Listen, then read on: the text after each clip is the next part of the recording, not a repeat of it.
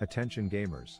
This is the story of how my League of Legends account, that I've had for a dozen seasons, played hundreds of games with, spent thousands of dollars on, got ripped out of a live game, and permanently banned. It all started one Sunday where instead of spending time with my family I was logged on first thing in the morning queued up for this piss fest of a game. The goal was for me to record footage for a dumb idea where I would rush Bramble on an ADC and then proceed to clickbait the shit out of it to make people think it's OP, but Uncle Rito had different plans and decided to autofill me in my first game. I opted into playing the toastered bathtub, and as you can tell my accuracy was looking sus. Clearly if any rider could see my gameplay here they would be raising red flags left and right due to the sheer accuracy that I was displaying during the game. My dodging abilities in the game.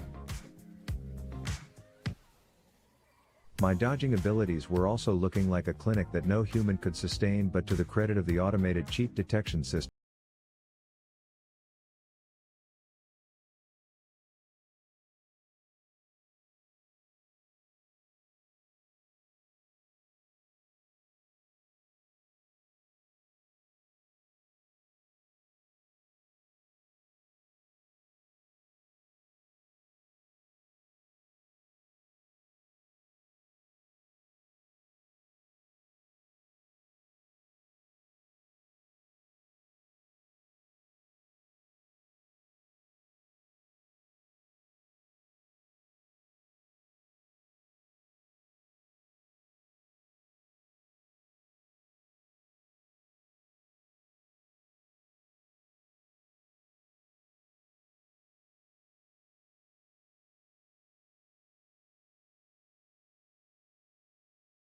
Oh boy, well, it's safe to say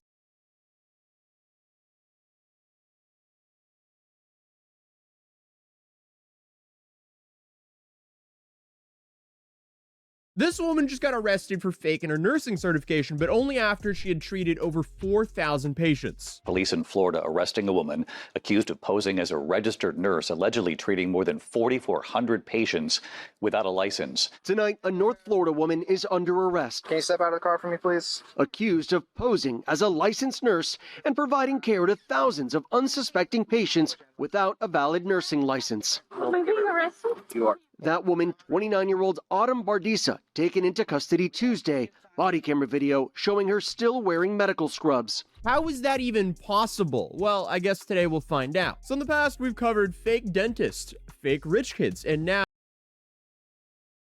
I guess today we'll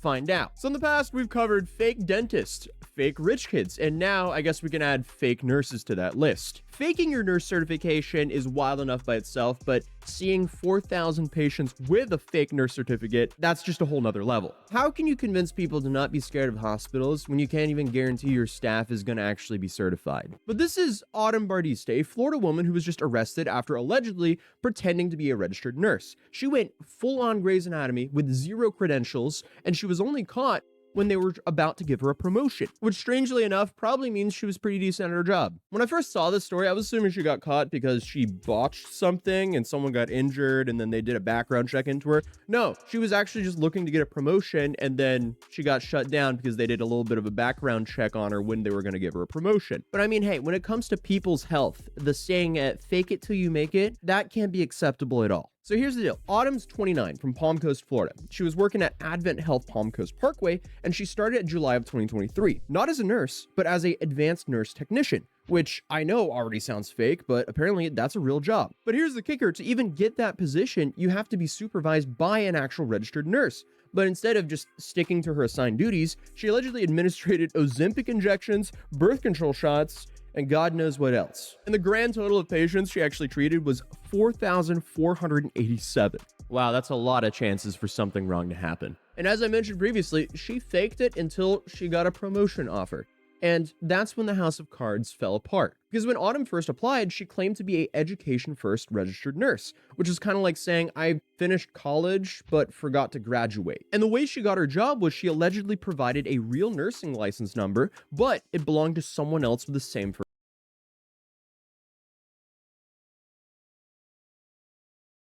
first name. Officials say during Bardisa's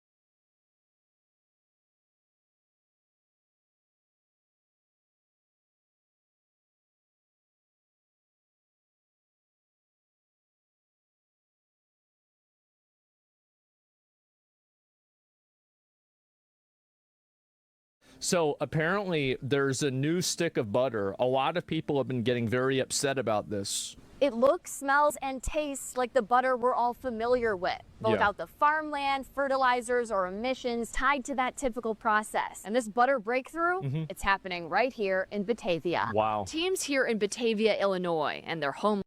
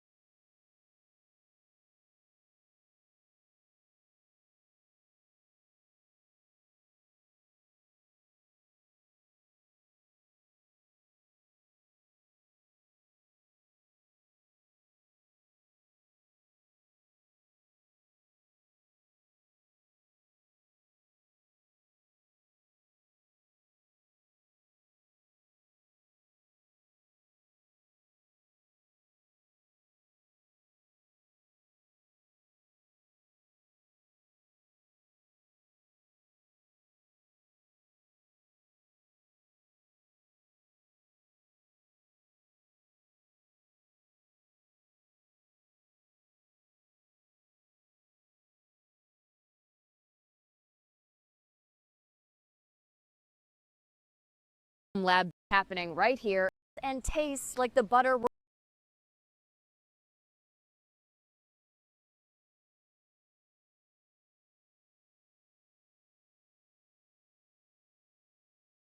So apparently there's a new stick of butter. A lot of people have been getting very upset about this. It looks, smells, and tastes like the butter we're all familiar with, but without the farmland, fertilizers, or emissions tied to that typical process. And this butter breakthrough, it's happening right here in Batavia. Wow. Teams here in Batavia, Illinois, and their home lab base in San Jose, California, backed by Bill Gates, who wrote in his Bill book. Gates is, Bill Gates is definitely, he's trying to help everybody. So what about like that Epstein Island thing with Bill Gates? Like what? Because like his wife, whatever happened with that? When you met him 10 years ago, he was convicted of soliciting prostitution from. Nope. It was reported that you continue to meet with him.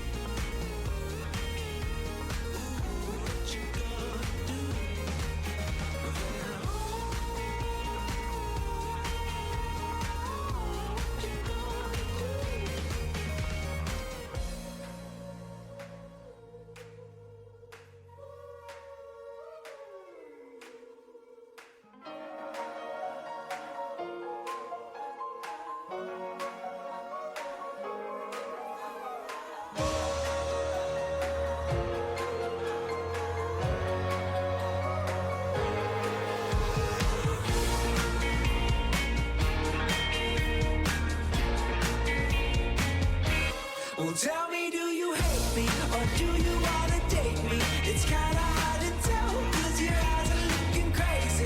So why you coming over? Anything but sober. Looking like it's time tonight for a fight or flight. Ooh, what you gonna do?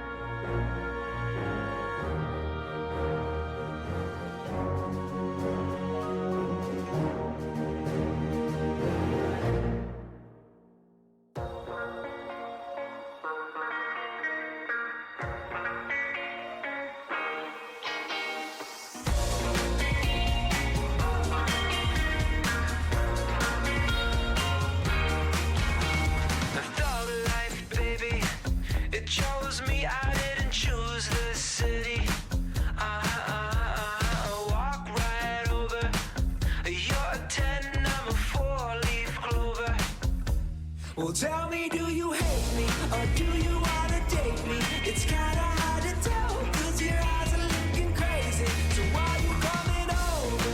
Anything but sober. Looking like it's time tonight for a fight or flight. Hold it steady, drill it in like a J. Paul Getty. Smith and Wesson, taking shots that'll keep you guessing. Well, tell me, do you hate me or do you wanna date me? It's kinda hard to tell, cause your eyes are looking crazy. So why you coming over? Anything but sober. Looking like it's time tonight for a fight or flight. Ooh, what you gonna do? What you gonna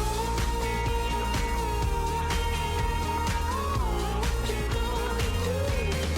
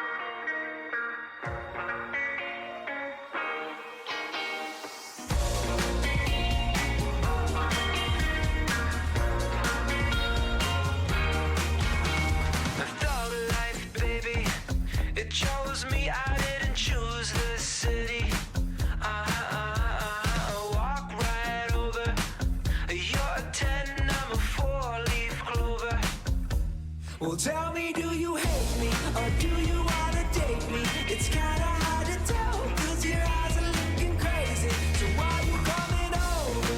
Anything but sober. Looking like it's time tonight. Fight or flight. Man, hold it steady. Drill it in like a J-Paul Getty. Smith and Wesson. Taking shots that'll keep you guessing. Well, tell me, do you hate me or do you wanna date me? It's kinda hard to tell, 'cause your eyes are looking crazy. So why you coming over? Anything but sober. Looking like it's time tonight. Fight or flight. Bad boy. Ooh, what you gonna do?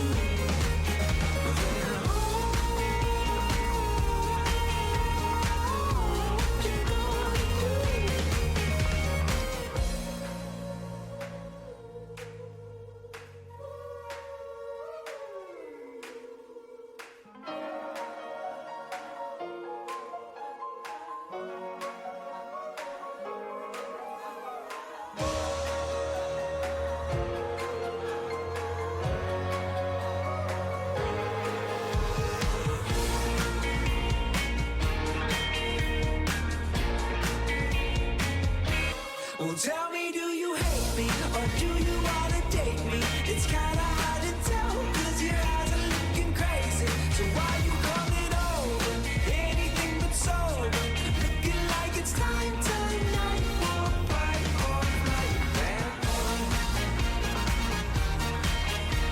Ooh, what you gonna do?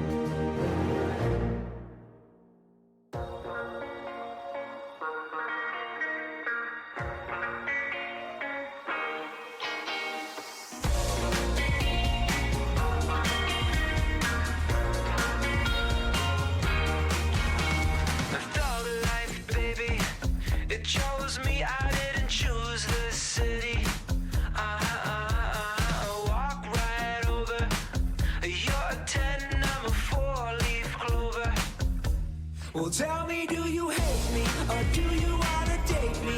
It's kinda hard to tell, 'cause your eyes are looking crazy. So why you coming over? Anything but sober. Looking like it's time tonight. Fight or flight. Man, hold it steady. Drill it in like a J-Paul Getty. Smith and Wesson. Taking shots that'll keep you guessing. Well, tell me, do you hate me or do you wanna date me? It's kinda hard to tell, 'cause your eyes are looking crazy. So why you coming over? Anything but sober. Looking like it's time tonight. Fight or flight. Bad boy. Ooh, what you gonna do?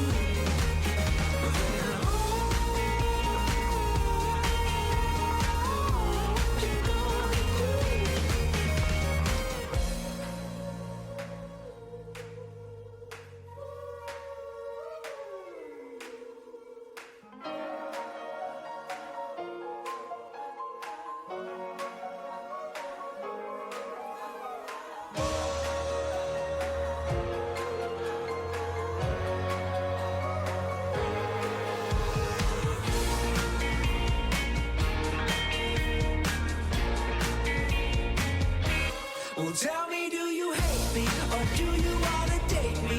It's kinda hard to tell, 'cause your eyes are looking crazy. So why you coming over? Anything but sober. Looking like it's time tonight. Fight or flight. Bad boy.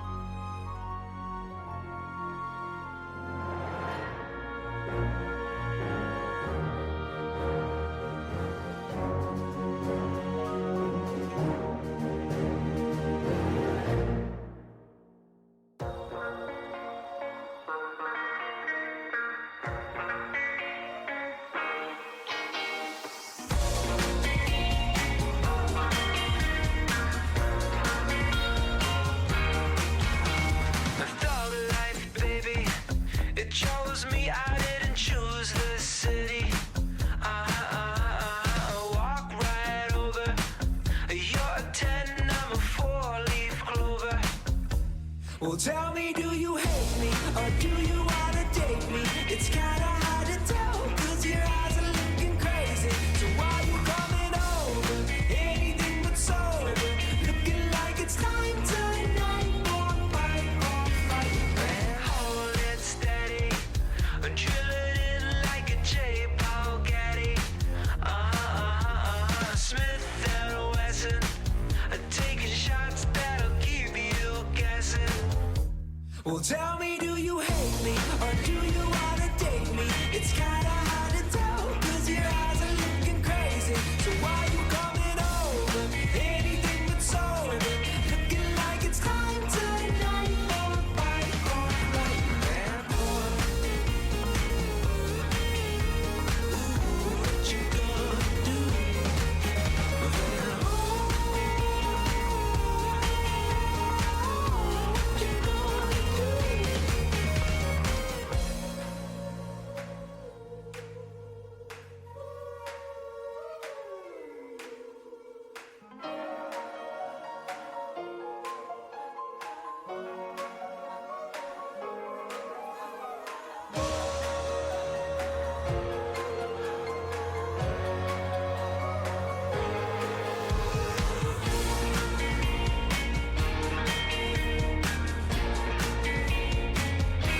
Well, tell me, do you hate me or do you wanna date me? It's kinda hard to tell, cause your eyes are looking crazy. So why you coming over? Anything but sober. Looking like it's time tonight for a fight or flight. Man, ooh, what you gonna do?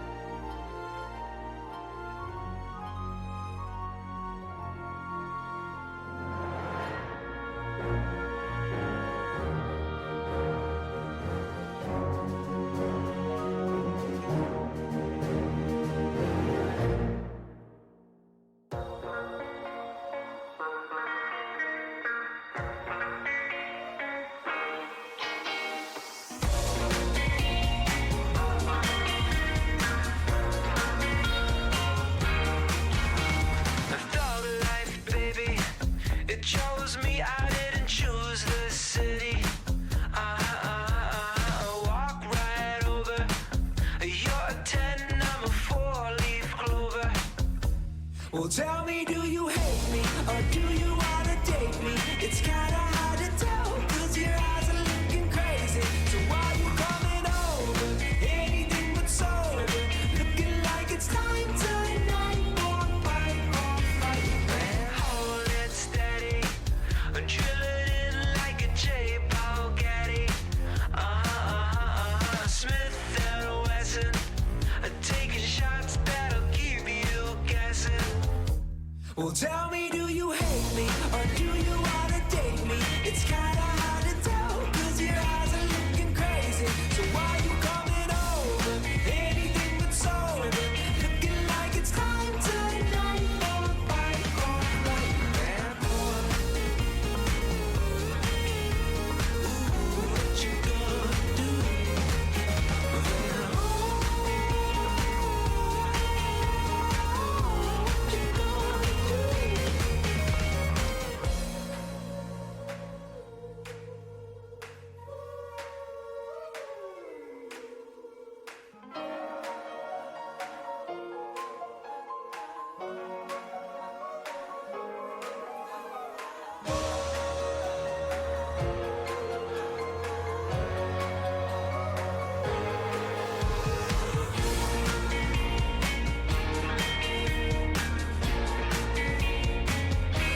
Well, tell me, do you hate me or do you wanna date me? It's kinda hard to tell, cause your eyes are looking crazy. So why you coming over?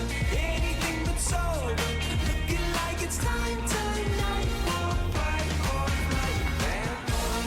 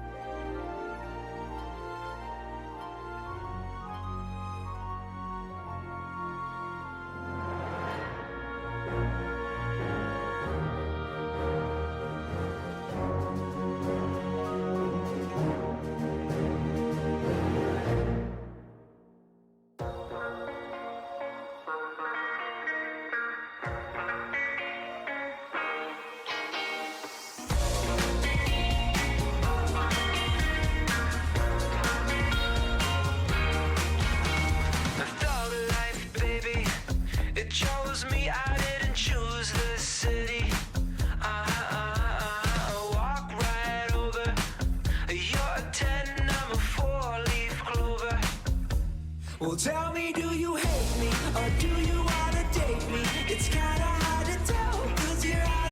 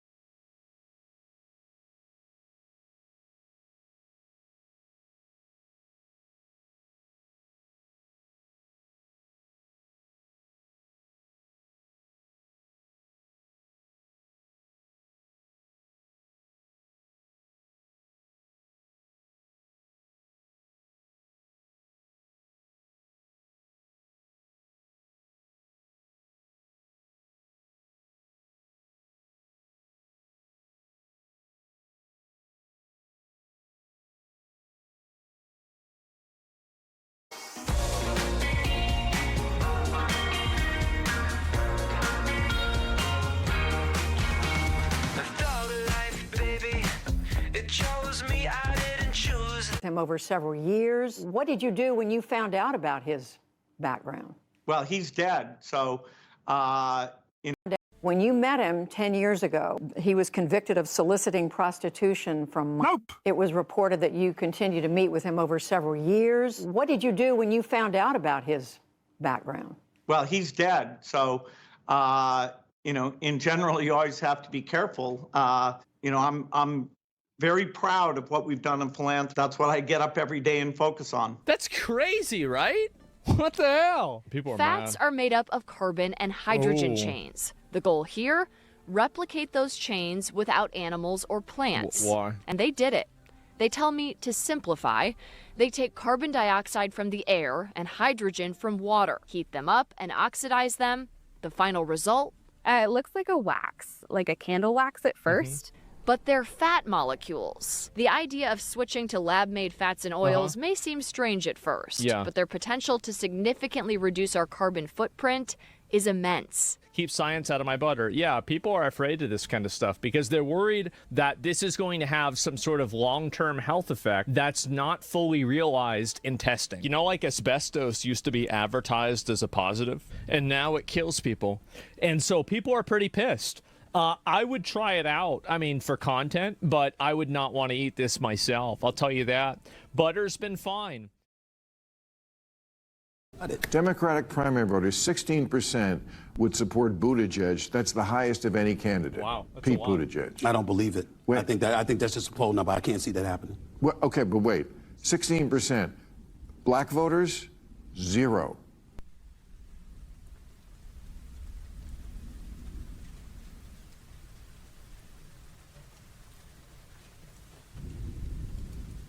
Zero. You don't usually see 0 anywhere. Democrat frontrunner has 0% black support.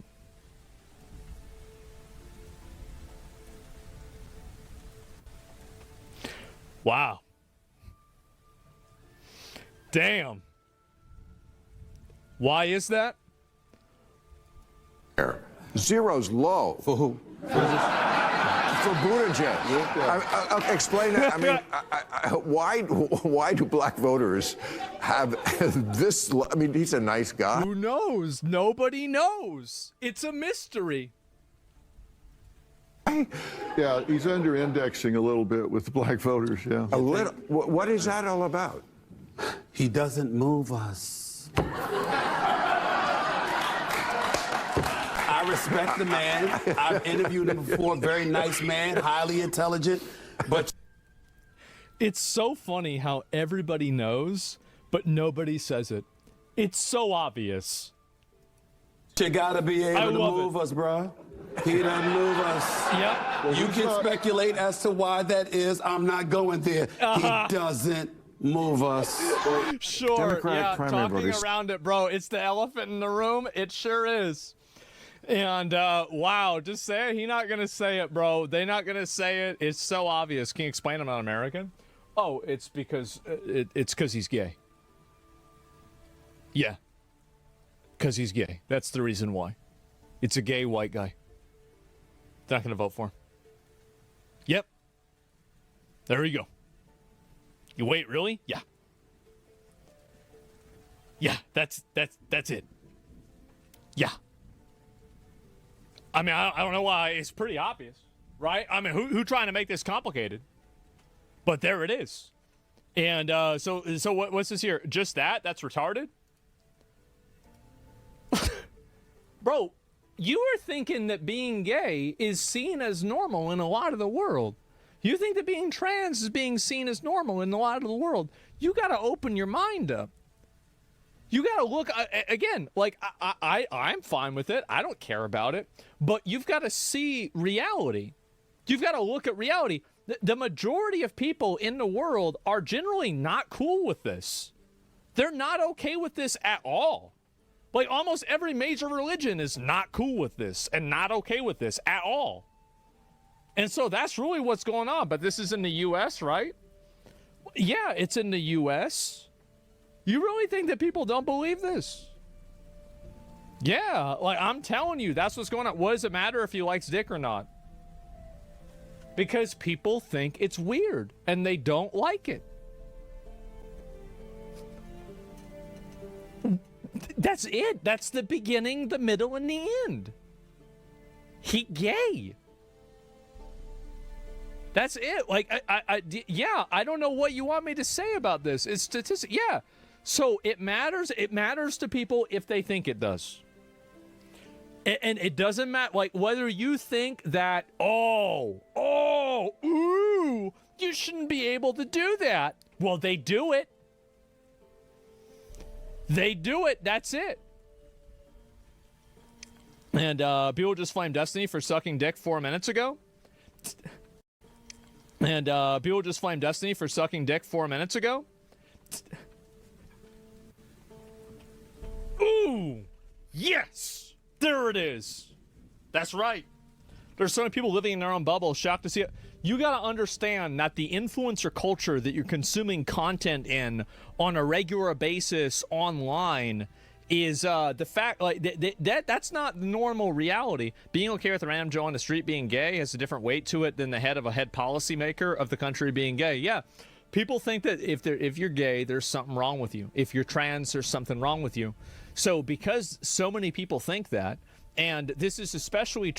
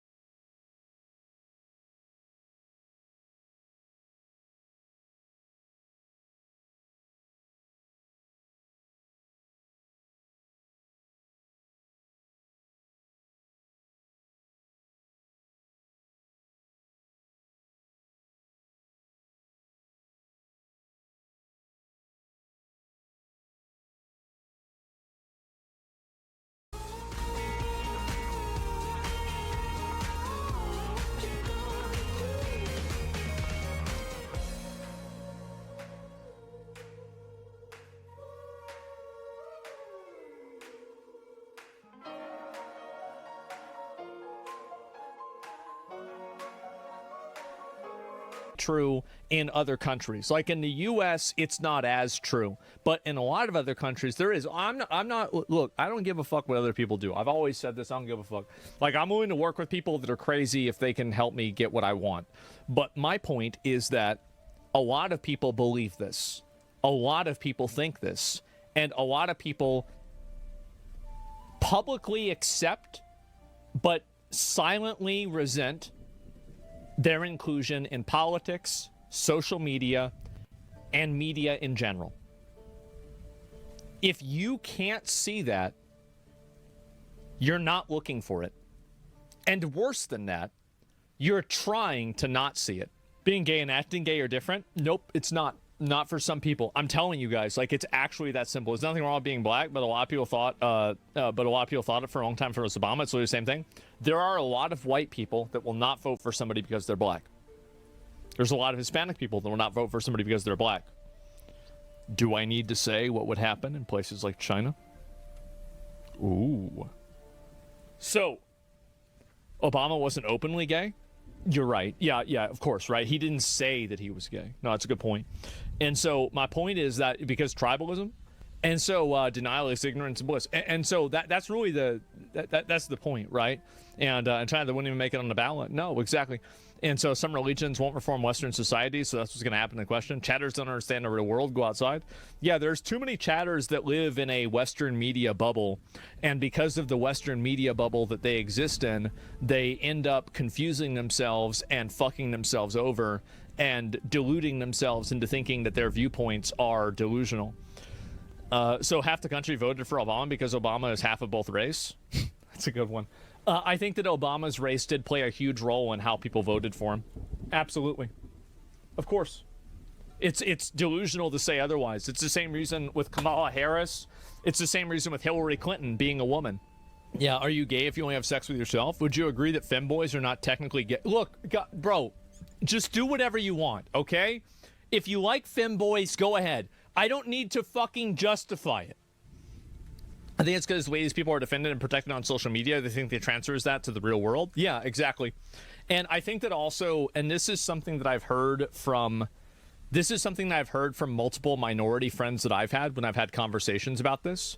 And so, again, this is an anecdotal evidence thing, but those of you guys that are minorities who, you know, like maybe, it's impossible to say because it's like just literally a chat, but I've had multiple people tell me that one of the reasons why a lot of minorities don't like these identity groups is because, and again, they're speaking from themselves, is that they view that these identity groups have effectively found a way to co-opt the legitimate disenfranchisement or the legitimate like struggles that their actual minorities have gone through in culture, like for example black people or whatever, or like another race of people, and they've co-opted.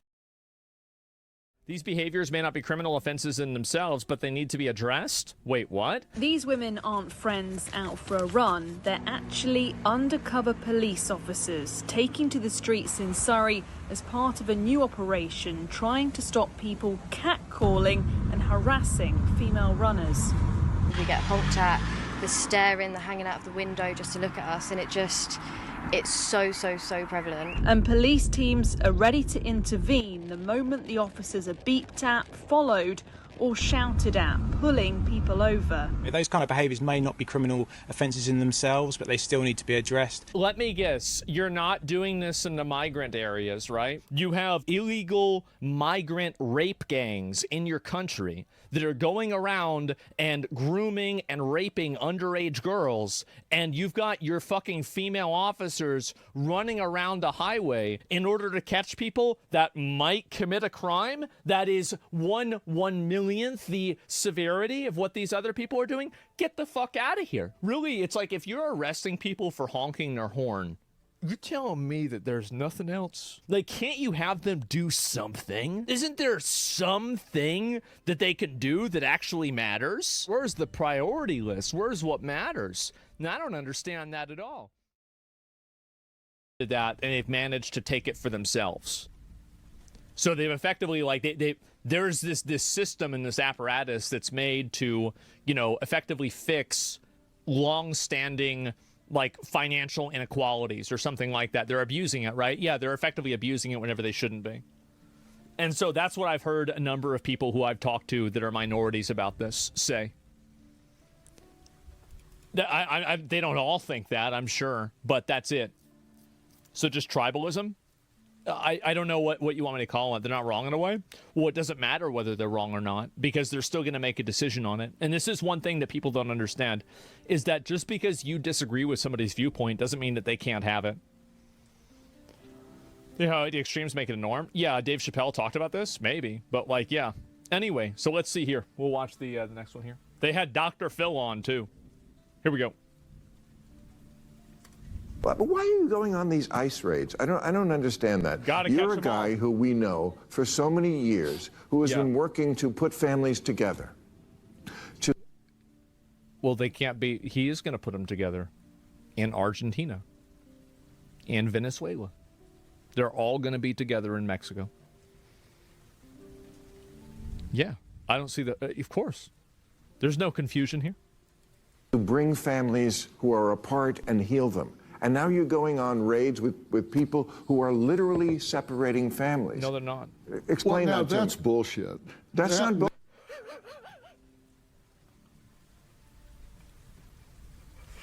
Oh, man. I never thought Dr. Phil would be based. How did this happen? I never expected this. Oh, my God. ICE were healing them? Yes, apparently. Clearly, that's what's happening. They're helping them by deporting them. That's smart. Very good idea.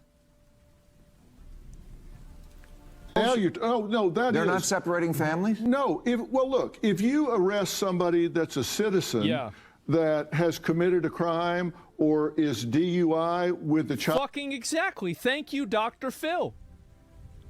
He's cooking. He's completely right.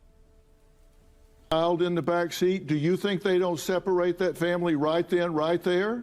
But that's not what's going on. Of course they do. Of course it is. That's exactly what's going on.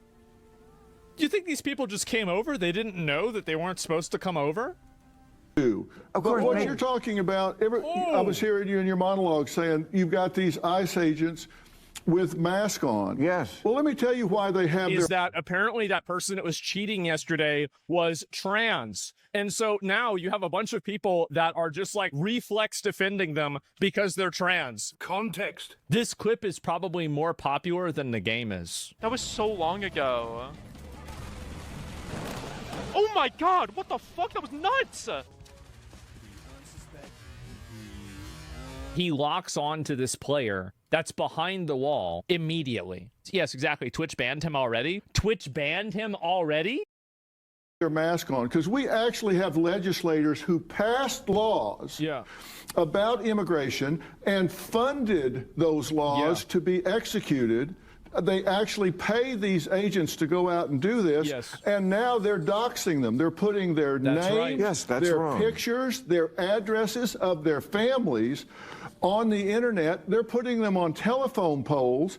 So, of course, they're wearing masks so they don't get outed, so people can do violence against their families. It's so obvious. How is Dr. Phil the voice of reason here? He knows exactly what the fuck is going on. Of course. Yeah, duh. Of course, absolutely. The negative actions against ICE agents are up 1,000%. Wow, 1,000%. I bet that's random. The last several months, 130% violence against them. And why them? They didn't make the laws. That's true. He's right. All they're doing is doing their job. They're just doing their job, and they're fulfilling the job that they're given. They didn't make that law. These are things that the population voted on. People are mad about democracy, so they take it out on the lowest people possible in order to punish them for playing along with it. What do you expect them to do? Just not do their job? If you don't like the law, change it. I don't like that law at all. Change the law. If you don't like it, why are you going? Because that is the law. Well, I like it. I think it's great. I think they should deport every single one of them. I don't care if they have to separate the families or not. There shouldn't be any fucking illegal aliens in the country, and I don't even see how this is a controversial viewpoint. Shouldn't have any of them. I love it. Yeah, they need to do it more. Doesn't matter at all. Like, oh, separating the families. Well, you shouldn't have brought them there in the first place. You put your family in this situation by doing something that you knew was wrong. And now we're supposed to be the ones that has to accommodate you? Get the fuck out of here. It's emotional manipulation. It shouldn't be taken seriously at all. Any rational, logical evaluation of this would come to the conclusion that you can't have people illegally coming into the country randomly. And also, any logical and rational evaluation would come to the conclusion that they need to be removed. Of course.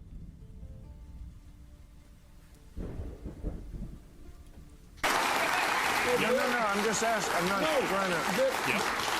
What I'm going on, I've looked at these files. But I don't like hunting. I don't go out with hunters, you know. But they've got 12... No, wait a minute. They've got... The ICE agents I've been on, I've seen the files. Somebody says it's also emotional manipulation that ICE agents should be masked. They shouldn't if they're government officials. I disagree. Yeah, I disagree. If you're worried about it and you're worried about like masked men coming and like kidnapping somebody, then call the police.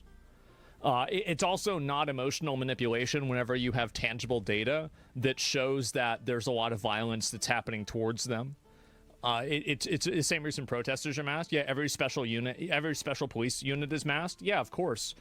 It makes sense. And this is the same reason why the guys that work at that El Salvador prison are masked too. Let me just go back and just show this real quick. A lot of the reason why these guys are masked is because nothing bad will see. Yeah, there we go. All these guards are masked as well because you can't give these people any degree of any degree of credibility, because they will immediately take control over it and they will attack these people. Wanting to unmask them is dumb.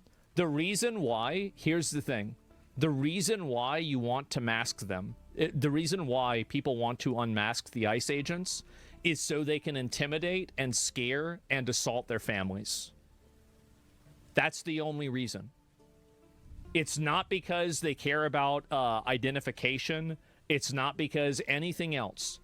It's so they can use these people's identities and then scare them and effectively terrorize their family.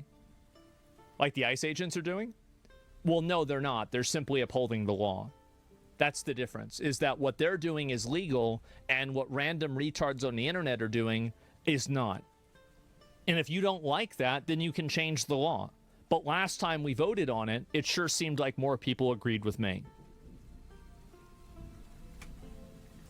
So just following orders? Yeah, orders that were democratically voted on by the majority, or I guess not a majority, it's a plurality, by the largest amount of people in the country. That's correct. They are following orders, the same as every person in the military is. I know you're going to try to make some parallel to, you know, like fucking Nazis or something like this.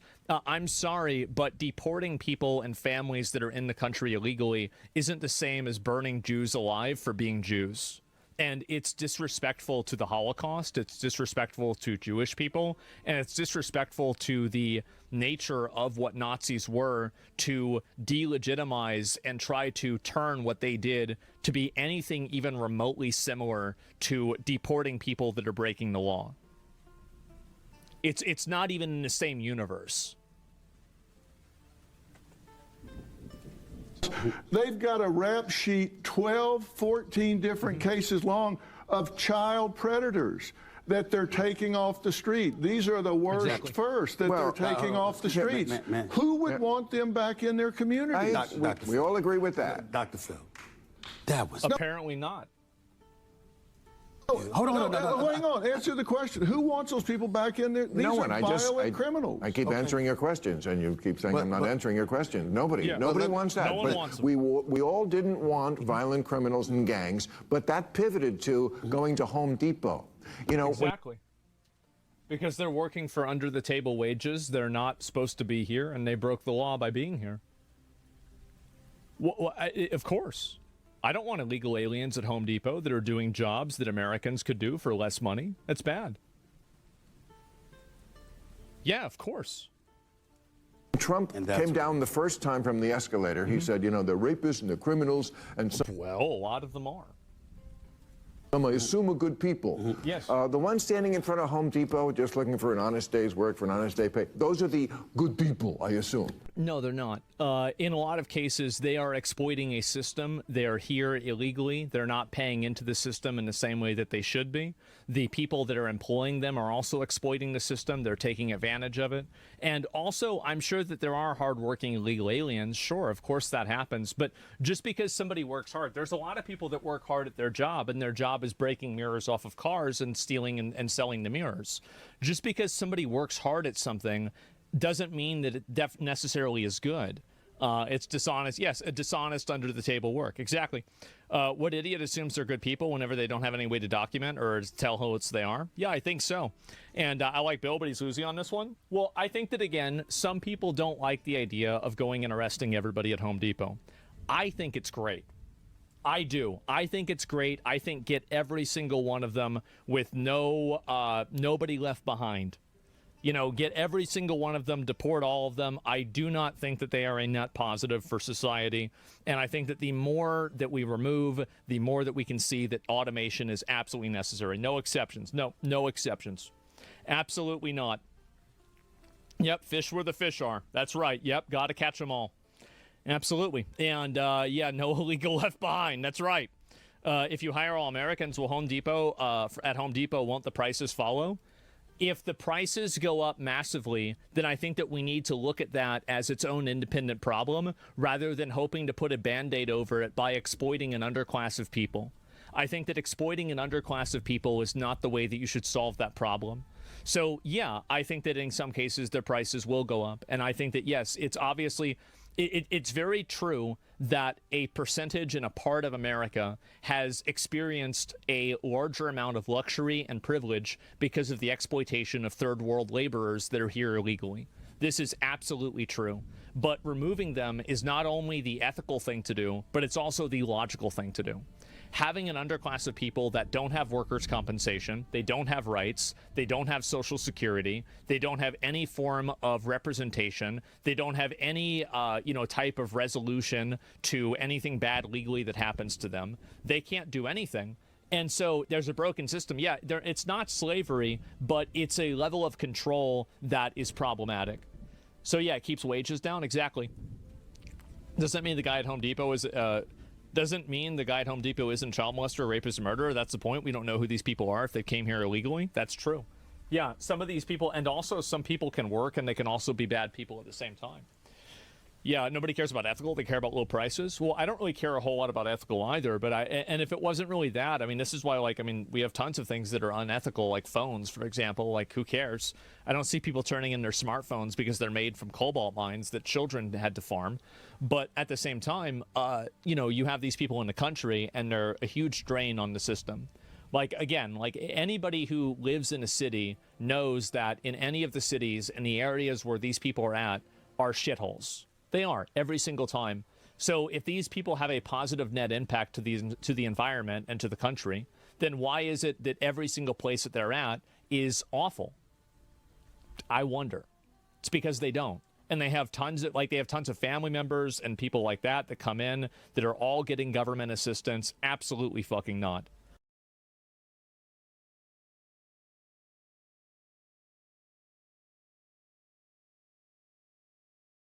So what you need to do is expand it to people who, for them, it's not a primary issue, but if you get another issue that they are concerned about, well, then that adds to the coalition that you're going to build in order to... Yeah, it's like people that are against rapes, the rape gangs, people that are working illegally, jobs that are being taken by foreigners. There's a lot of kind of knock-on effects of allowing a bunch of migration like they have done.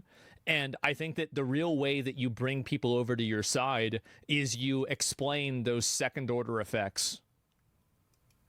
In a popular mandate. Now, in this country, you only need about 36% of the public to vote for you, and you've got a government that has the entire parliament and controls enough seats to control parliament and form a government. So you can do as you please. So that is bloody close. But then you've also got the 19% who somewhat support this. Sure. And so if the options on the table, if you can boil down the argument, the public debate, to are we going to have more immigrants or not, 45% of people are going to come down on the not side. That's a no Perusi. Like, that's pretty staggering. And the thing is, you're only going to get one party brave enough to do this, right? Reform will never sign up to this. The Conservatives will never sign up to this.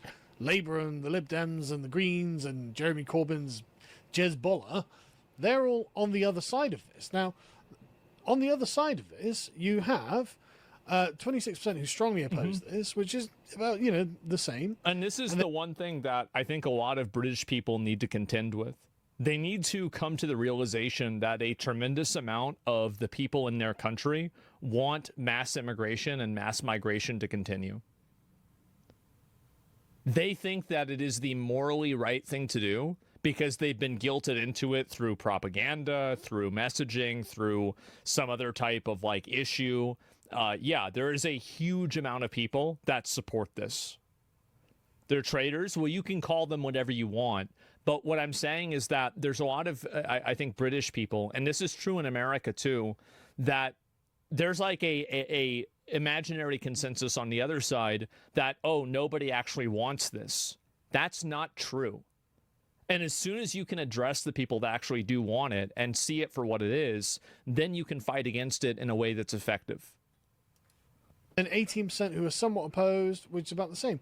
So that's my point. You do have a number on that side. However, what you have is that number split into a plurality of parties. Yes. Again, you'll have Labour, Conservative, Reform, Greens, Jezbollah, and whatever else sucking up those votes. So if the right wing can get a single solid... I'm British. I think you're far from right on that. I mean, this is just a poll, right? I mean, maybe I can only read the poll and see what it says. And also, I see there's a lot of counter protests for migration protests as well, right? I mean, there are a lot of counter protesters that are out there. I don't know how you can't see that. That is just rock solid on the get rid of migrants. Well, that gives them one place to go. But that is staggering. That 45% of people are like, yeah, no more migrants. Yeah. And the ones that here can just leave. Right. And then when you water this down, having a neutral net migration, 1% one in, more. one out, only Yeah. 10% are strongly in favor of that. 32% somewhat in favor. Yeah. But it's much more tepid, much less interesting to people. And then I think this is this is one of the things that I think is a very this is a very important part, is that the most extreme viewpoint has a massive amount of people that are on both sides of it. That is like a very heightened level of polarization. Levels remaining as they are, only 22% of people are in favor of that, and almost everyone else is like 41% like absolutely not, absolutely not. Almost half the population. Yeah. With another 23%, you've got 64% of people who are just like, no, absolutely not. 2/3 of people are just like, no, we can't go on as we are. And then the idea of an increase in the number of migrants, well, you've got 76% of people who are just 3/4 of people are just not in favor of this at all. That's a no. So you can see how the public find this and what their opinions are. They are not in favor of it. In fact, what a surprise! A really large percentage of them are just completely okay with it. And even those who somewhat oppose it, how much? I mean, somewhat oppose. What does that mean? Are they going to do anything? You know, it's only the sort of 26%. They'll generally probably, I think those people will probably come over to the, like, I think that in time you will see more and more people coming over to the anti-migration side as more of the crimes and things like that are discussed online. And that's the reason why they're doing the Safety Act. It's to prevent people from discussing it. Labour votes who are going to be they don't want people talking that. about it.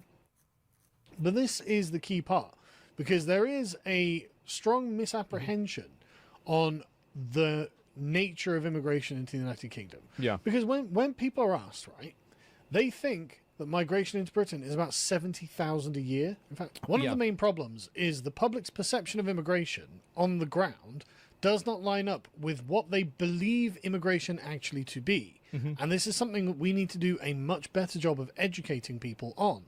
For example, this is from 2022. Public perception of immigration levels is wildly out of kilter with reality. When asked how many migrants entered the UK last year, this was in 2022, I believe this was published, the average estimate was only 70,000, almost 10 times less than the actual level of net migration. Well, that's because they're intentionally trying to mislead the people that are voting. There is a deliberate disinformation campaign in order for people to think that this problem isn't as big as it is. The same thing is happening in the United States with illegal immigration. Yeah, the exact same thing's happening. So, and you can see also, like, in terms of, like, perceptions, etc., it's bullshit. Yeah, exactly. And yeah, they're lying. They're lying to people to make them think that it's not a big deal until it's too late. And 17 times lower than the gross migration of 1.2 million. That's the same, by the way. That hasn't changed. Last year, up until the middle of 2024, people still, it was still 700,000 plus net that were allowed in, and 1.12 million or something that were allowed in total. Jesus. And so if people only think it's 70,000, then they are massively outside of the loop on what is actually happening to their country. I don't get why so many governments are acting against the interests of their own people. I mean, there's a lot of reasons why. I think that this is mainly a problem in Western countries. And I think the reason why is because of race politics. The only countries that really have these problems are white countries. And the thing is, again, other surveys. This is a survey from it's the same last thing. month. Everywhere. To the best of your knowledge, which type of immigration accounts for the largest number of people coming to the UK each year? Yeah. And a quarter of people think it's refugees and asylum seekers on small boats. That's not true. I mean, don't get me wrong, like 50,000 No, everywhere? I don't know. I don't think China has these problems. I'm pretty sure, like, a lot of the Middle East doesn't have these problems. They just don't even let anybody in. I'm pretty sure a lot of places in South America maybe don't have these problems, but I'm not really too sure about that. Japan does. Well, I think that Japan is beginning to have this problem, but not really. I don't think that they really, in a genuine way, do. India, I don't know if India does or not. But I think that there is a unique guilt culture that's taught in at least a lot of the Western countries, especially to white people. And I think that that's the reason why this messaging is so much more effective here than it is in other countries. We don't have that problem in South America? Yeah, I'm just not sure. How many come each year? That's way too many. There's something like 180,000 of them in the country. That's way too many, obviously. But that's over the course of about 7 years. Right? That's actually a tiny drop in the bucket. That's actually a really small number. Yeah, the next one, refugees and asylum seekers in general. Nope, not at all. Economic migrants, that's a huge percentage. International students, that's a huge percentage. Sure. Family migrants, that's a huge percentage. Each of these is more than all of the small boats and asylum seekers that have arrived in the last decade in themselves. Yeah, sure. That's the overwhelming majority. And yet the British public just have no idea. And that's each year. Each year, about 250,000 economic migrants, about 250,000 international students, about 300,000 dependents we allow into this country each fucking year. Way more than the boat migrants. But because the boat migrants dominate the headlines, because there is an intrinsic injustice in allowing these people in. Well, it's the spectacle of it. I think that's the reason why. Watching the boat migrants is the most interesting thing to watch, so that's the main thing that they're going to be talking about, obviously. And putting them up in hotels. Yeah, it's common sense. Dominates the public's perception of reality. So they are literally so far out of whack that they have no idea what is going on in this country. Anyway, going back, you get, again, on this survey, back to the YouGov survey, they say, well, I mean, surely the migrants here are staying illegally, and that's not true. Just they think, do you think there are more immigrants staying in the UK legally? I think that right now there is still the conversation around illegal people, but I think that where things are going to shift, and this is especially true as Europe becomes more radicalized, I think that they're going to just want to get rid of all of them, period. They're going to want to deport them even if they are legally there. But obviously that's not going to happen first because of a matter of priorities. And it's also like, you have to take step 1 for step 5 to happen. This is the case with any political ideology, is that at the beginning, that's what it's going to be. Deport? Yeah, deport, exactly. And so that's really what I'm saying in general. You can't change what you acknowledge? Yeah, sure. UK laws are changing, definitely. It's already about immigration in general in most European countries. Yeah, and I think it will be about, well, the difference is that where I think things are going to go is that, again, like with the boats thing, I've said that the position that people have right now is stop the boats. I think the position that people will go to is sink the boats. I think that this will also happen with immigration in general, is that as things become more extreme and more problematic and the country over there becomes more destabilized, what's going to end up happening is that it's not going to be enough for those people to just simply stop illegal migration. They're going to also remove legal migrants and legal immigrants that live there at that point. That's where I think things are going. Or illegally, out of all people, 32% more think more staying illegally than legally. That's a third of the population who just have no idea the scope of the problem.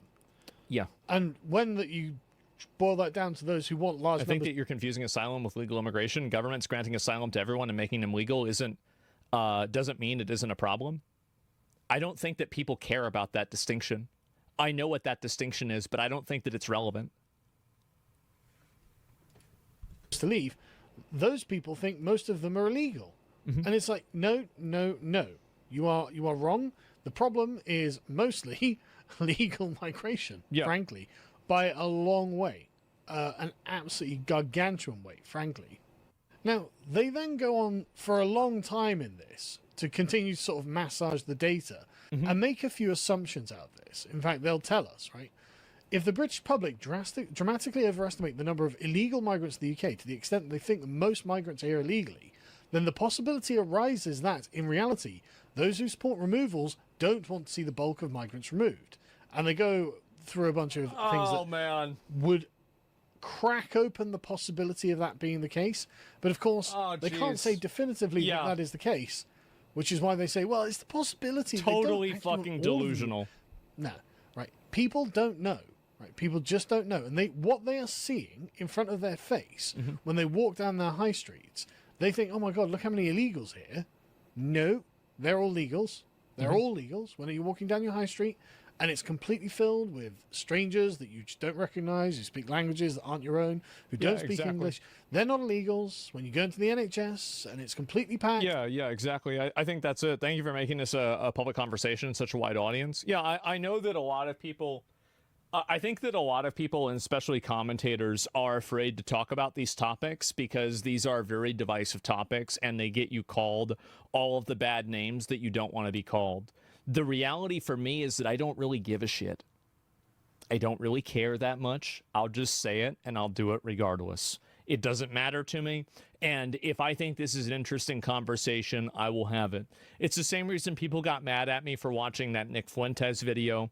I want to say cry about it. Cry about it, get mad, make tweets about it, and I'll make content out of it, and it'll be my next video. So nothing that anybody does like that is going to have any effect on where I'm going to go or what's going to happen. Yep. And you're just like, where have all these people come from? These are not English people. Why are they in the NHS? They're not illegals. They're all legals. They're all let in by successive Labour and Conservative governments. And you just think illegal because the press only really talk about the illegals because it's something, honestly, there's just no pushback, a good pushback on. Sure. The screeching lefties who are like, no, we need to let every unvetted man under the sun into the country and give them access to schools right near their hotels. That's not actually a good argument. And even most people on the left are kind of embarrassed by that argument. Yeah, sure. They're like, yeah, okay, maybe something needs to be done about this, right? They keep raping too many children. But the main issue and the real core contention that people, when they say, I don't want any more new migrants and I want loads of them to go home, they're not thinking abstractly, oh, it's costing us £4 billion a day to put them in hotels, right? They're not thinking that. What they're thinking is, where have all these fucking weirdos come from? Where have all these strangers come from? Why are they here? Why are they wandering around our high streets? Why can't they go home? Exactly. And they assume they're illegal, but they're not. And so actually, instead of assuming the possibility that they don't actually want to see the bulk of migrants removed, yeah, they do. They just think they just assume these people are here illegal. Yeah, they want to get rid of them no matter what. Them being illegal is something that's more politically correct to say, but they'll get rid of them no matter what. It's hard for people to genuinely believe the scope of the betrayal of our governments, right? That's what the problem is. The scope of the betrayal and the dispossession of the English from their own homelands. That's what they can't believe, and that's what they're really reacting to here. That's why they want them gone. Anyway, obviously, there is only one MP who is going to do something about this. Yeah. Rupert tweeted, legal immigration is a bigger problem than illegal immigration. We know the illegals have to go, but what about those who have come legally? And that's exactly the point. That is really what people are asking for here. Yes. This 45%, that's what you're thinking. You are wrong on the fact that it's mostly illegals. No, it's not. It's mostly legals, and you want them gone, and you have to understand that. Again, we need to do a better job of educating people. And this, bro, look at this guy's tweet. Well, actually, he'll probably go over it. On the plus side, yeah, I mean, this is a great number. We can build on this. You know, let me ask you something. Do you think this number is going to go up or down? What do you think? If you had to guess, one or another, is it going to go up? I think so. Good start, and we can build this up. And you've got Rupert goes through a bunch of points that they actually address in here, in fact, because they start breaking down the numbers, and you get some brutal numbers where just as a percentage of all Britons, people who came to the UK to claim benefits. Yep. So any foreigner on benefits, 38% of the people just think go. Get the fuck out. Absolutely. Which happens to perfectly. Yeah, read this. Legal immigration is a bigger problem than illegal immigration. We know the illegals have to go, but That should go without saying in 2025. What about those who have come illegally? If you're a foreign national living in Britain and unable to speak English, you're going home. Living on benefits, unable to support yourself and your family financially, you're going home. Social housing, going home. Taking more than you give, going home. Breaking the laws, hating our way of life, going home. Found to be in any way abusing our system or defrauding the British people who built this country, you're going home. That's right. Line with Rupert, living on benefits, unable to support yourself and your family financially, you should go home. And that's 90% of people, 91% of people who just wanted large numbers of them to leave anyway. Obviously, if... Somebody in chat said this, it's true. This is the moderate position. Yeah. This is the moderate position that is the liberal, reasonable perspective. If you disagree with that, wait just a little bit longer. Foreigners just shouldn't be able to claim benefits in England. All right. Why would we want to import people from other countries and then pay for them to live here? There's absolutely no sense. And then workers who came to the UK without valid work visa to work in unskilled jobs. Again, not necessarily people who are illegal. 85% of people are like, yeah, get rid of them, who wanted the migrants to leave. But 36% of the general public overall, obviously. Somebody says that's pretty small sample size of 847 people. I think that the gold standard for most population, surveys is 1,000, in 1,000. But 800 is close to 1,000. But you're right that definitely the amount of people polled is not massive. It makes perfect. All right, I'm back using my streaming setup, and I do not have my hoodie on. No with Xinjiao. That Xinjiao really cool. Better the myth than what you became.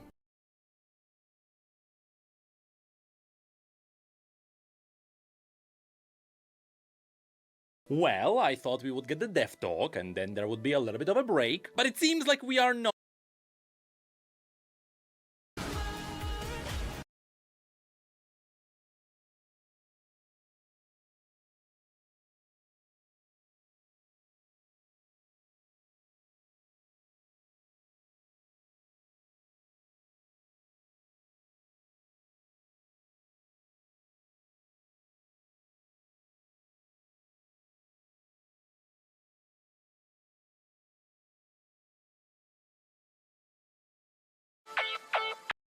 First Ranger are back at it.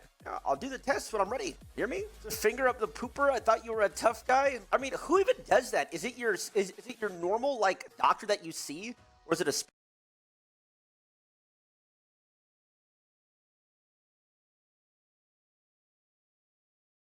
a? Only earnable by completing TFT passes. So you can finally go back and pick up some of your fan favorite emotes from years ago if you never got the chance to get them. Oh shit! Oh shit! That! What is this?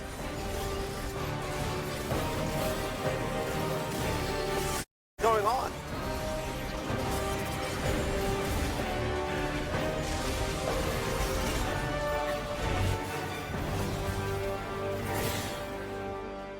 What was that? So yeah, Doombots is back. Oh, Doombots! Last year, when we released our updated bot AI, we mentioned that this could have other applications that utilize bots. Wait, and Doombots? That's a throwback. Would a certain PvE mode that use bots be like with this? Now, Doombots pits you and 4 other teammates against a somehow even seriously more evil They were Vagar, who's armed with some of the disgusting back in meanest my bots day. we've ever created. The goal? Survive and protect your Nexus. It's got new bots, a new boss, a new difficulty mode, and new curses and missions. We've even made Blitzcrank bots hook, push minions out of the way, so enjoy that one. Now look, in the past, you've told us that Doombots wasn't hard enough. So we made something we're calling Trials of Doom, a unique challenge each patch with an obstacle that you need to overcome while fighting tougher bots. Like, what if curses stack up over the game? And what if all the bots had Vagar's passive? Now, we know what you're wondering. Yeah. At least some of you. Hey, will other older modes also get a return? And the answer right now is, maybe. We don't have any immediate plans to bring the other modes back from the past, but we're open to exploring it.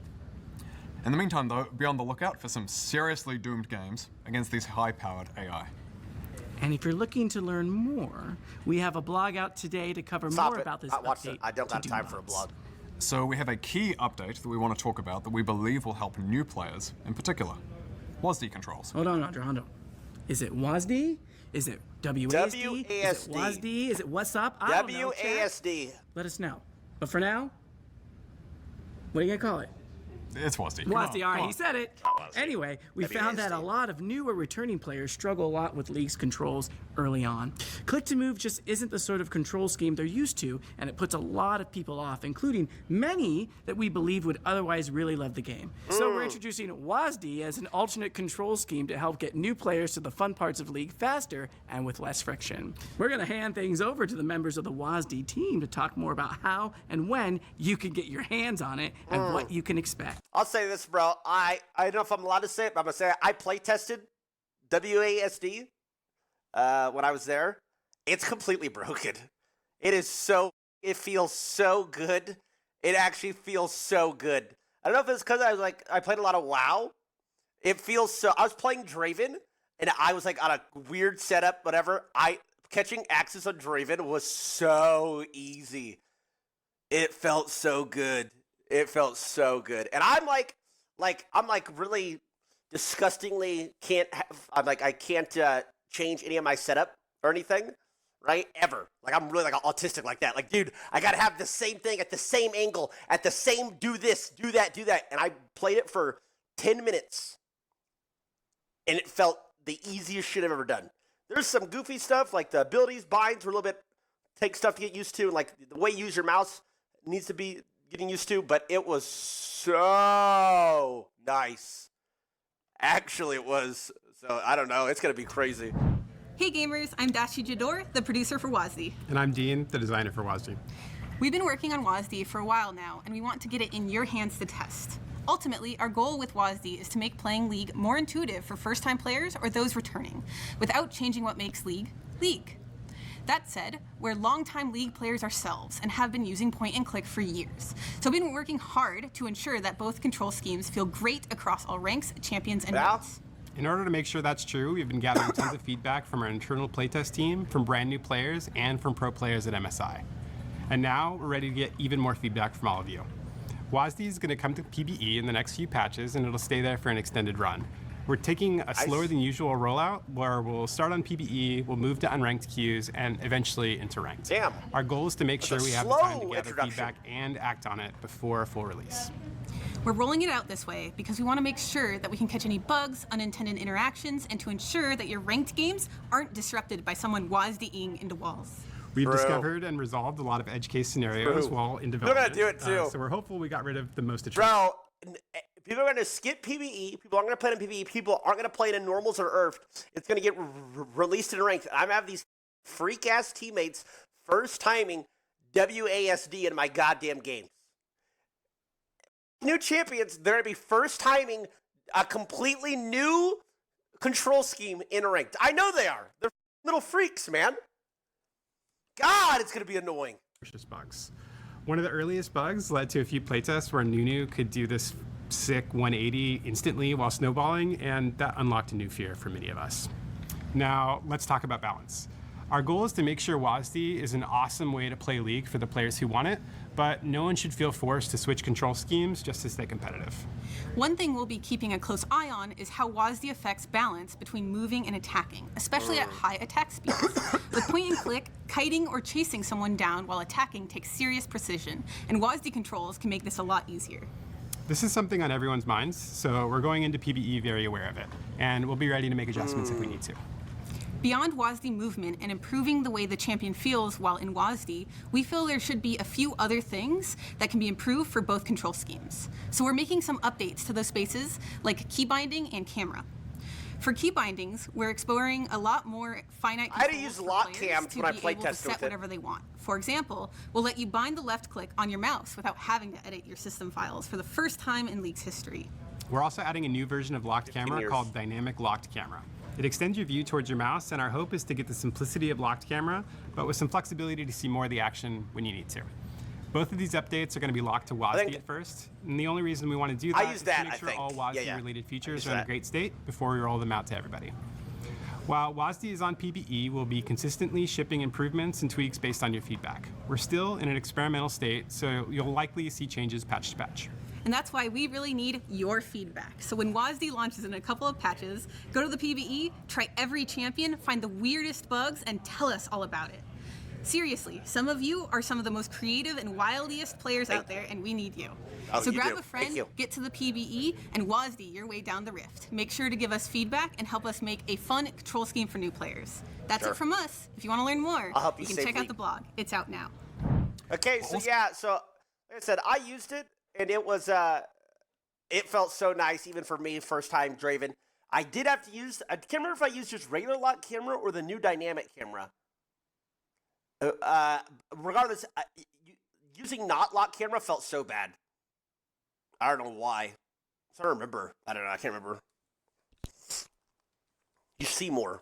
How to use abilities? I forget what my binds were, but there's some binds on your mouse.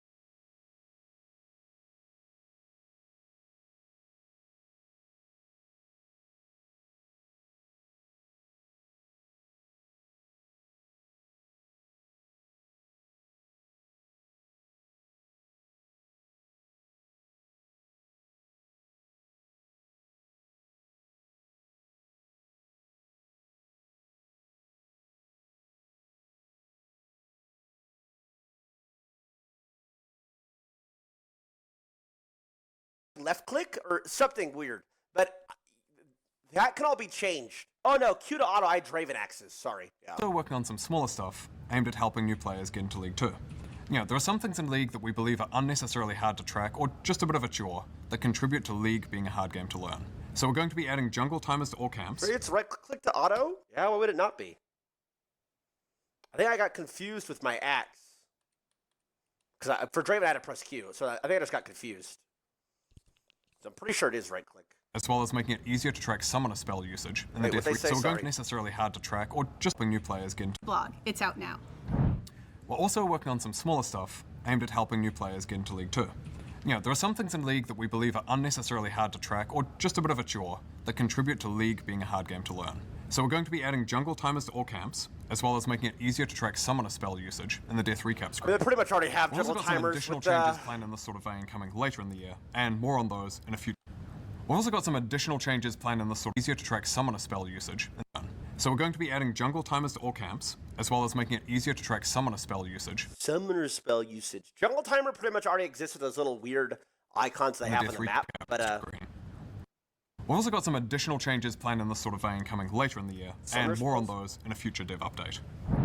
Hey all, I'm Riot Froxon. And I'm Just a Capybara. We're here to talk more about the ongoing work we've been doing to reduce game-ruining behavior. Earlier this year, we began issuing LP refunds for when we detected cheaters in your League games. While also banning them, of course. After that, we started rolling out improvements to our griefing and inting detection to make sure these sorts of people don't end up in your games. With all the work that we're doing for the future of League, we also know that the element we need to maintain above all else is League's competitive integrity. True. And in order to keep that reality, we need to give you games with 9 other players of similar skill levels. True.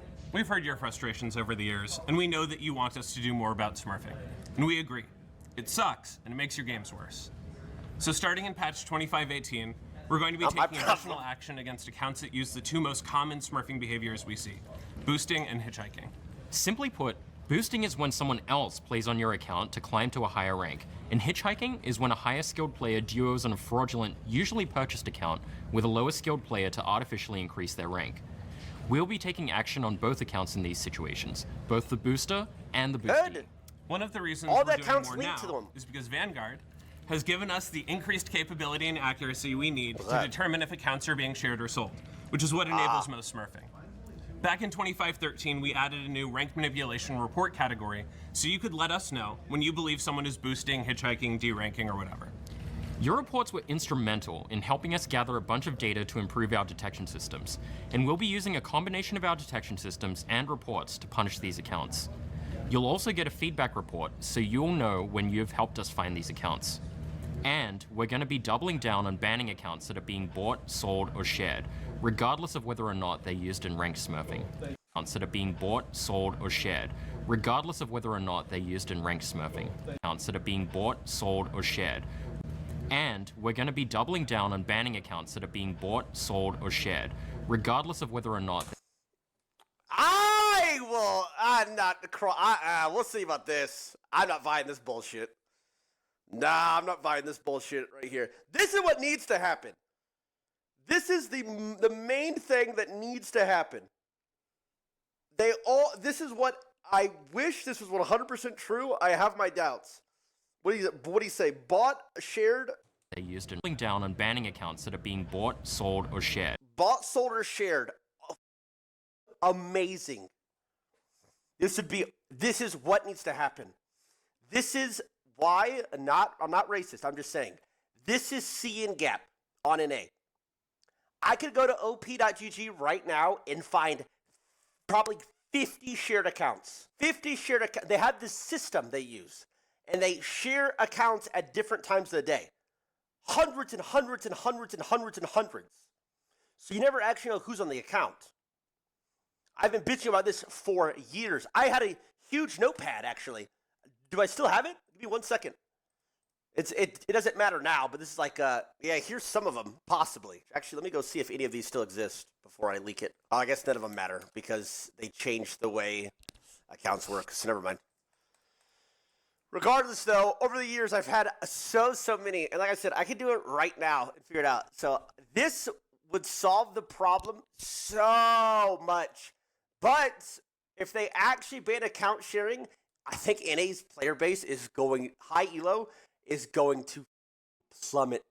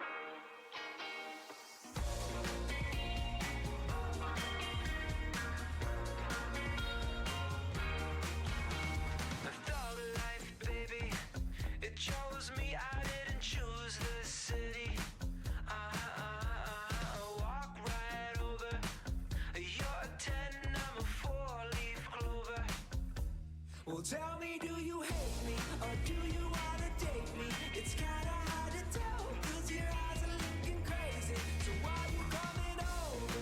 Anything but sober. Looking like it's time tonight for a fight or flight. Man, hold it steady. Drill it in like a J-Paul Getty. Smith and Wesson. Taking shots that'll keep you guessing.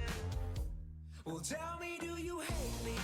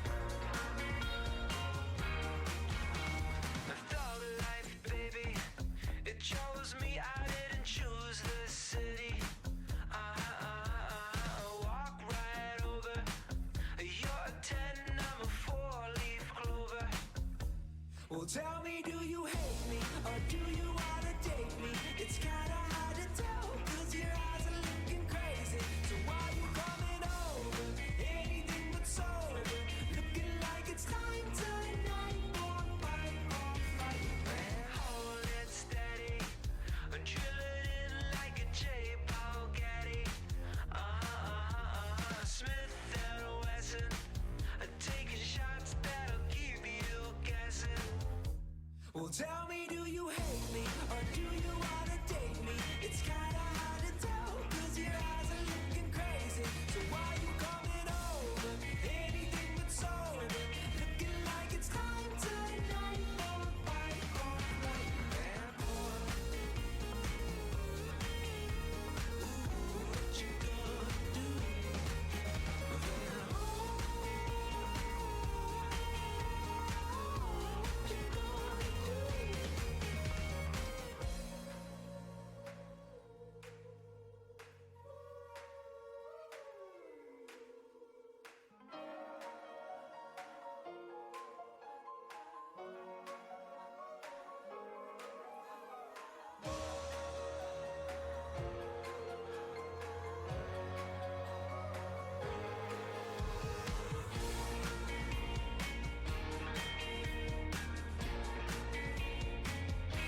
Well, tell me, do you hate me or do you wanna date me? It's kinda hard to tell, cause your eyes are looking crazy. So why you coming over? Anything but sober. Looking like it's time tonight for a fight or flight. Ooh, what you gonna do?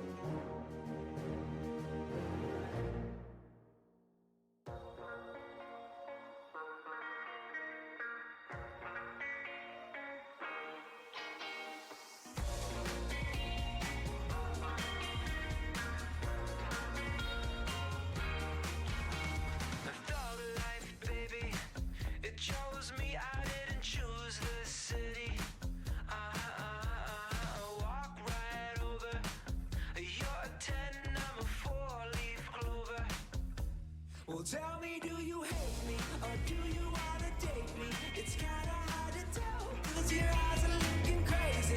So why you coming over? Anything but sober. Looking like it's time tonight.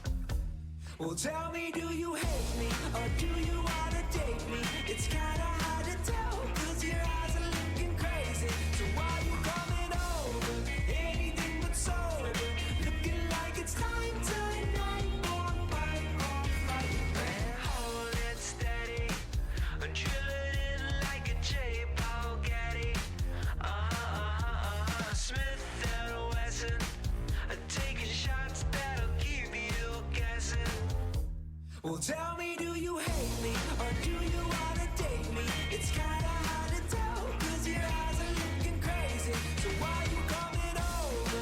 Anything but sober. Looking like it's time tonight for a fight or flight. Plummets. You hope that these CN guys would keep playing, but they'd have to like re-level their account. It would be so nice, bro. We'll see. Because during, for instance, the bet arc was all like account sharing, right?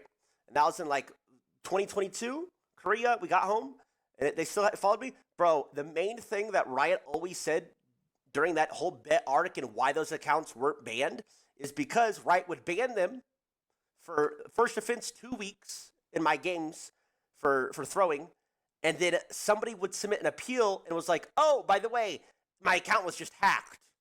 Hey, I can't log onto my account. Somebody hacked it. And the Riot was like, well, technically, since they have different IP address logins, it could have actually been hacked, so they would unban them. And then they would come right back in my game. So it's just like, hopefully they've solved this issue so that they can actually ban them. We'll see. I would love this. Regardless of whether or not they're used in ranked smurfing. For those of you who are wondering if this applies to your alts, if you're the only one who's ever played on your alt and you aren't engaging in ranked manipulation, you're fine. So if you've got another account that you created and leveled on your own to learn another role or play norms with lower skilled friends or whatever, don't worry. We're not coming after you. And if we ever do get it wrong, let us know by filing an appeal with our player support team. We are in the process of banning a bunch of accounts that were commercially botted and meant to be resold. We're going to go wait a minute. And also Wait a minute. Does this mean, like, okay, I know people that have accounts that they bought years ago. Could they like piss me off and I manually report them for buying that account and then they would get banned like 5 years later? Oh, is that what they're saying? Oof. I might just report everybody in the game. Now I hand leveled all my accounts. Hell no. I hand leveled all those bullshit, stupid ass, miserable accounts. And in the last couple, I stopped doing solo and I leveled them with people from my chat. That shit is ass. It is the most miserable thing in existence. It's like 24 to 30 hours of bot games. Terrible. So I'm good. Ban a bunch of accounts that have been sold or shared that people use as part of a roster of alts to do various bad things. Another longer-term project we're working on that will also help reduce smurfing is TrueSkill 2, with its increased MMR detection accuracy. We started testing it in North America in March in normal SR and ARAM. We then fixed some issues and expanded testing to all unranked queues in Korea last month. We're seeing players placed correctly in about 5 games, which is 3 to 5 times faster than our current system. We know League's matchmaking is super important to you and to us. It's important to us that we meet those expectations, and we know we have more work to do to get us there. That's it for us today, but we'll be back in October to share another update on this work. If you want to learn more, check out the dev blog that's live now. All right, we know this is a long one. We'll see about that, guys. Final updates. We'll kick off Worlds with the 2025 Anthem. I'll say we'll see about that. They said a lot about that int griefer detection and refunded LP, and I'm literally getting people in their match history going 0-17, 0-19 consistently, and they just keep requeuing. So we'll see. If it works as good as that, I'm not too optimistic. If it works better, good. On October 10th, which will honor and celebrate all of the legends of the sport from over the years. Then, games will kick off in Beijing on October 14th with finals in Chengdu on November 9th.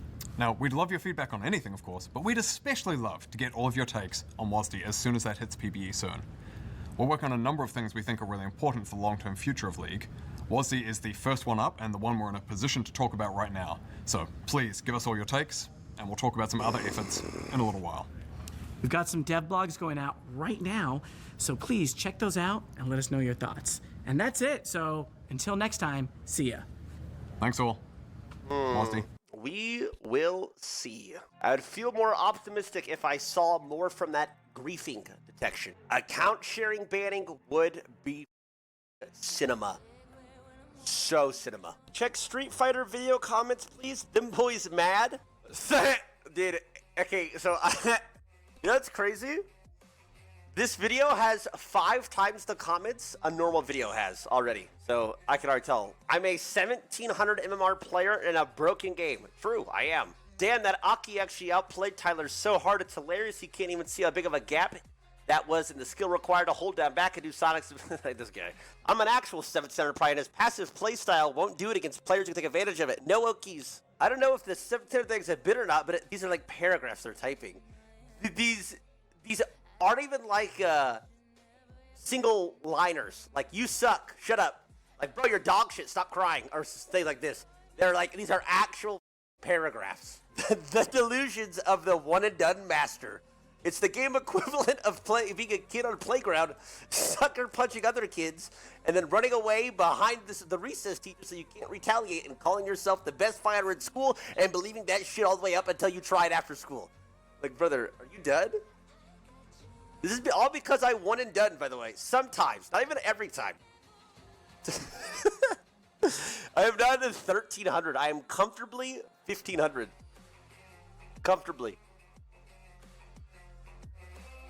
One and done, blocking people in cases you don't like their character or other reasons, and caring about rank points is some of the worst mindset to have in general in a fighting game, and will set up a massive roadblock for future improvements. Then, okay, when is that roadblock happening? Brother, if that roadblock never happens, and I'm say I'm a 1900 MMR player, but I only one and done. Is that bad? Okay, let's say I hit rank 1, but I only one and done. Am I bad? What are we saying? I don't read the rest of these.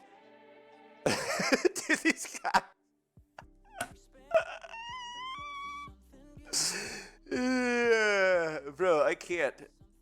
Why? Dude, it's alright, Uncle Tyler. Plateauing in life is a natural thing, and everyone has the youth to keep up with the up-and-coming young streamers stealing all your viewers. Oh, wait, we're talking about you plateauing in MR? That felt personal. Dude, there's actually so many comments, actually. Our YouTube videos usually don't get this many. Okay, let's see. This one had 71K views and got 137 comments. This one got 27K views and got almost 400 comments. You love to see it. You love to see it. Literally a third of the views and 3 times the comments. Rage bait expert? Okay, you guys say rage bait, but I am legitimately probably at my current skill level, probably around 1700 MMR Street Fighter, if I try hard. Clickbait titles, is that what it is? Rumble, so fun to play against.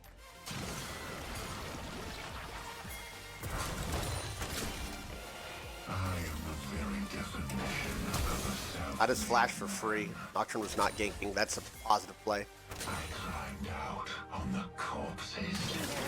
I misclicked that. CS is even. Brought that back.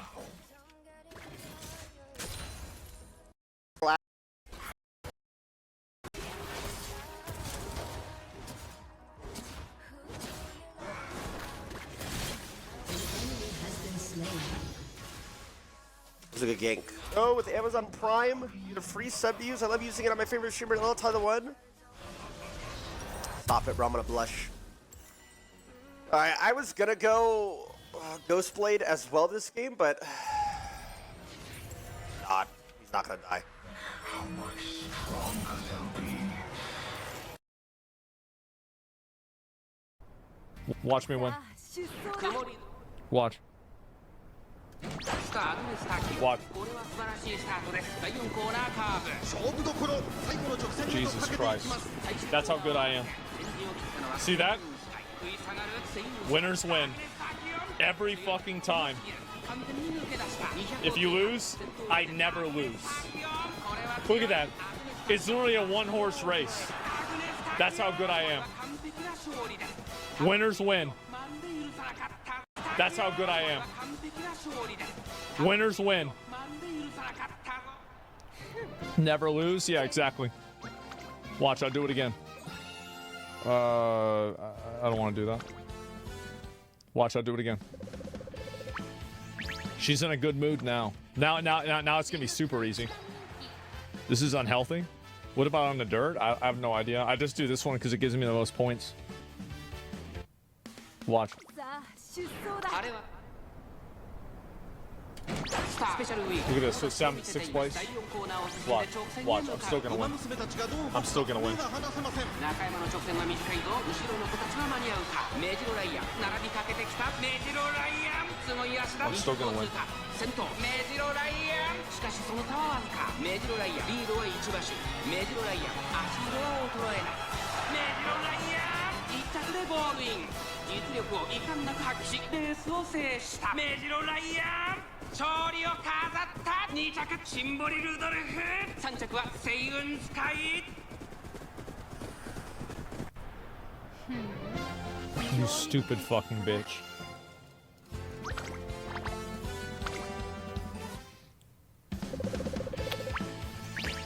Now she's in an awful mood. You're gonna race in an awful mood, you stupid whore. Go ahead. No, you gotta do it. You're gonna do it. And now you win! And now you win that you're depressed! Are you kidding me? Get the fuck out of here!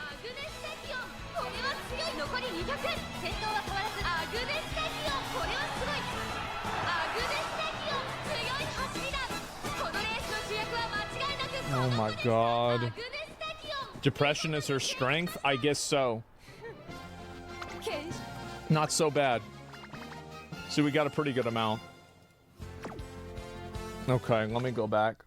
I could do more of the races, but I'm not going to do that right now. Okay. Just fucking do it. Do the thing. Okay. All right, so these are the ones that I have right now. We're gonna go with her. We're gonna see how she does. Do Golshi mode? Okay.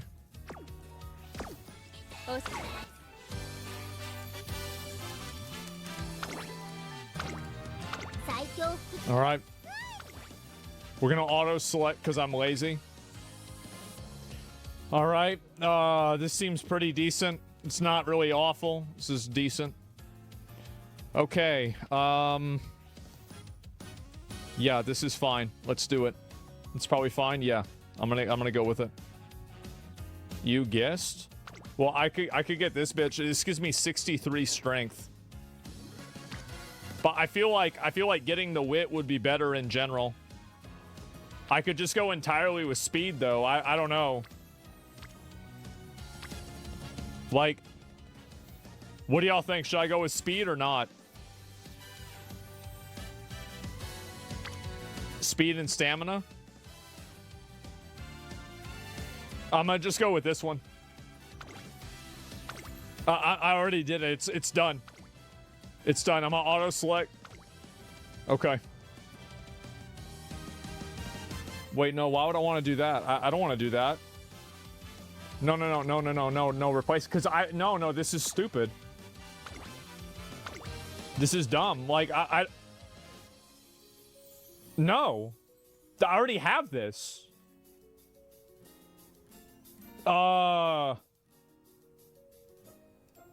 Shouldn't I use this?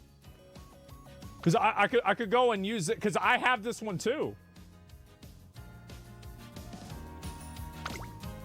Okay, level 50 is better. I have a level 50. I don't need it. Okay, we're gonna do this. All right, let's go. One more stamina. It's too late. It's over. I don't have a good stamina one. What? Start career. Whoa, wait. No, it got fucked. I distracted myself. Y'all fucked me up. Okay, we'll go with maybe. I'm gonna go with this one. Yeah, I'll go with that one. Okay, let's go. This is it. All right.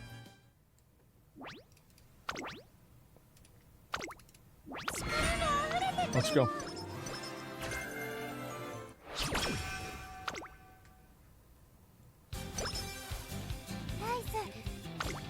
Okay. I'm gonna get speed, obviously, at the beginning. It's the easiest decision of my life. Literally never made an easier decision ever. Do this, get a little bit back. That way I get her mood up. Now she's not depressed. Okay. And then we do this again. Okay, we're gonna do, we'll do wit for now, since we're a little bit low.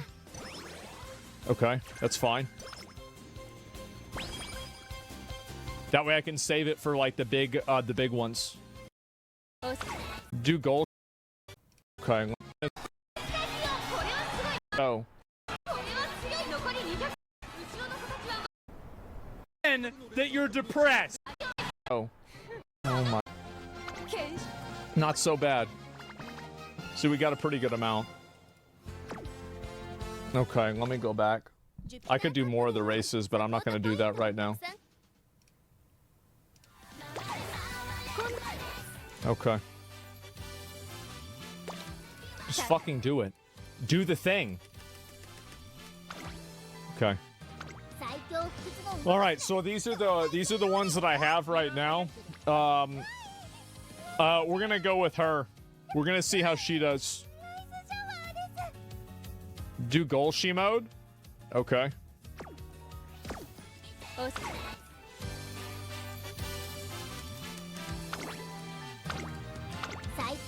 All right. We're gonna auto select because I'm lazy. All right. This seems pretty decent. It's not really awful. This is decent. Okay. Yeah, this is fine. Let's do it. It's probably fine. Yeah, I'm gonna go with it. You guessed? Well, I could get this bitch. This gives me 63 strength. But I feel like getting the wit would be better in general. I could just go entirely with speed though. I don't know. Like, what do y'all think? Should I go with speed or not? Speed and stamina? I'm gonna just go with this one. I already did it. It's done. It's done. I'm gonna auto select. Okay. Wait, no. Why would I want to do that? I don't want to do that. No. Replace, because no. This is stupid. This is dumb. Like no.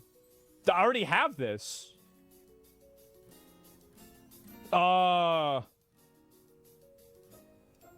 Shouldn't I use this? Because I could go and use it because I have this one too. Okay, level 50 is better. I have a level 50. I don't need it. Okay, we're gonna do this. All right, let's go. One more stamina. It's too late. It's over. I don't have a good stamina one. What? Start career. Whoa, wait. No, it got fucked. I distracted myself. Y'all fucked me up. Okay, we'll go with maybe. I'm gonna go with this one. Yeah, I'll go with that one. Okay, let's go. This is it. All right.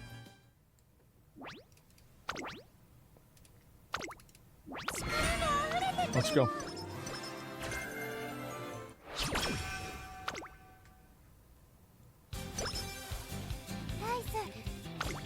Okay. I'm gonna get speed, obviously, at the beginning. It's the easiest decision of my life. Literally never made an easier decision ever. Do this, get a little bit back. That way I get her mood up. Now she's not depressed. Okay. And then we do this again. Okay, we're gonna do, we'll do wit for now, since we're a little bit low. Okay, that's fine. That way I can save it for like the big ones. Okay, good. Is this real? Yeah, it's real. Okay. See, I'm telling you guys, I know I'm really good at this game. We'll do this again. Speed again.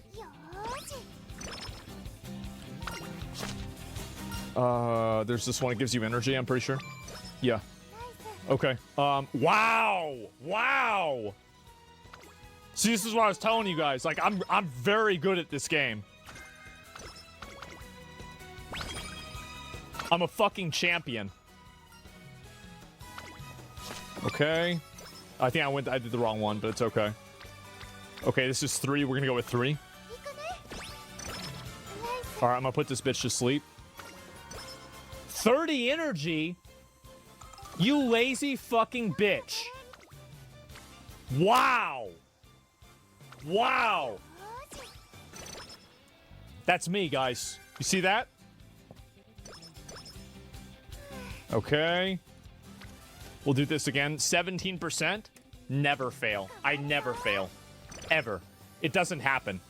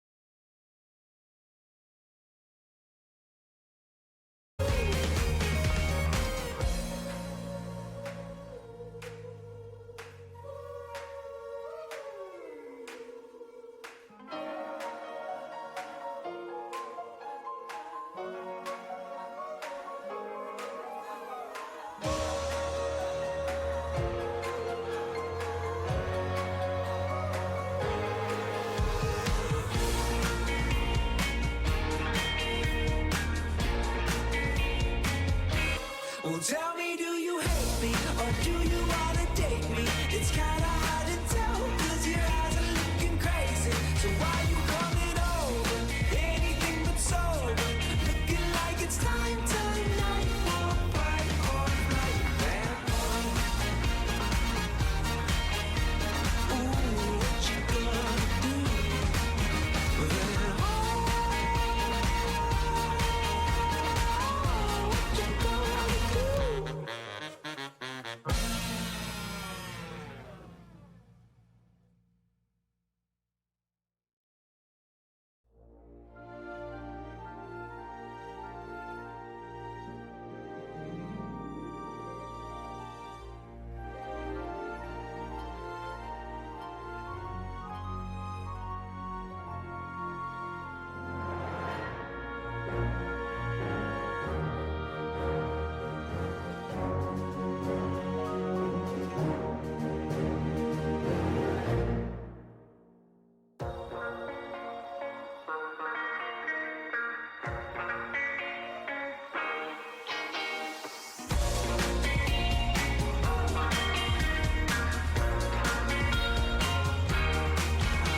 I thought of life, baby.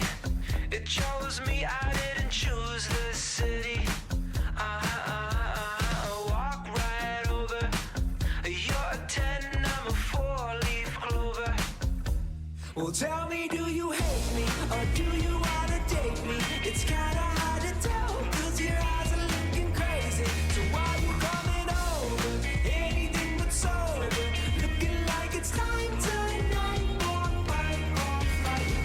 Hold it steady. Drill it in like a J-Paul Gaddy. Smith and Wesson. Taking shots that'll keep you guessing. Well, tell me, do you hate me or do you wanna date me? It's kinda hard to tell, 'cause your eyes are looking crazy. So why you coming over? Anything but sober. Looking like it's time tonight for a fight or flight. Bad boy. Ooh, what you gonna do?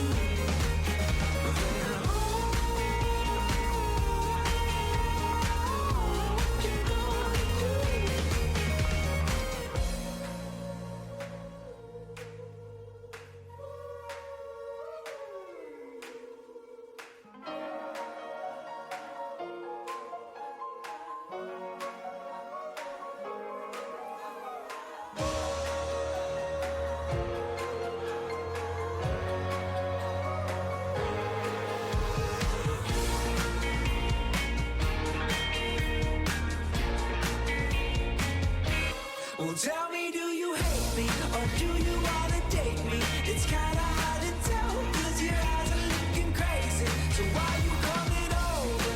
Anything but sober.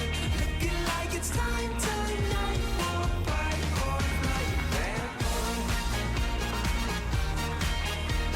Ooh, what you gonna do?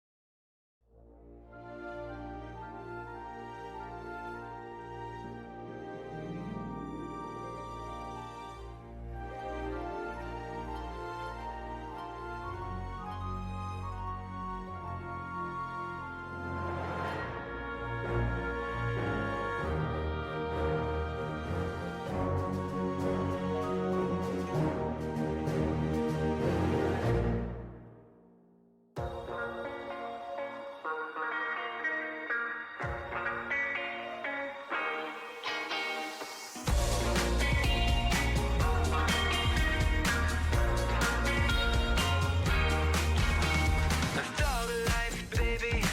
It chose me. I didn't choose the city. Walk right over. You're a 10, I'm a 4-leaf clover. Well, tell me, do you hate me or do you wanna date me? It's kinda hard to tell, 'cause your eyes are looking crazy. So why you coming over? Anything but sober. Looking like it's time to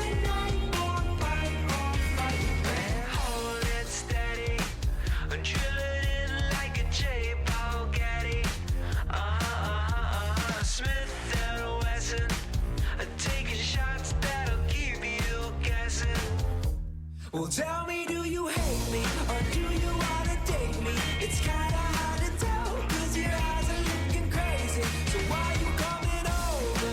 Anything but sober. Looking like it's time tonight for a fight or flight. Bad boy. Ooh, what you gonna do?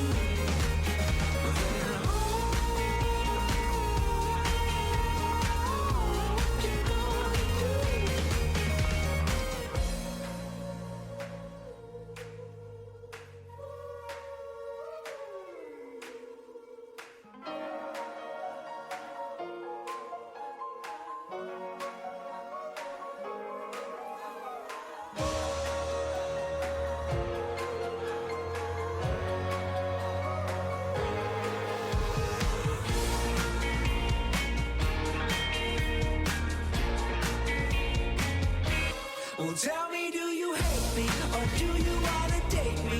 It's kinda hard to tell, cause your eyes are looking crazy. So why you coming over? Anything but sober. Looking like it's time tonight for a fight or flight. Bad boy. Ooh, what you gonna do?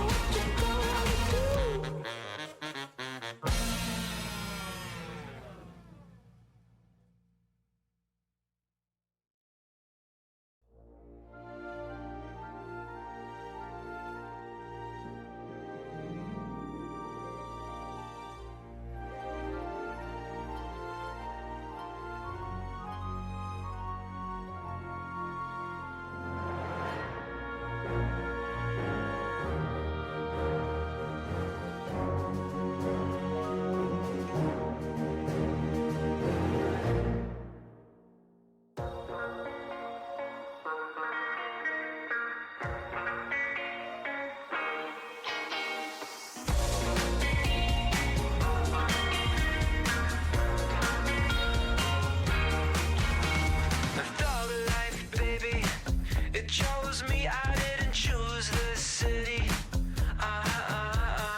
Walk right over. You're a 10, I'm a 4-leaf clover. Well, tell me, do you hate me or do you wanna date me? It's kinda hard to tell, cause your eyes are looking crazy. So why you coming over? Anything but sober. Looking like it's time tonight for a fight or flight.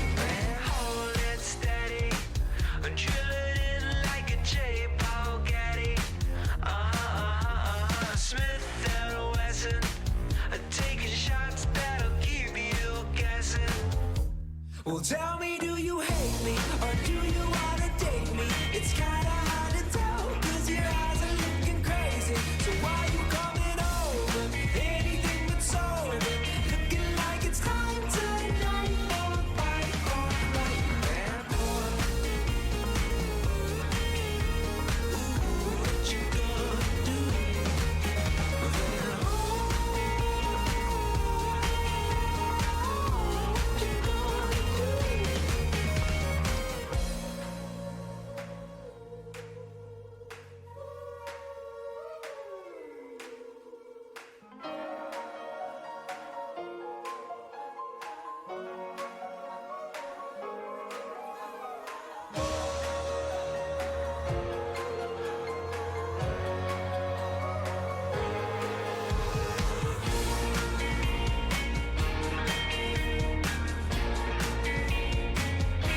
Well, tell me, do you hate me or do you wanna date me? It's kinda hard to tell, cause your eyes are looking crazy. So why you coming over? Anything but sober. Looking like it's time tonight for a fight or flight. Bad boy. Ooh, what you gonna do?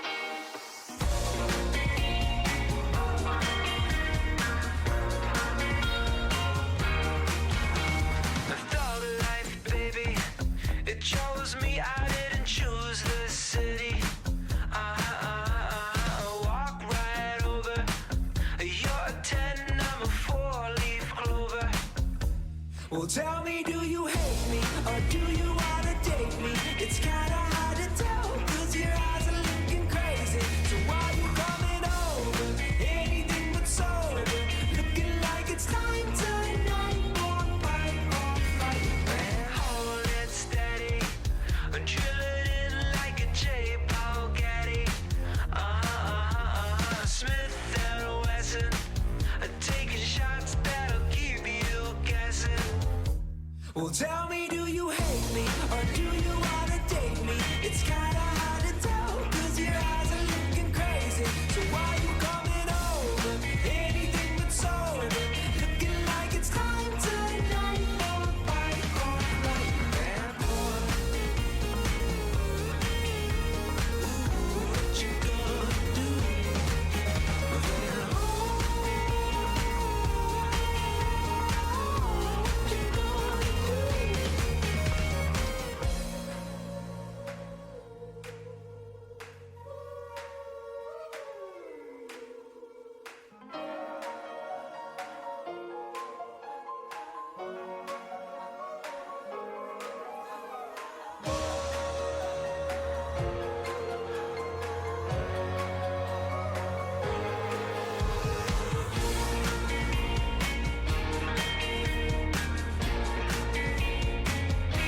Well, tell me, do you hate me or do you wanna date me? It's kinda hard to tell, cause your eyes are looking crazy. So why you coming over?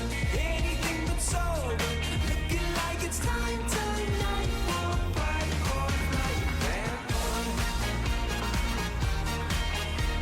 Ooh, what you gonna do?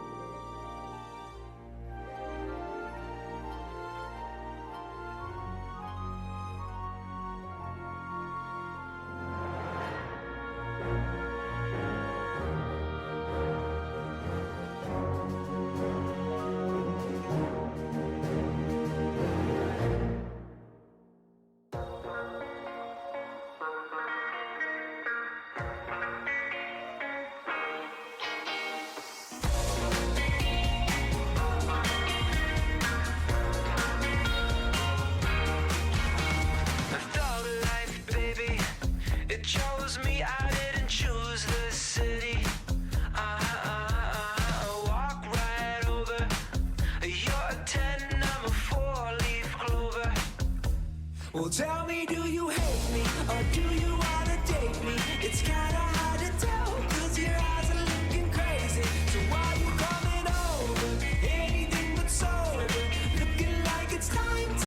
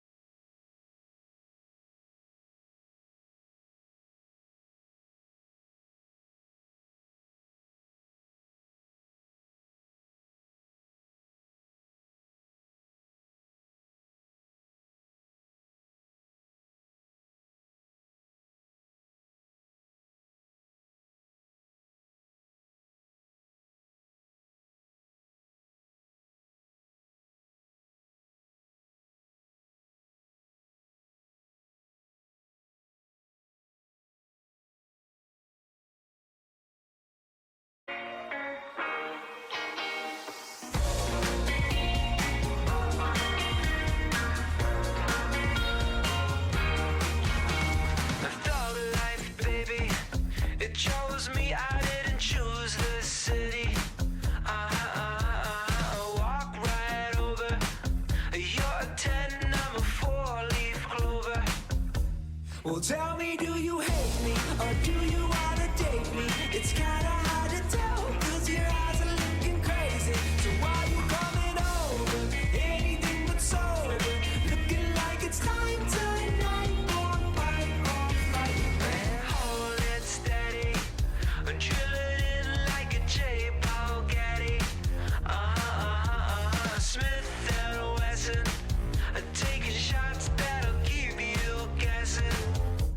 Well, tell me, do you hate me or do you wanna date me? It's kinda hard to tell, 'cause your eyes are looking crazy. So why you coming over? Anything but sober. Looking like it's time tonight. Alright, bad boy. What you gonna do?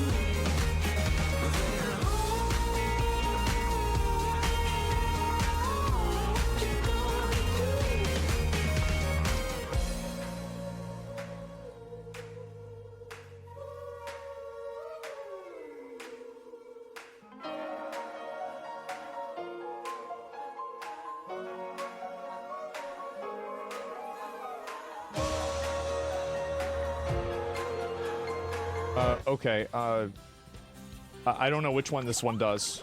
20, I didn't need that. Okay, I've got to make a rest. 50 energy, okay, good. Challenge yourself, okay, good. That was a bad decision, okay. Okay. Alright, what's her stats? Should this pace or front?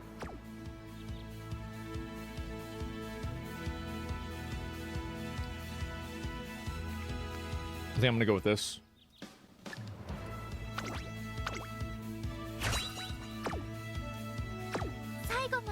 I mean, her stamina is at F+. People always say, like, people have been telling me, like, I should have them do... I should have them do front. You think I should do front?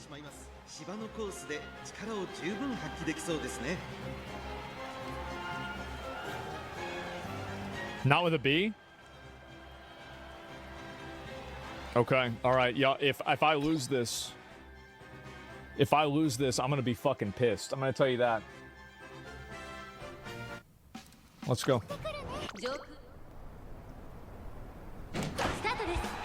娘揃って綺麗なスタートを切りました。これは位置取りが熾烈になりそうですね。先行争いは6番、9番、3番、3番落ち着かない様子。期待通りの結果を出せるか。1番人気ライスシャワー6番快調に飛ばしていきます。さあ花に立ったのは6番。このままリードすることができるか。2番手の位置で先頭を伺うのは3番。第1コーナー回って第2コーナー。先頭集団を見ていきましょう。先頭は6番単身で飛ばしていきます。I don't want to watch this. Like This is why I skip ahead. This is the exact reason why I skip ahead. 6番先頭を進みますが、これは正解でしょうか。6番彼女の客室には合っていますね。向こう上面に入って先頭からしんがりまでおよそ11馬身。依然として6番続きました。4番外 Come on, please. 少し離れて5番、あとは3番 Please.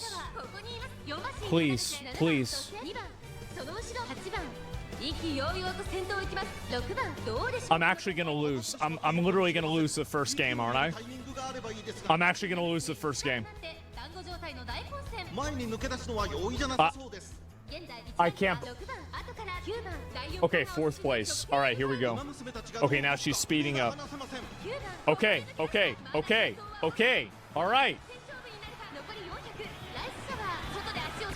Yes, I win. Easiest game of my fucking life.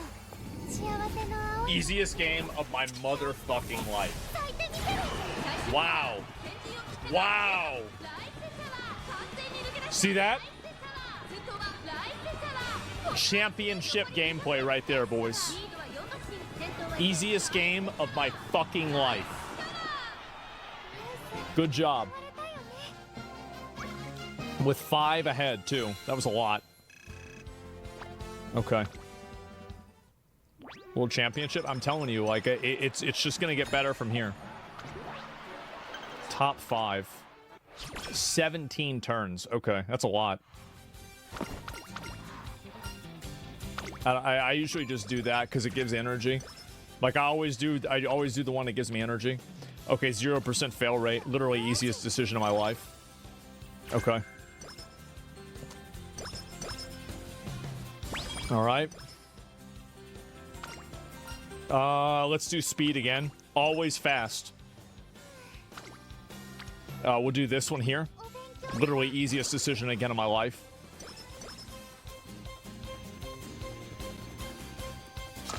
Okay, good. I'm gonna just do it again.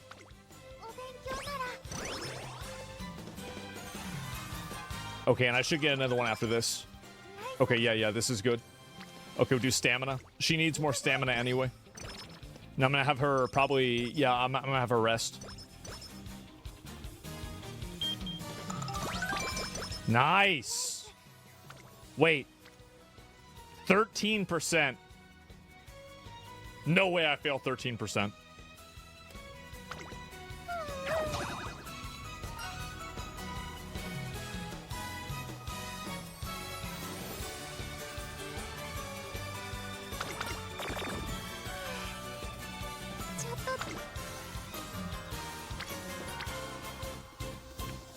Nah, you're gonna make it up.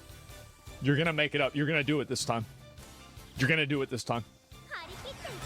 That's what I fucking thought, you stupid bitch. Okay, alright, we're fine. Great. See, now she's happy again. Alright, she's gotta rest.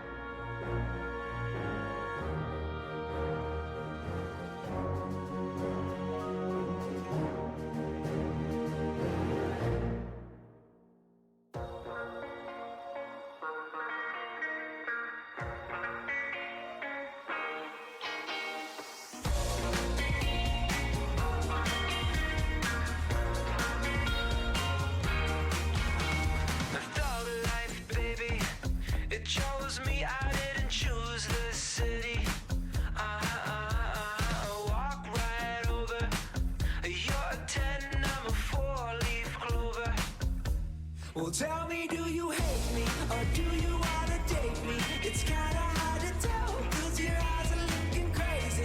So why you coming over? Anything but sober. Looking like it's time tonight. Or fight, man. Hold it steady. Drill it in like a J-Paul Gaddy. Smith and Wesson. Taking shots that'll keep you guessing.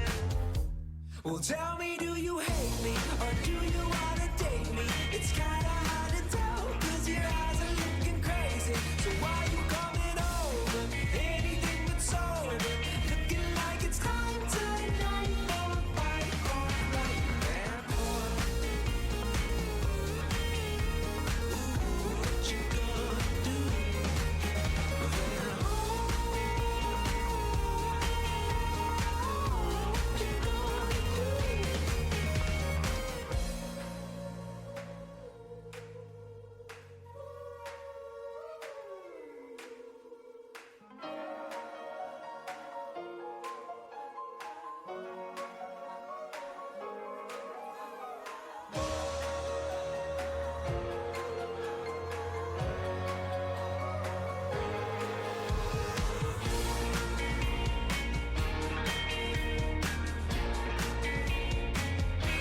Well, tell me, do you hate me or do you wanna date me? It's kinda hard to tell, 'cause your eyes are looking crazy. So why you coming over? Anything but sober. Looking like it's time tonight. Or fight or flight, man. Ooh, what you gonna do?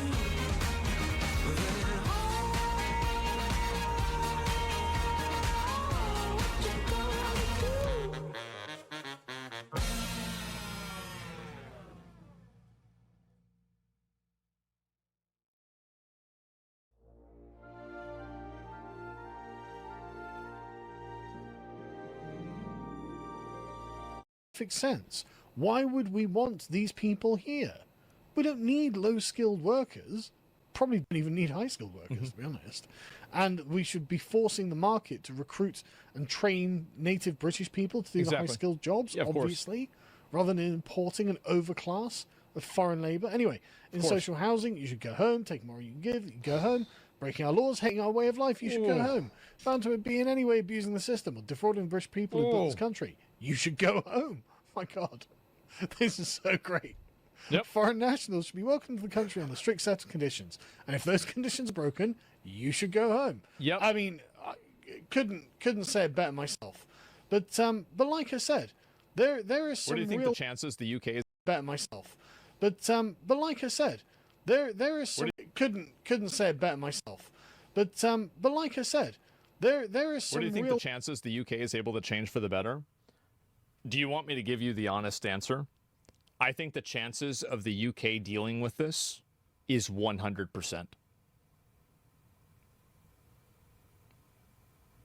I think that they will absolutely deal with this. Light coming at the end of the tunnel here, folks, because to have this number of people 99%. Does that make some people happy? 99%. There's a chance it won't happen. What about Germany? I think Germany will find a way to deal with it too. I think that they all will. Yeah. What makes you so certain? History. History and a vibe.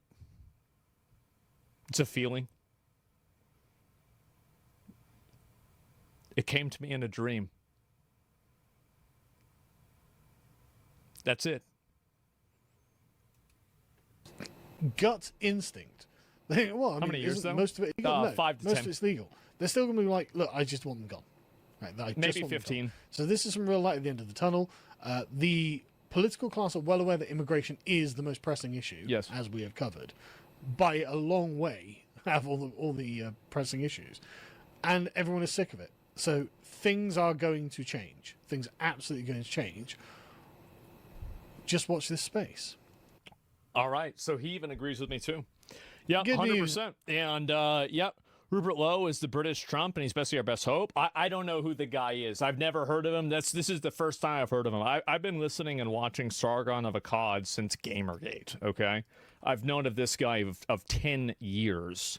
So, yeah, I remember I hosted a debate with him, Nick Fuentes, Destiny, and Hassan back in 2019. Make sure to give him a like. He's been making content forever, and give him some support. I think that his analysis is pretty accurate, and I also think that there will be 100% a reaction to this, and I think that I think it will be an extreme reaction.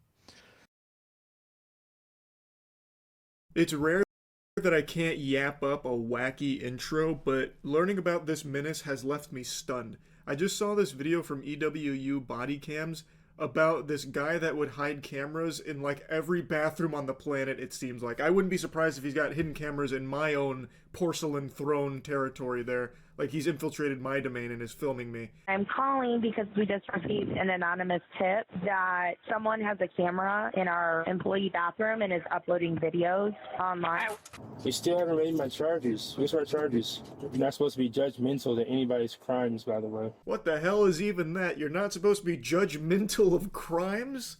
I don't remember hearing that in the Miranda rights. I can't even really imagine that. Like, you show up to a murder scene, you catch the suspect, and you just happen to say, like, hey, buddy, look, I don't mean to be judgmental here, but you strike me as a bit of a jerk for this, you know, taking a lot of human lives here. I know, sue me, I don't mean to judge. I feel like as far as judgment goes, crimes are a pretty solid one for people to form an opinion on, rightfully so. If you are found guilty of secretly recording thousands of people using the restroom, you're a fucking freak, and people will judge you as such. On July 19th, 2022, the police in Ann Arbor, Michigan responded to the Briarwood shopping mall after receiving this unusual call about video footage from a store bathroom being uploaded online. Horrifically, the resulting investigation into a tech-savvy peeping Tom would spread throughout the city of Ann Arbor. The final number of cameras and victims is enough to make your skin crawl. It's not exaggerating either. It actually did, by the end of this investigation, have my fucking jaw on the floor with how many cameras and how many videos and how all over the place it was. There wasn't a bathroom in Michigan that was spared his peeping. Like, this guy is like the supervillain of shitters. There was nowhere safe, no porcelain throne left unsullied by his eyes. His near omniscient eyes. He dedicated his whole life, put his soul into his craft of spying on every bathroom in Michigan. He was literally like the architect from The Matrix. This morning it was my boss who took the phone call. I don't know what time it was this morning from a restricted number. He was like, it's a restricted website, you're not gonna find it, but I just wanted to let you know. The responding officer headed to the bathroom to take a look for herself. Notably, the bathroom was usually reserved for employees. Like sideways, yeah, on that shelf. But, I mean, I don't know how. I know it can be tiny. Police would learn soon enough. But, I mean, I don't know how. I know it can be tiny. Police would learn soon enough that the employees at Altered State were not the only ones to have their privacy violated. In an unanticipated shocker, the police would find over 200 hidden camera videos from no less than 7 different bathrooms throughout the city over the next month and a half. So this was the first domino to fall here that led them down this crazy trail. They found so many cameras and videos from this guy. It was like actually hunting Riddler trophies in the Arkham series. It was crazy. He violated so many people's privacy, spied on so many people, and it turns out this is only the tip of the iceberg because he actually has a previous case very similar to this and had in his possession 7,000 videos of unclothed or partially clothed individuals that he filmed without their consent. 7,000! That's more than like all of Markiplier's uploads since he started YouTube. That is an unbelievable amount. And that was in the course of 5 years from 2010 to 2015. We'll get to that here in a little bit, but this guy's entire life has been dedicated to violating people's privacy. All were filmed without consent between January and July 2022. Horrifically, this included illegal images of children. The depravity didn't stop there. When searching the offender's laptop, the police found he had engaged with online adult websites where images and personal information of unknowing victims were distributed. Police suspected the culprit intended to participate in such exchanges after they found additional images of the victims taken from social media downloaded to his laptop. Just when you thought it couldn't get worse. So, it's pretty clear he was also sharing these with other fucking evil creeps out there, and was even distributing personal information of the people that he would identify through these hidden cameras. So, from the sound of things, he would broadcast this onto restricted websites, and additionally, he also had illegal images of children. This guy is legitimate evil. Even though the anonymous caller believed the video he saw was a live stream, he could have been mistaken. The working theory was that the culprit could have put the camera up at the start of a shift and then taken it home to upload the footage. So, back to what started this whole trail of breadcrumbs that they followed was an anonymous caller tipped them off that at this altered state in this restroom, there was a live stream of people using that bathroom, of course being non-consensually filmed. And so, officer went to the scene, they searched high and low for a camera, but they couldn't find it, but they did see that a lot had been, like, adjusted and moved around. So it's not that they completely disregarded this as just some kind of, like, phony baloney nonsense. It's one of those things where they started speculating, well, maybe it wasn't a live stream, maybe they had taken the camera home and uploaded the footage to those sites, and the caller was just mistaken, thinking that it was live. Something else the anonymous caller said prevented the current lack of evidence from stonewalling the investigation. The man fitting the caller's description was 36-year-old Eric Deshaun Morton. This was not his first run-in with police. But everyone said he was going to the bathroom a lot last night, and they thought that he just, like, was trying to not work. It seemed likely that Eric was up to something far more nefarious than just slacking. Yeah, jacking. This disgusting asshole has an entire history of doing shit like this. The anonymous caller was telling them about someone that could have been behind it, and the person they described fit this man's description. So they looked into him a bit. They were talking about how the previous night he was going to the bathroom a lot. I guess he drank way too much soda, so he just had the big-time pee-pee, a lot of urine in his bladder. But they speculated, like, this is probably when he was setting up the camera or tending to the camera. Especially when the manager added that he made a habit of using the ladies' restroom rather than the men's room. When he was previously asked about this, Eric made the excuse that he used the ladies' room because it was stocked with gloves, which he said he liked to wear while he worked. A bulletproof defense right there. It's watertight. Man rolled a 20 on the charisma check. That was impressive. So he had a habit of using the ladies' room, and his reason for it was, well, they have gloves there. I like gloves. Checkmate. Damn, his story checks out. This guy's good. After learning that Eric's son was present, the officers decided to uncuff him. They escorted his son outside to play and brought out some snacks to keep the child occupied while the search progressed. A pen camera containing a micro SD card was connected via USB. When going through one of the bedrooms, they found a small black bag containing more hidden cameras, some of which were like the pen camera found in the living room. Computer forensics experts discovered his stash of more than 200 secretly recorded videos of people using the bathroom. Unsurprisingly, the authorities didn't necessarily buy the excuse he used for the ladies' room being the really nice gloves that they have stocked in there, so they ended up getting a search warrant. They then arrived at his abode. He mentioned his son was there, so they brought his son outside to play while they searched the house.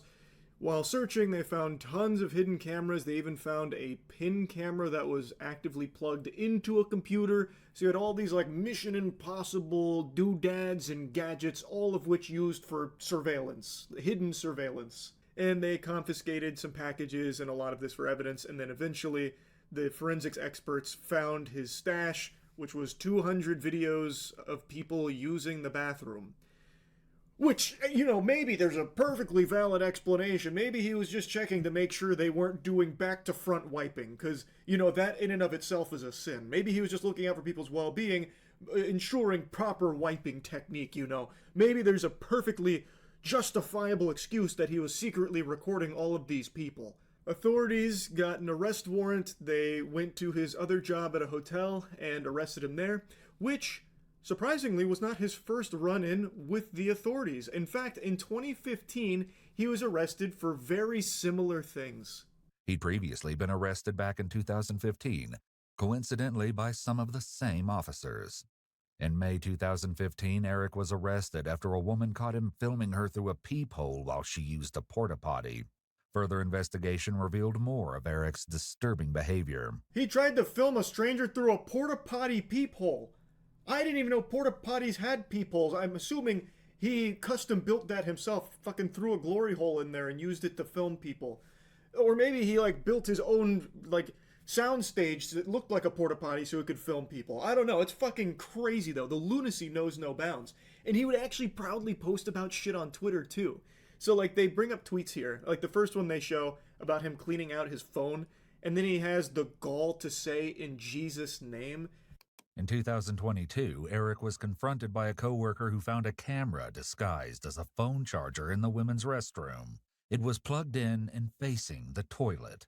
Eric insisted it was a regular phone charger and fled with the device. Unsurprisingly, he was fired from his job. I'm assuming this footage they're showing comes from his Twitter, or maybe he had a TikTok account where he's doing this loser shit like Naruto running while doing a 360. I have no idea. But it is unbelievable the links he would go to for this depravity. So he had a hidden camera phone charger, this fucking crazy spy gadget that he plugged into a wall outlet in the bathroom and had faced the toilet. You can't trust any household objects in Michigan while this guy was on the loose. I didn't realize technology reached the point where we could disguise phone chargers as hidden cameras. So good on the astute observer that happened to pick up on that and then confronted him about it, which of course he denied, and then he snatched it away and Naruto ran off into the distance. But it's just crazy. There was nothing sacred in bathrooms across Michigan. You think that that's a skid mark in the toilet from a previous poop? Nope. Actually a hidden camera from Eric. You think your parents are actually your parents? Nope. Actually DARPA drones that Eric designed for the sole purpose of trying to convince you to go to the bathroom so they could spy on you for Eric's hard drive. It's unbelievable how many cameras he was setting up in bathrooms across the entire area. The case escalated to a whole new level when the police found an appalling 7,000 videos of unclothed or partially clothed people in Eric's possession. Some had even been recorded in a private residence. They also found images taken up women's skirts, which suggested he had a camera device attached to his shoe. This particular unpleasant collection dated all the way back to 2010. 7,000 videos, and also turns out he was a notorious upskirt pervert creep. He put a camera on his shoes so he could take those pictures, and I'm guessing by that tweet would even post it on Twitter. He would publicly post the upskirts, it seems, or at least some of them. What? Also, it turns out he was arrested in 2006, but that one had actually been scrubbed from the records. That shit was like the cloning planet from Star Wars. It had just been removed from the archives because of a program to try and help young first-time offenders or something like that. Anyway, he posted his $100,000 bail. He did get picked up again later.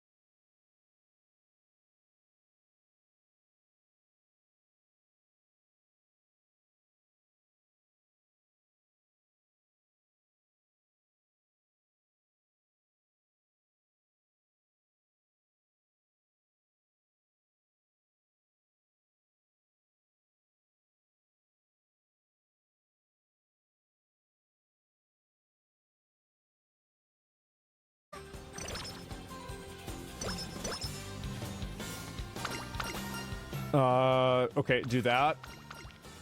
That's I shouldn't have done that. It's okay. Okay, no way I fail. No way I fail. No way I fail. No way I fail. No, I knew I wouldn't fail. See that? I told you. 30 energy again? Motherfucker.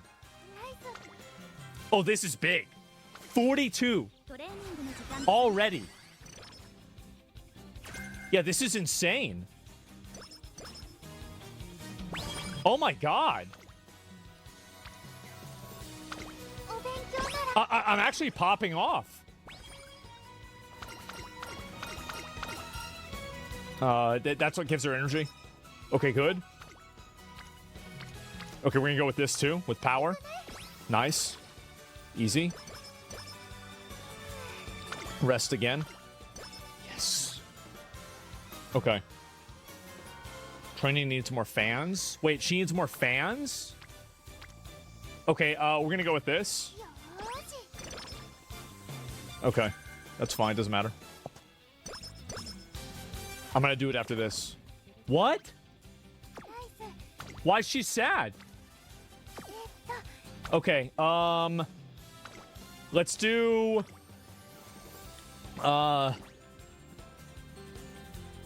turf and medium. Yeah, this is good. Okay, easiest decision. I'm 100% gonna win this one. It won't even be hard.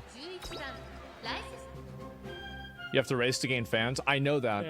And, I know how the game works. Johnny Somali wants to sue him, threatens to sue hypocrite PewDiePie for saying he ruined Japan. The last guy everyone's talked about, this idiot. We'll just blur him and not talk about him, but it's still worth seeing the footage because he's such an idiot.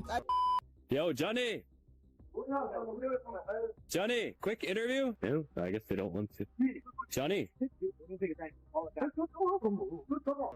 Kind of feel bad for Ramsey's attorney because it's very clear that Johnny and his, fools on Discord, etc., are feeding these arguments. Guys, we've got some big updates about Johnny Somali. Johnny Somali is now in serious trouble with his attorney, and the situation is looking really bad for him. Right now, after facing 8 criminal charges, he has pled guilty to some, with 2 charges remaining. Those 2 charges have strong evidence against him. Meanwhile, everyone on social media is criticizing Johnny. Even big creators like PewDiePie are satisfied with what's happening. He's been yelling Fukushima, Nagasaki, we will do it again. Hiroshima, Nagasaki! I'll explain that later. At this moment, Johnny Somali has actually come to the front line. His face has been revealed, and a video of him leaving court is now surfacing. We've also learned that Johnny Somali is in big trouble with his attorney, while his next trial is set for October, which is expected to be the biggest one yet. But before that, Johnny Somali can't really make a proper defense. With that, and even a really good lawyer, even an amazing lawyer, can kind of be put in a bad place. So what's actually going on with Johnny Somali? Let's find out in this video. So guys, first watch this video where Johnny Somali was captured while leaving court. The footage was taken by the Kick streamer named Paul Risen, who was actually inside the courtroom during Johnny Somali's trial. He also revealed some shocking information about Johnny Somali that will truly surprise you. Now let's watch Johnny Somali's walk after what might be the biggest loss of his life in court. Yo, Johnny! Johnny, quick interview? No, I guess they don't want to. Johnny? Excuse me, guys. No, okay. Nah, Chad, they don't want. So as you just saw, Johnny Somali refused to say anything on camera. I don't know why. In his previous trials, you might remember him even making videos of himself, often behaving in a disgusting way. But this time he's putting on an innocent look. This is truly the loser face of Johnny Somali, especially considering how many times he claimed he could escape easily. But now, that's clearly not happening. And with his defense situation looking so bad, this is the reality for Johnny Somali right now. Later on, he was even seen looking for a taxi, but no taxi would take him. They don't want to be on camera. They're gonna take a taxi, I think. Tell him ice. I mean, I don't think it's bad ego, by the way. I think they were gonna take the subway, but now they're taking a taxi. I think so. Yeah, either he's done with streaming, or I don't know. Johnny was in your chat. So Johnny Somali couldn't find any taxi and eventually left the area, completely refusing to engage with the streamer. But later we got some big news from that same streamer. In the next trial in October, 3 witnesses will be present. This upcoming trial is expected to be huge, lasting around 3 to 4 hours, and it's definitely not going to be good for Johnny Somali. They said that 3 witnesses are gonna appear on the 29th of October. So the trial is probably gonna be like 3 or 4 hours long. That's what they said. So I guess that'll be the big one, but nothing really happened, to be honest with you. But Johnny seemed super, like, he seems like different this time, you know what I mean? I think from like the previous trials where he was all like happy-go-lucky, this time he was a lot more like serious. Maybe he's kind of like done with being here, I don't know. His demeanor seems very changed. He just wants to be done. I mean, probably. If I've been in a case for that long, I'd want to be done with it too. So, as you just heard from that streamer, Johnny Somali's situation is really not looking good. He's not acting like he did before, and now headlines are popping up like PewDiePie's dream comes true as lethal scum Johnny Somali faces 10 years jail time in South Korea for multiple crimes. It's not confirmed that Johnny Somali will actually face the full 10 years in South. PewDiePie's dream comes true as lethal scum Johnny Somali faces 10 years jail time in South Korea for multiple crimes. It's not confirmed that Johnny Somali will actually face the full 10 years, but it's very possible. Right now, PewDiePie is reportedly happy after Johnny Somali's latest trial. This reaction comes from way back when Johnny Somali's actions in South Korea and Japan really angered PewDiePie. He even reacted to and criticized Johnny Somali, warning him about his behavior. After that, Johnny Somali reportedly threatened PewDiePie, claiming he would file a lawsuit against him, although he never actually sued. It was more of an empty threat. And the day after PewDiePie video, Johnny Somali wants to sue him, threatens to sue hypocrite PewDiePie for saying he ruined Japan. The last guy everyone's talked about, this idiot. We'll just blur him and not talk about him, but it's still worth seeing the footage because he's such an idiot. Acting like I'm a terrorist or something. There you go, they said it. He is an actual terrorist. But he's been yelling Fukushima, Nagasaki, we will do it again. Hiroshima, Nagasaki! So now, seeing Johnny Somali finally facing the consequences he deserves, it's no surprise the news is saying PewDiePie is pleased about it. The bigger update is that Johnny Somali's defense is currently very weak. As you've seen, this man, Johnny Somali's lawyer, has appeared in my videos before, and he literally admitted that the defense and the evidence against Johnny Somali are too weak to work with. Right now, the universe is growing so fast that every second, the space between distant galaxies stretches by thousands of miles. But here's what breaks our brains. It's not expanding into anything. No cosmic warehouse, no outer boundary, no bigger container waiting to be filled. We're about to journey through the most mind-bending concept in all of science. Explore how space creates itself from nothing. Witness the invisible force tearing reality apart, and discover why asking what the universe expands into is like asking what's north of the North Pole. Please like and subscribe for this cosmic journey. Prepare yourselves. We begin.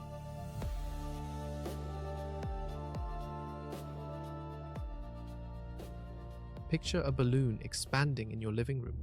As you blow air into it, the rubber stretches outward, pushing against the air around it. The balloon grows bigger because there's space for it to grow into. Your living room provides that space. This makes perfect sense to us. This is how expansion works in our daily experience. But the universe laughs at this logic. When cosmologists tell you the universe is expanding, your brain immediately pictures that balloon. You imagine space stretching outward into something, some cosmic room, some vast emptiness waiting to be filled. You think there must be a boundary where our universe ends and something else begins. This thinking feels natural. It feels obvious. Here's where physics breaks your comfortable assumptions. The universe isn't like that balloon at all. When space expands, it doesn't push into anything. There is no cosmic living room. There is no container. There is no outside.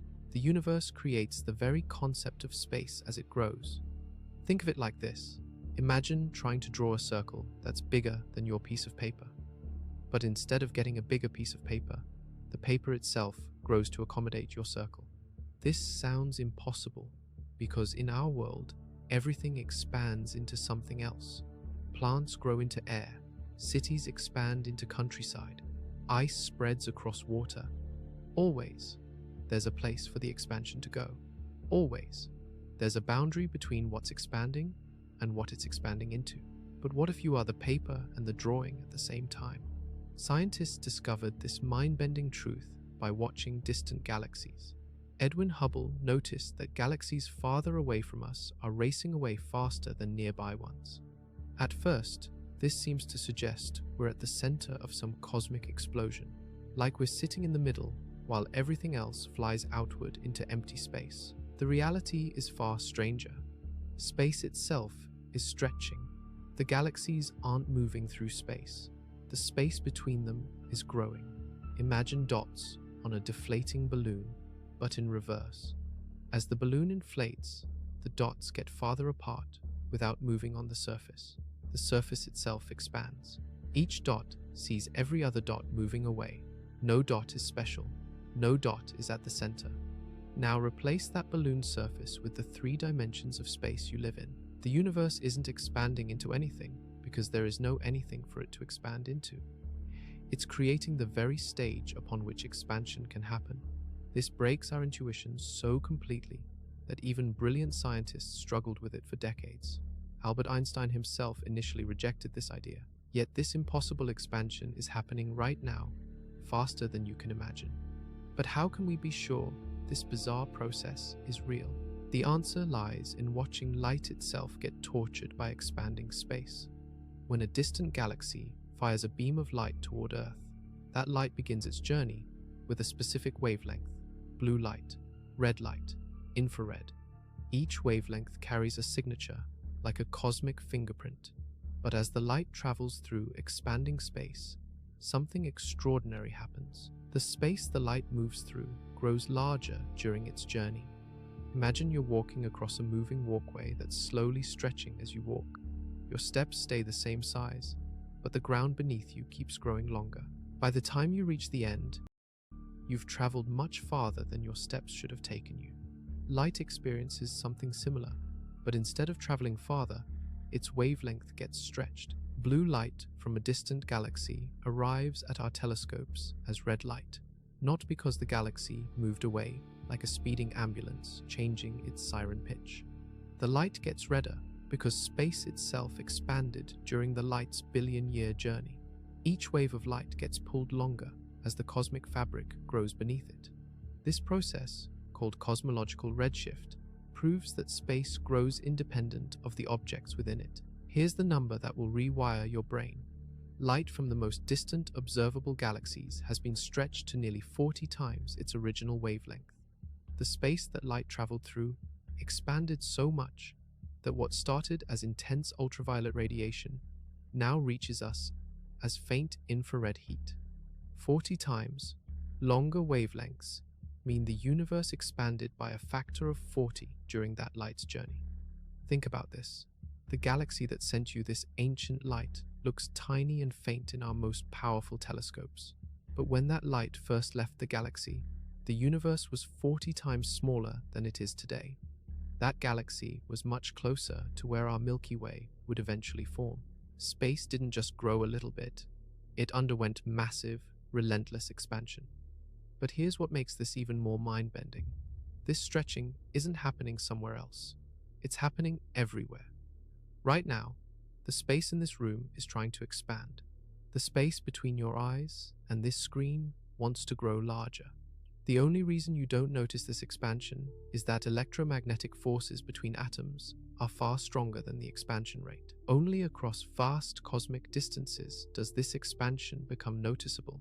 The space between galaxies has no atomic forces to hold it together, so it expands freely, carrying those galaxies along like raisins in rising bread dough. The raisins don't move through the dough. The dough expands and carries them apart. This is why the question, what is the universe expanding into, breaks down so completely. You're asking what the dough is expanding into, but you are part of the dough. However, if space is stretching everywhere, how far can we actually see? We live inside the ultimate cosmic prison, and the walls are made of time itself. Every night, you step outside and look up at stars. You feel like you're seeing the universe, the whole thing, all of reality, stretched out above you in that dark sky. But here's the truth that will reshape how you think about existence. You're seeing less than 4% of what's actually out there. You're trapped inside an invisible sphere. This sphere has a radius of about 46 billion light years. Beyond this boundary lies more universe, billions more galaxies, trillions more stars. Perhaps even other versions of you reading these words. But you will never see any of it. Not with any telescope humanity could ever build. Not with any technology that could ever exist. The trap isn't made of walls or barriers. It's made of the finite speed of light combined with the finite age of the universe. Light takes time to travel. When you look at the sun, you see it as it was 8 minutes ago. When you look at the nearest star system, Alpha Centauri, you see it as it was 4 years ago. Look at the Andromeda Galaxy and you're seeing 2.5 million years into the past. The farther you look into space, the deeper you peer into history. Here's where the trap closes around you. The universe is 13.8 billion years old. This means the oldest light that could possibly reach you has been traveling for 13.8 billion years. Any galaxy farther than 13.8 billion light years away might as well not exist from your perspective. Its light simply hasn't had enough time to reach you yet. But wait, the trap gets even more confining. Remember that space has been expanding this entire time. That distant galaxy was much closer to us when it emitted the light we see today. By the time its ancient light reaches our telescopes, expansion has carried that galaxy far beyond the 13.8 billion light-year mark. Today, that galaxy sits about 46 billion light-years away from us. This creates your cosmic prison cell. Everything beyond 46 billion light-years from Earth exists in what scientists call the unobservable universe. You cannot see it. You cannot detect it. You cannot prove it exists. Yet, logic and mathematics tell us it must be there. Think of yourself standing in a dense fog that limits your vision to 100 yards in any direction. You can see a circle of ground around you, but you know the world continues beyond that fog. The observable universe is your fog-limited circle, while the actual universe stretches infinitely in all directions. Here's the number that should terrify and amaze you. If the universe is infinite, then your observable bubble contains 0% of what actually exists. 0%. But what lies beyond our cosmic prison walls?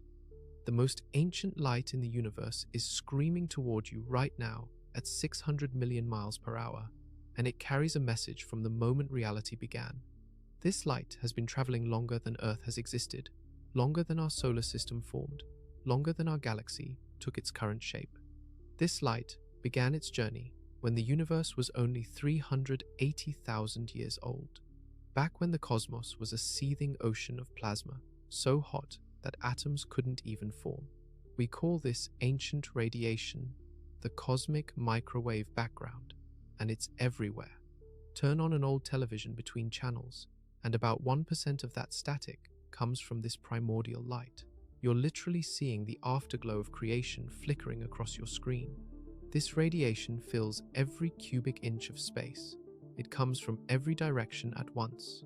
It's the oldest thing human eyes can detect. But here's what makes this discovery so profound. This light represents the edge of everything we can observe. Before that moment, 380,000 years after the Big Bang, the universe was opaque. Imagine trying to see through the surface of the sun. The early universe was like that everywhere. A thick fog of plasma that blocked all light. No photon could travel more than a few inches before colliding with charged particles and getting absorbed. Then, something miraculous happened. The expanding universe cooled enough for protons and electrons to combine into the first hydrogen atoms. Suddenly, the cosmic fog lifted. The universe became transparent. Light could finally travel freely across space. The first photons that escaped this cosmic clearing are the ones reaching your eyes today as the microwave background. This moment, called recombination, created the ultimate horizon. You cannot see past it, ever. Any events that happened in those first 380,000 years remain forever hidden. It's like trying to see through a brick wall that surrounds the entire early universe. The cosmic microwave background is that wall, and it represents the absolute limit of observation. Here's the mind-bending part. This horizon moves. Every second that passes, light that has been traveling for 13.8 billion years, plus 1 second reaches us. The observable universe grows by 1 light second every second. That's about 186,000 miles of new space coming into view. Every day, we can see about 16 billion miles farther into the cosmos. But expansion complicates this growth. While our observable horizon expands, the actual distance to the source of that ancient light keeps increasing due to cosmic expansion. The galaxy that emitted a photon 13 billion years ago now sits about 30 billion light-years away from us. We see where it was, not where it is. This creates a strange situation. We're constantly seeing new regions of space, but the sources of that light are constantly moving farther away from us. It's like watching a movie of someone walking away from you while the screen gets bigger. The cosmic microwave background shows us the universe when it was smoother than a perfectly polished mirror, with only tiny temperature variations of a few millionths of a degree. Those microscopic temperature differences would eventually become everything. But what happens when we push beyond even this ancient horizon? Past the edge of everything you can see lies more of exactly what you can see. This sounds boring, but it's actually the most unsettling possibility in cosmology. If you could somehow teleport 47 billion light-years away, beyond your observable boundary, you'd find yourself in a region that looks remarkably similar to here. More galaxies, more stars, more planets, possibly more life.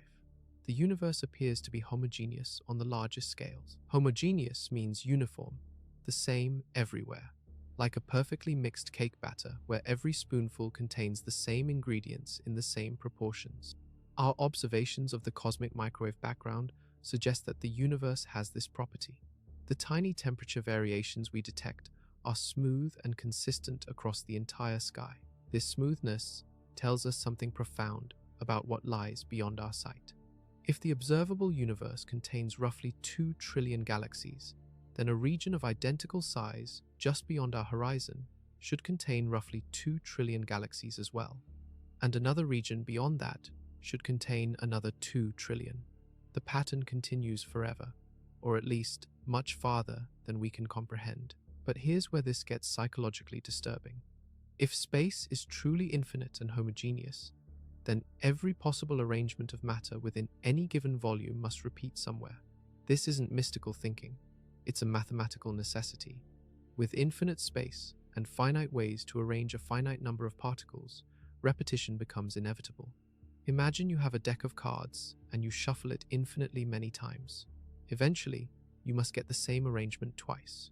The universe works similarly, but with atoms instead of cards. This means there are other versions of you reading these words right now.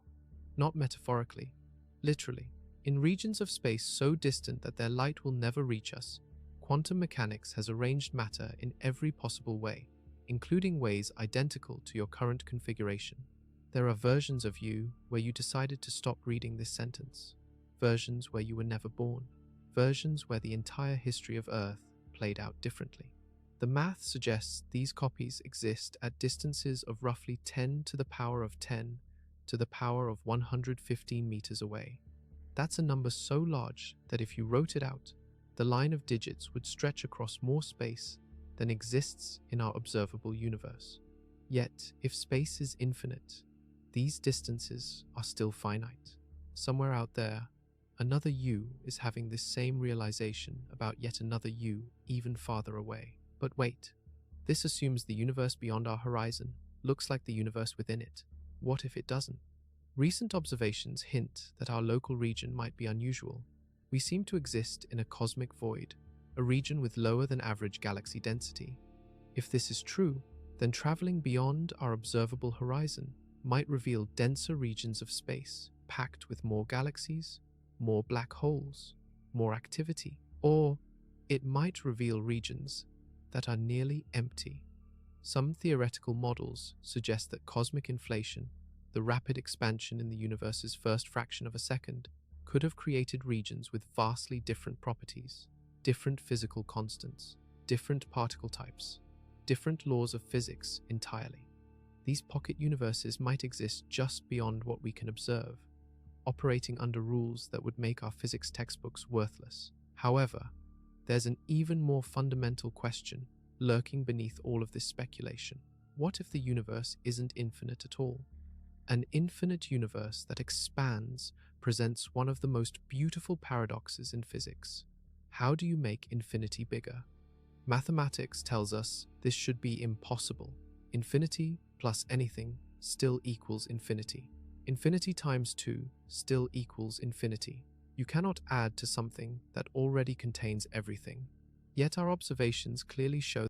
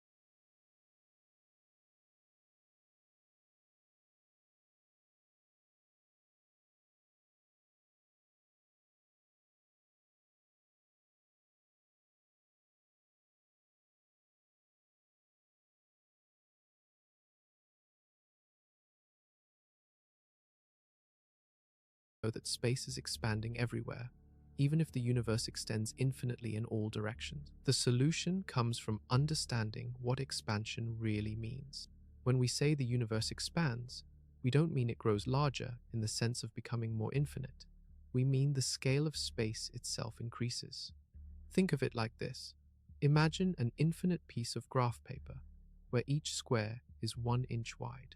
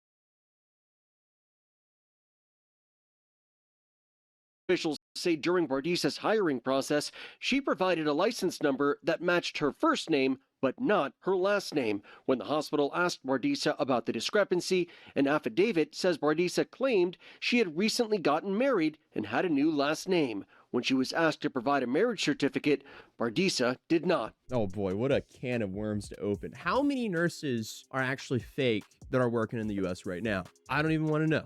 But if you didn't catch the end of the clip, the hospital at the very end at least asked her to show proof of her name change after she claimed to have gotten married. But then I guess they just didn't follow through when she never submitted anything. Okay, so that is an interesting finesse that I'm quite surprised actually worked, because she has the same first name as a real nurse that she found with her licensing number. She submitted that and she said, oh, I got married and that's my new last name. Really? Is it that easy? And as I mentioned earlier, when she was finally going to get promoted, they went, oh wait, your license expired. What's going on here? And then they couldn't verify her credentials, so she was then fired on January 22nd. But instead of just shrugging it off, the hospital, after 7 months of investigation, actually called the Flagler County Sheriff Office, arresting Bardisa on August 5th while she was sitting in her car. And ironically enough, what was she wearing here? Nurse scrubs. Fortunately, to our knowledge anyways, nobody was seriously hurt or injured. The alleged ruse was discovered this January after Bardisa was offered a promotion and allegedly could not verify her identity, prompting a 7-month investigation by the hospital. David, Bardisa faces multiple charges, and tonight authorities say that after she was fired, she got her nursing license and was working at another facility. Awesome. So she was fired from that job because she didn't have real credentials, and I guess she just got a new job. Amazing. Well, I mean, hey, at least she finished the program, I guess. Stay in school, kids. No one should ever want to do something like this, because clearly it's not worth it. Why not just complete your nurse degree rather than having a criminal record? But what I am confused about is, how did she get a new position at a medical facility after she was fired from the past one while there was a 7-month investigation on her? That's crazy. But currently, she's now facing 7 counts of practicing as a health professional without a license, 7 counts of fraudulent use of personal identification, oh, and apparently selling Ozempic and administering birth control injections, which also is going on her record as well. But if you're wondering how much time she could technically be facing for this, just think 7. Because you have 7 counts of pretending to be a nurse and 7 more for identity theft. So in Florida, both of those are 3rd-degree felonies, which carry up to 5 years in prison. That means, technically, she's facing a maximum sentence of 70 years for this. Man, that's crazy. There's no shot she's actually going to get 70 years for this, but still, a max sentence of 70 years is outrageous. So again, guys, stay in school, because you don't want to be facing 70 years because you were LARPing as a nurse. Let's leave the nurse LARPing for Halloween and Comic-Con. Thank you. And unfortunately, what she has to be really worried about is because she treated 4,486 people, that means if just one person comes up and says, oh, hey, judge, I got injured from her, then suddenly she's looking at a way harsher sentence. Currently, her bond is set at $70,000 and she's being held in jail until her court arraignment on the 2nd of September. And what's crazy is there's another case that's just like this that's currently going on as well. Because when I was researching this, I found out there was a woman who stole the identity of 20 other nurses in Pennsylvania. So here we have Shannon Womack, who is apparently living the life of 20 people at once. Shannon Nicole Womack is accused of working as a nurse at multiple facilities in Western Pennsylvania for the last 5 years, and investigators say she is not a licensed professional. The investigation showcased Womack was using the identification and nursing certifications from 4 different confirmed nurses from southern states. Trooper Rocco Gagliardi says state police found that she worked as an LPN, RN, and RN supervisor. And that ranges all the way from Georgia to Connecticut.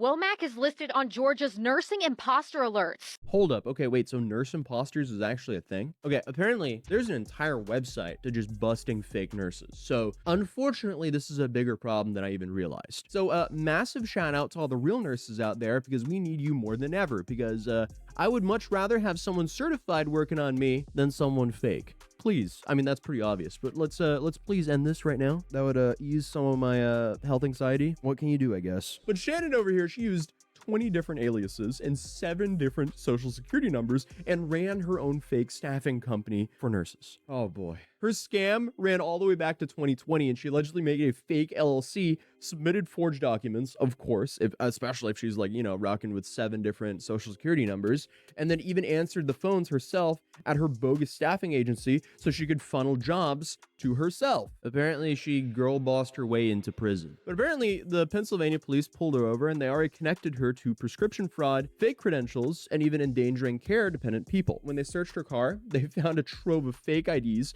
medical equipment, and documents tied to real victims. Her bail, $250,000.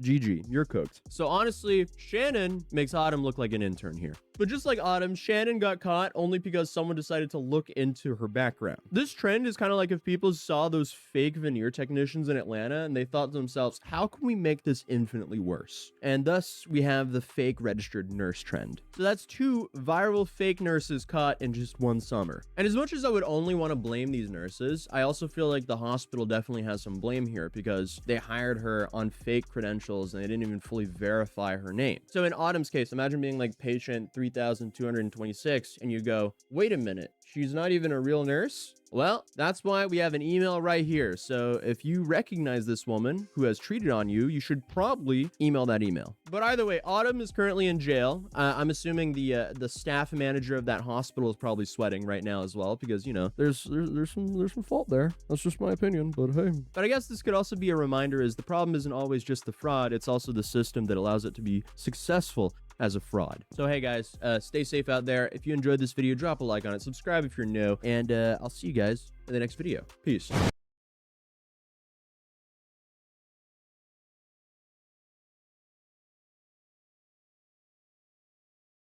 I installed Windows 3.11 with a handful of floppy disks and a dream.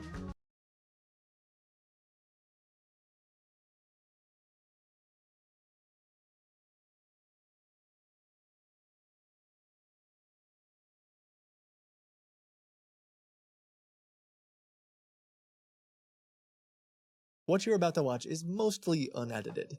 I stream it long. Share this with someone who you think will enjoy it as well. Know that you're valuable and that you matter. In the time it takes to watch this video, $3 million will be so you need, since 1 in 4 people fall victim to scams. Many online scams start with victims being tricked into downloading remote access software.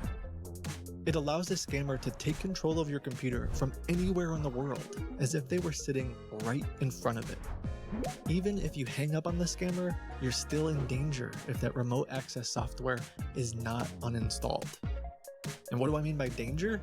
Well, the scammers will have unrestricted access to your computer, even when you're not using it. This means your personal documents, photos, webcam, passwords, even your bank accounts can be accessed by the scammers. With Seraph Secure, it will completely block these scammers from using remote access software, leaving you and your online information safe, secure, and protected. This service is free, with premium plans also available for more ways to protect against more scams on more devices. Like how Seraph Secure will notify a loved one if you're being targeted by a scam. The financial devastation and emotional toll these scams have on victims deserves a proactive anti-scam solution, a Seraph Secure solution. Get protection for free at seraphsecure.com.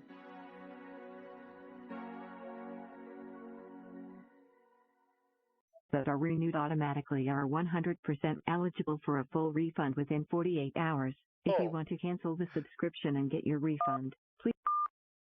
It's another robocall. Hold on, let me see if they'll fight. Hey, I'm actually getting a call right now from the computer company. Is not in service.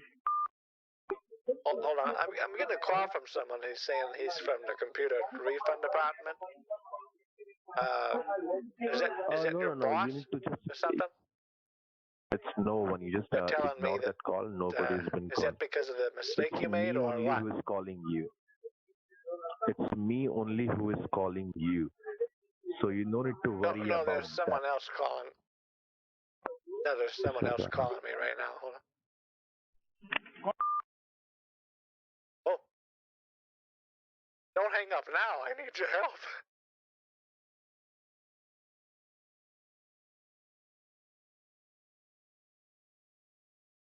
I'm gonna try to get another scammer to fight this guy. Thank you for calling Refund Department. This is Mark. How can I help you? I just got your call. I was talking to whatever her name was, Kathy Jackson or something. Jane Brown. That was. I consider dating Lars Tongs and why? I probably date like date. What do you consider? I consider I could probably marry. When it comes to marriage, I could probably see myself marrying Reckless. But if I just wanted to have a little, you know, a good time with, it would probably be Velia. See what I'm saying? I'm just looking to push the wave.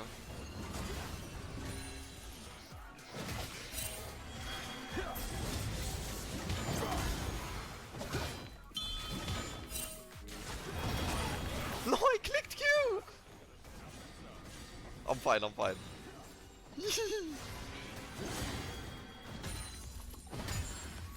Alright, I got the plate. I'm happy. I'm happy. I'm out.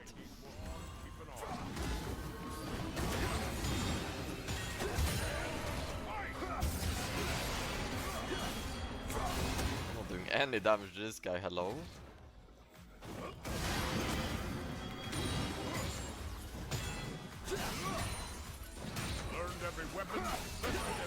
I missed, lol.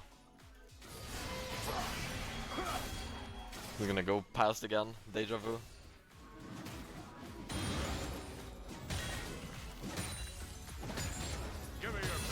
Alright, I have blasting one now. I will finally deal some damage.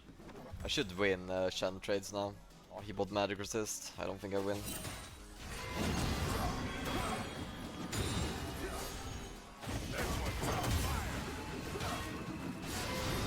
This guy's playing very cocky, yeah. Bye bye! Come on then, come on!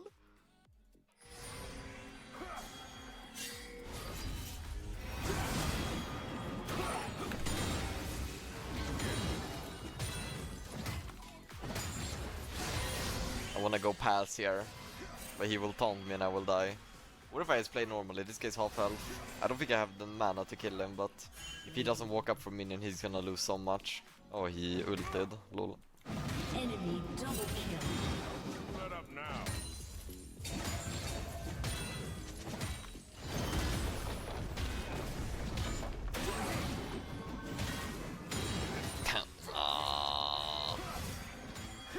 I'm just gonna hit in his face. You missed your taunt. Now I'll take the wave. How many? What is this deja vu? I first took the wave here, recalled, then I came back, took the wave here, recalled, then I did that again, and now I did it for the 4th time this game.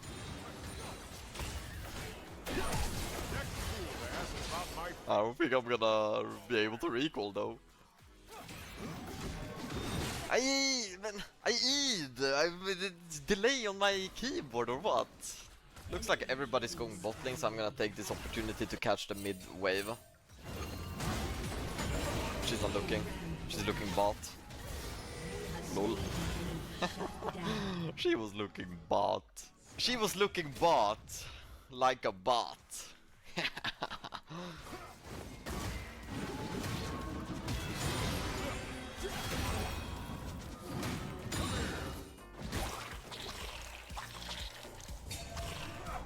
Route here.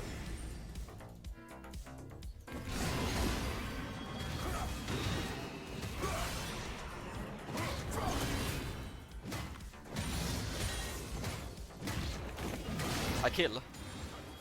Bam! Do not underestimate Jack CDs.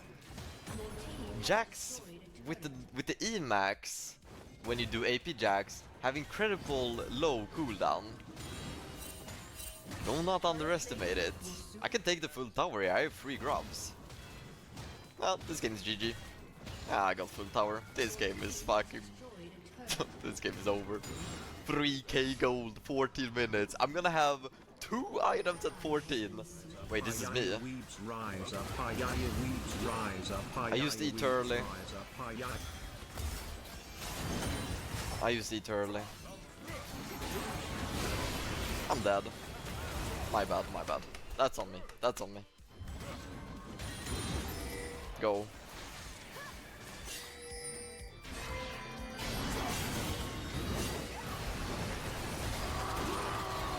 Oh boy.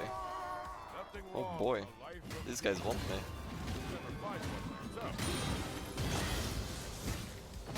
I kill this guy if he comes here. He changed his mind.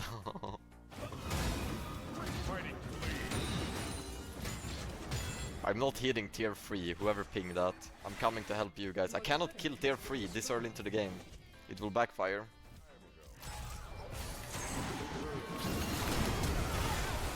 Oh my god, I got bubble. I had to flash that.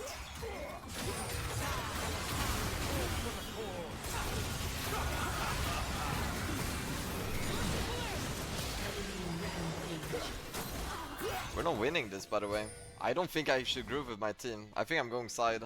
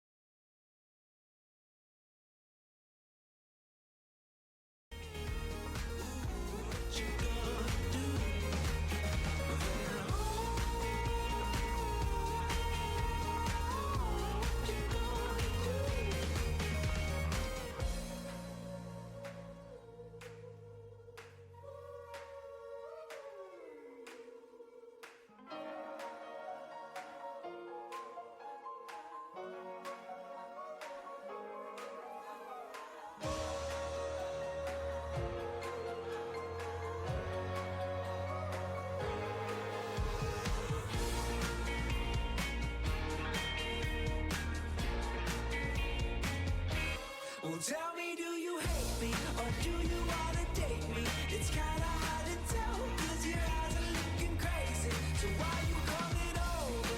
Anything but sober. Looking like it's time tonight for a fight or flight. Bad boy. Ooh, what you gonna do?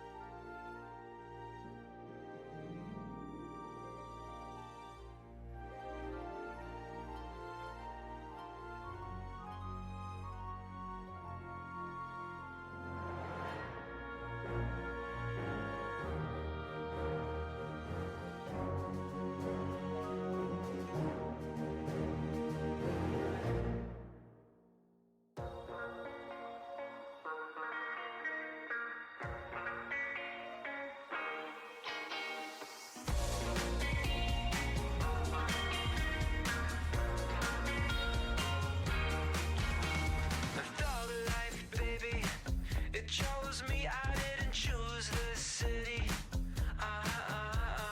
Walk right over. You're a 10, I'm a 4-leaf clover. Well, tell me, do you hate me or do you wanna date me? It's kinda hard to tell, 'cause your eyes are looking crazy. So why you coming over? Anything but sober. Looking like it's time tonight for a fight or flight. Hold it steady, drill it in like a J. Paul Getty. Smith and Wesson, taking shots that'll keep you guessing. Well, tell me, do you hate me or do you wanna date me? It's kinda hard to tell, 'cause your eyes are looking crazy. So why you coming over? Anything but sober. Looking like it's time tonight for a fight or flight. Man, boy, ooh, what you gonna do?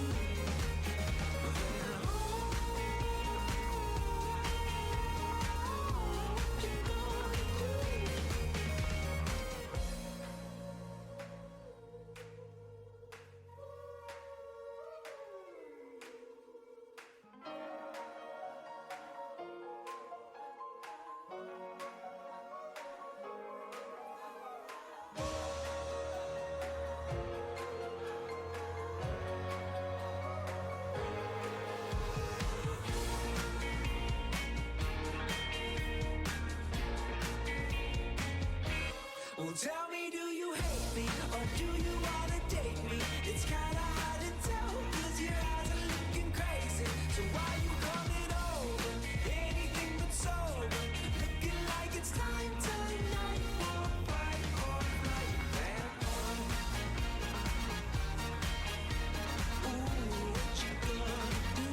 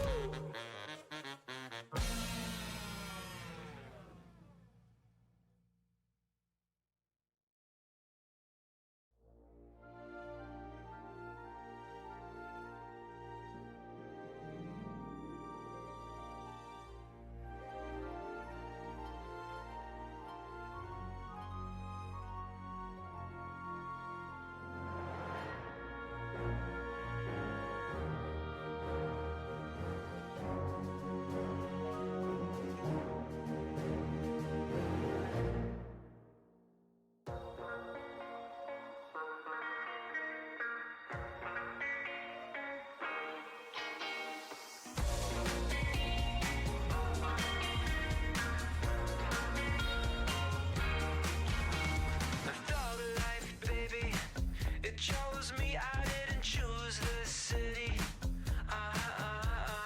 Walk right over. You're a 10, I'm a 4-leaf clover. Well, tell me, do you hate me or do you wanna date me? It's kinda hard to tell, 'cause your eyes are looking crazy. So why you coming over? Anything but sober. Looking like it's time tonight for a fight or flight. Man, hold it steady. Drill it in like a J. Paul Getty. Smith and Wesson, taking shots that'll keep you guessing.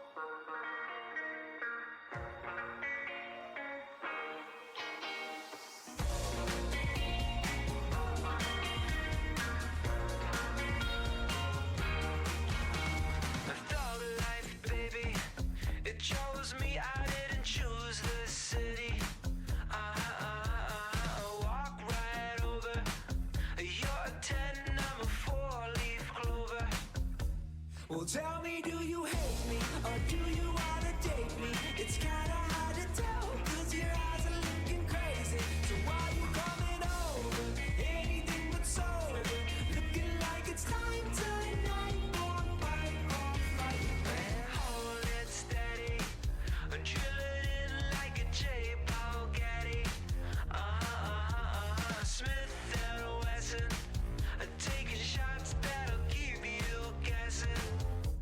Well, tell me, do you hate me or do you wanna date me? It's kinda hard to tell, cause your eyes are looking crazy. So why you coming over? Anything but sober. Looking like it's time tonight.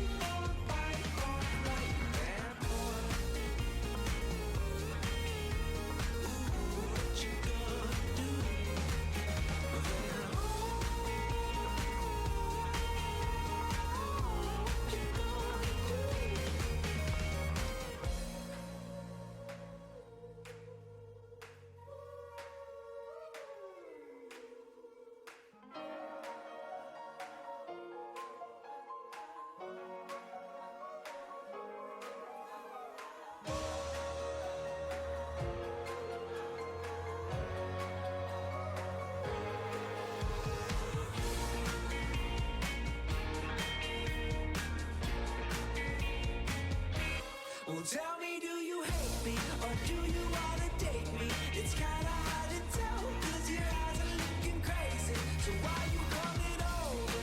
Anything but sober. Looking like it's time tonight.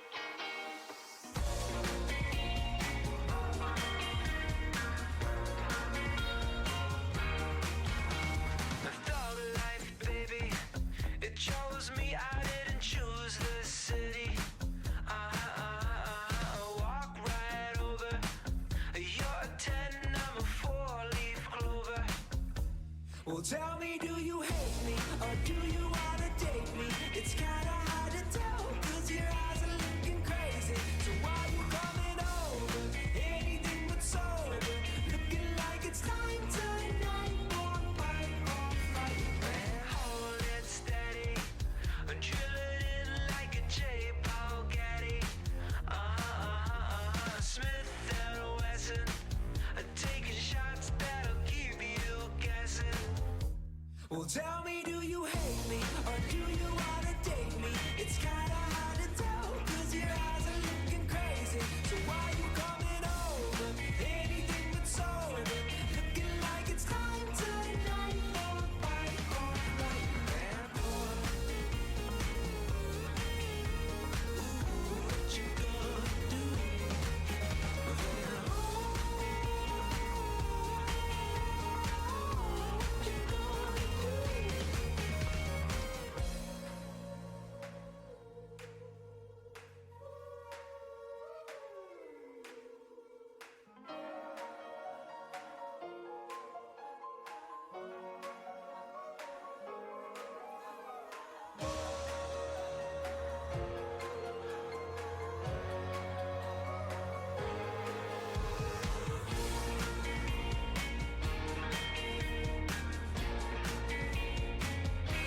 Well, tell me, do you hate me or do you wanna date me? It's kinda hard to tell, cause your eyes are looking crazy. So why you coming over?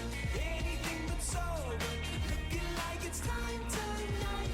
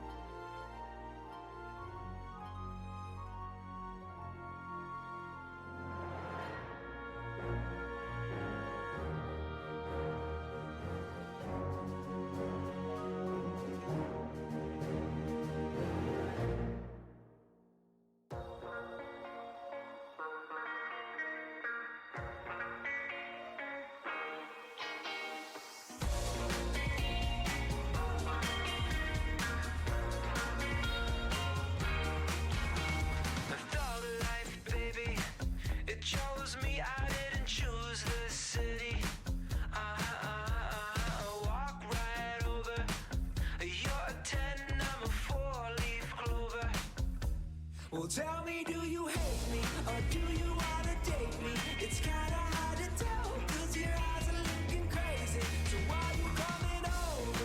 Anything but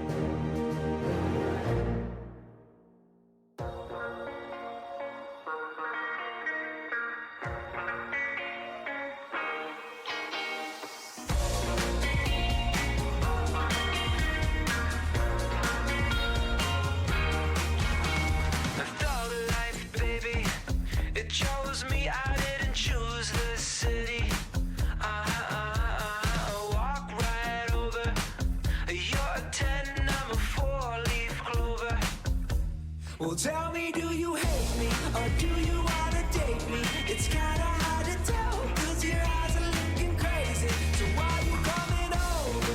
Anything but sober. Looking like it's time tonight. Won't fight, won't fight. Hold it steady.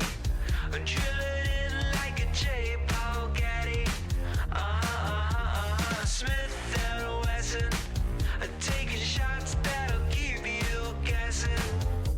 Well, tell me, do you hate me or do you wanna date me? It's kinda hard to tell, cause your eyes are looking crazy. So why you coming over? Anything but sober. Looking like it's time tonight.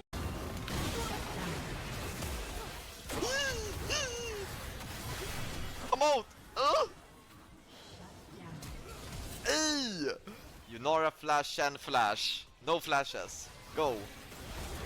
Go, go, go, go, go. I think they're out. We're actually losing this game. I should get Merc Treads at least. At least Merc Treads so we don't lose the game. Shen will defend bot. I'm coming, I'm coming. Big flank.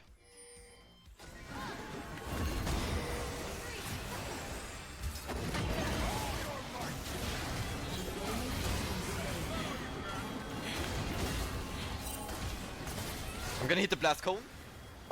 Get him! Ah. Nice. Ooh, that should be Drake. Perfect, perfect. Okay. Can win. Chat, what does the champion do? Anybody knows? I'm just gonna disrespect the champion. He doesn't do shit. Yeah. Lol. Lol. Bonk. I don't know where to go. Gate, gate, gate, gate, gate.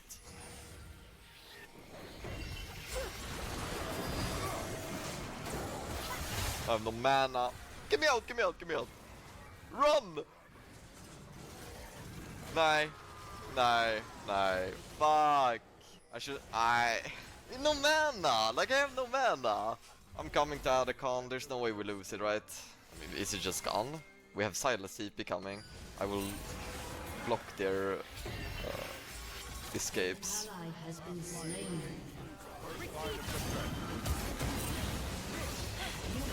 Got one. They're all one.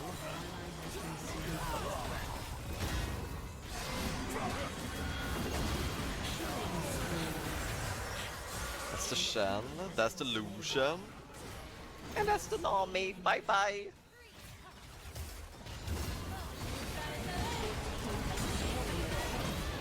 Oh yeah?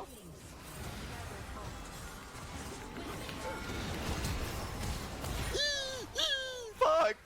Fuck! I don't know what the champion does! Team is useless.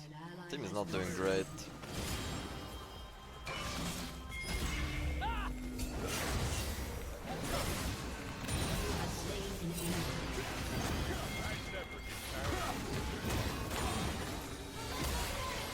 I don't know what the champion does! Go, Kaiser! Go, go, go, go, go! Oh, big!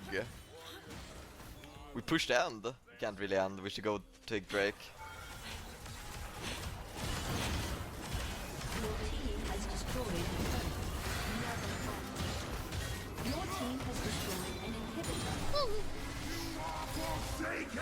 I'm sorry, I'm sorry, I'm sorry.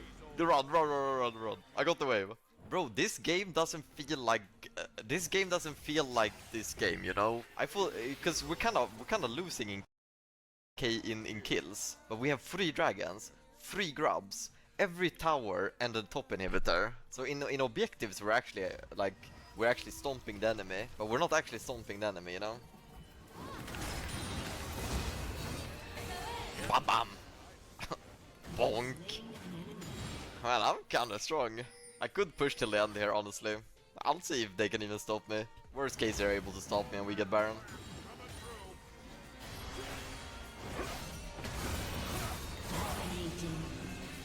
Wait the red buff, he has no taunt. I'll take the tower in his face.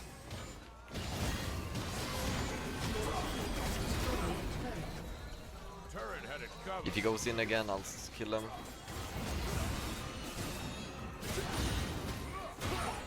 Oh, oh, oh! Bam, bam, bam. Bam.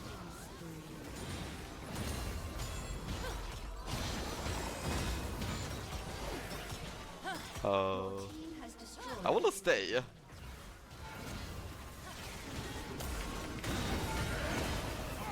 Bonk. I'm dead. I'm dead. I forgot Lucian was respawning. Full items, 26 minutes. GG. GG.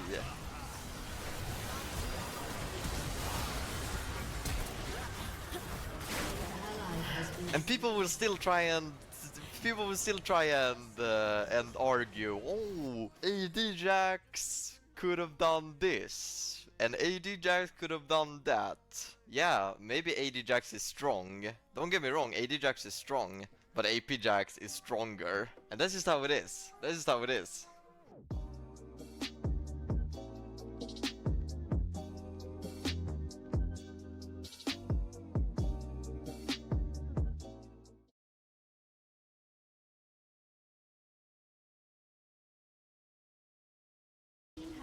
I wanna stay. Turns out, him getting arrested didn't mean shit to him. In fact, through some of what they recovered, they were able to actually figure out the timing of a good chunk of it, and some of it he had recorded after being discharged the same day. So he just kind of viewed getting arrested as like a nuisance. It wasn't actually a deterrent or anything for him. It was just kind of like a bump in the road, like he hit a pothole. So now all of a sudden he would have less videos that day, but he still went right back to it the second he had the ability to. It's fucking nuts.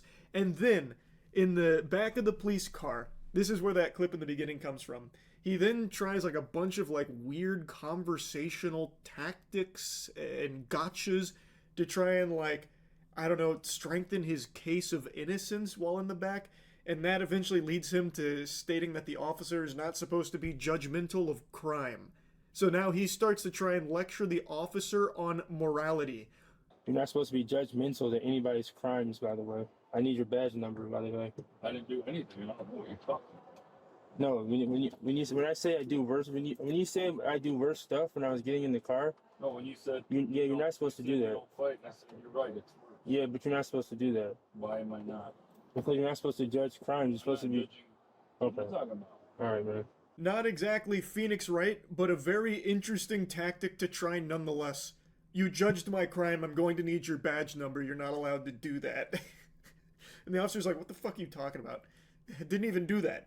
In 2024, Eric was convicted of 13 felonies. Eric was sentenced to 8 to 20 years and will not be eligible for parole until 2030. The true number of Eric Morton's victims, along with the identity of the anonymous caller who started the investigation, will likely never be known. They successfully identified 15 victims, and Eric was convicted on these 13 felonies, so he's facing 8 to 20 years. Ideally, he'll get the full 20 behind bars, but the thing is, even 2 decades in the slammer, I feel like the day he gets released, he's going right back to it. He's hopping right back in the saddle. He has been doing this for over a decade, and no matter how many times he's been taken into custody and arrested, or even been in jail for these crimes, he then gets right back to it. Like, this is, to him, his life's mission. This is why he was put on this earth. To compromise bathrooms. It's fucking sickening. Anyway, though, I wanted to just talk about this a little bit. This story just had me stunned. So yeah, that's really about it. See ya.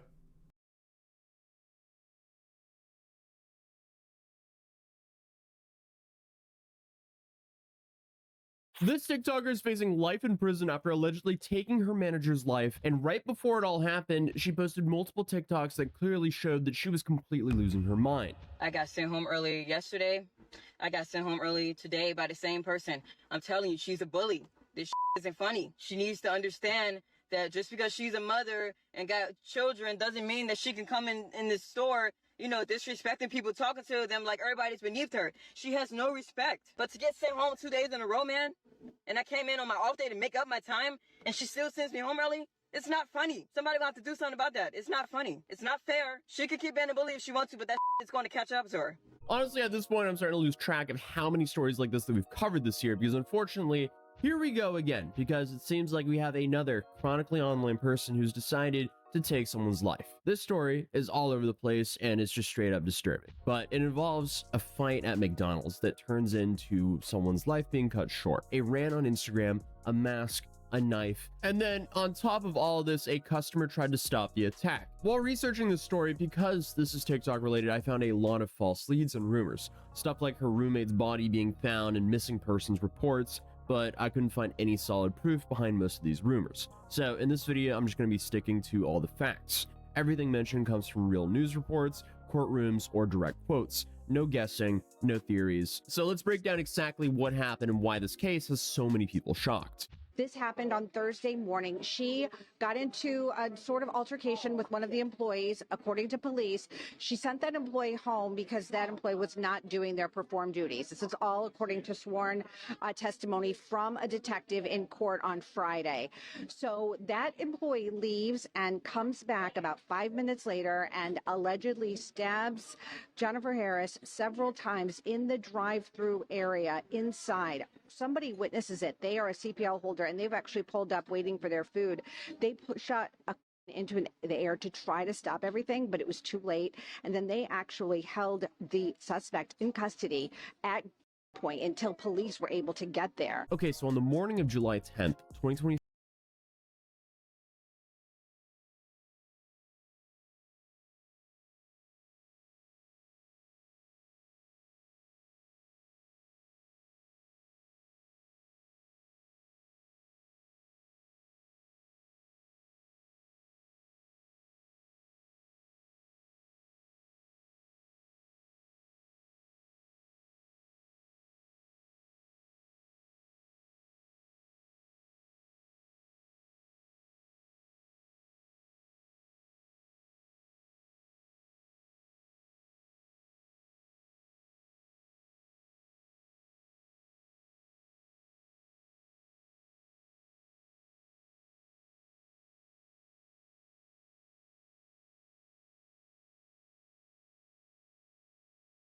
a manager named Jennifer Harris was working at McDonald's in East Point, Michigan. She was 39 years old and a mother of 6 children and had worked there for 15 years. That morning, she got into an argument with one of her employees, 26-year-old Alfani Muhammad. Right after the fight, Harris told her to go home, but Alfani sadly did not go home. She went to a nearby park, made a TikTok, then came back to the McDonald's with a kitchen knife. She wore a hoodie and mask to cover her face and came in through the back door. Police say she then went on to stab Harris 15 times. During the attack, other workers tried to stop her. A customer who was also in the drive-thru saw what was happening and fired a warning shot. He didn't hit anyone, but it was enough to get her to stop. The guy then held her at point until the police showed up. So shout out to that guy for making sure that she didn't get away or harm anyone else. Because as I explain the story, it's pretty clear that plenty more people could have been hurt here. So who is Alfani Muhammad? Well, on social media, she goes by the name Ryzen Phoenix. She's a 26-year-old and lived in East Point. She posted a lot of videos online, including music videos where she raps about being misunderstood. Tell me now how not to grieve. Tell me why it was so easy for you to leave. I'm all for exploring new genres, but this is interesting. Sorry for everyone that had to watch that. And also, whoever the cameraman is here, maybe come forward because I can't tell if we should feel sorry for you or if you might have committed a crime alongside of her. I digress, but I mentioned previously that before she committed her alleged crime, she was sent home by her manager. And I mean, I can see why she might have got sent home from work when she posted a video like this from the McDonald's playground. I feel like I went through all the emotions there. I saw the clip and I'm like, what the hell is going on? It made me want to laugh. But then I read the caption on the top there. Eating a snack in a McDonald's playhouse before she unalived her manager. Wow, we're seeing some wild shit unfold on the internet now. This is pretty crazy. What do you even say to that? This is depressing. depressing. So just 2 days before the situation, Alfeni posted a video in her McDonald's hat explaining her frustration. I got sent home early yesterday. I got sent home early today by the same person. I'm telling you, she's a bully. This isn't funny. She needs to understand that just because she's a mother and got children doesn't mean that she can come in this store, you know, disrespecting people, talking to them like everybody's beneath her. She has no respect. And it isn't funny at all. Like, seriously, man, I got I gotta take care of. And she keeps sending me home early. It's not funny. Well, where she's going to want to get sent home early. But then she goes into a lot more detail. And then all day, throughout the day, she keeps sending her little racial and then throughout the day, she keeps on, like, putting negative energy in the air, talking about people, gossiping about people. It's not funny, man. Gonna have to stop. She's a bully. So at this point, she's left with a few options. I'm assuming this is her manager, so she could either report her manager to higher ups or maybe film her manager doing this stuff that would help her report, or she can get a different job. Clearly, she chose the third option, though, which is the worst of all, and it essentially, well, took the manager's life and completely ruined her own life. If everything that she was saying is true, she would have grounds to resolve this issue. But unfortunately, she didn't pursue that path. But obviously, she had a lot more to say. I'm always snapping on people. No, that's false. No, I don't snap on people. I don't go in there doing that. I tell her, no, I make peace. That's what I'm doing. I've been creating peace. So all that negative energy that she's bringing in there and trying to manipulate it, no, that's going to stop. All that negative she's saying about, you know, her personal life, all of that. No, she's bringing all of that in there and then playing games saying she want to take her belt off and beat somebody. Y'all act like my kids in here. No, we ain't your kids. Respect us. Stop talking to us like that. Well, she definitely did the complete opposite of making peace. I mean, I completely understand that a workplace can be stressful and sometimes people don't communicate in the best way possible. Either way, though, bringing a knife to work and using it like that, that's bringing a whole lot more negative energy to work than her manager ranting about her personal life. But on July 11th, Alfeni, she appeared in court by video. She was charged with first-degree murder, carrying a dangerous weapon, and unlawful intent, and being a repeat offender. So this apparently was not the first time that she did something like this. Court records actually show that she was previously convicted in Virginia for stabbing someone as well back in 2022. That time, the court gave her a suspended sentence and probation. So now, prosecutors are pointing to the case of proof that she's actually a danger to society. Due to the suspect having a record in Virginia for a similar crime involving another knife, the judge set her bond at $25 million cash or surety. Due to the severity of the charges and the habitual offender status, it makes the defendant a high risk for flight. If convicted, Muhammad could be spending the rest of her life behind bars. During the hearing, the prosecutor said that she stabbed Harris up to 15 times. Alfeni's lawyer said that there were other parts of the story that people don't know yet. He also said that she had been in an abusive relationship and was dealing with alcohol issues, which we can assume is somewhat true considering the videos that we've seen. Tell me why it was so easy for you to leave. Is that an excuse for what happened, though? Absolutely not. But I guess we'll see how that defense tries to swing that in trial. The judge then set her bond at $25 million, so if she somehow managed to post that on her McDonald's wage, she will have to wear a GPS tracker, stay in Michigan, and report to her location every day, and stay away from the McDonald's and Harris's family. Alfeni is pleading not guilty to all charges, but here's what she's currently facing. First-degree murder, which means that her actions were intentional and premeditated. In this case, prosecutors say that she planned to stab her manager after being sent home. So with that, she can get life in prison without the possibility of parole if she's found guilty. Then, on top of that, she's also being charged with carrying a dangerous weapon with unlawful intent, which could lead up to 5 years in prison. And then she's also facing a habitual offender. I'm so fried from lack of sleep. And she's also being charged for being a habitual offender, which is a second offense notice, which is a sentencing enhancement, because Muhammad previously pled guilty to a similar stabbing in Virginia in 2022. And because of this, the court is allowed to seek a harsher sentence. And the prosecutors can also decide if they want to expand on this case and charge for the attempted escape or even the stalking charge, which from what we've seen, the videos that we just saw might be enough proof for evidence. So I mean, just with the previous stabbing and the video beforehand talking about the victim before she went and did the act, I would be shocked if she didn't catch a premeditated murder charge here, especially with clips like this out here. I was wrongfully treated today at work. I was literally physically tapped on a lot of times. My name kept getting called. I was doing a great job. I kept getting sabotaged, tempted, so my button can get pressed and I can go out of character. So although I went out of character, all I could say was stop talking to me. That's all I could say. Stop talking to me. And to walk into my space still bothering me, and I said, get away from me. Please get out of my space if you don't mind. I can't talk right now, and you still continue to touch me. That made me very unhappy. It was ridiculous. Because I know that I'm a great person, Apparently not. and I know I won't be tolerating that. So since they decided to bully me, let the universe show them what's next. Because it wasn't right. It was ridiculous. And there will be hell to pay for that. Without a doubt. Put her under the jail. Holy shit. Why is she using that filter as well? Then, of course, she made more threats as well, apparently.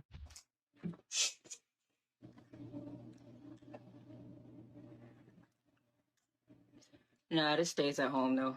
I'm not gonna bring this to work because that wouldn't look right, I guess. What a terrible situation. Here we have 6 kids who've now lost their mom because someone couldn't just act correctly in the workplace and have the morals and emotions. That wouldn't look right, I guess.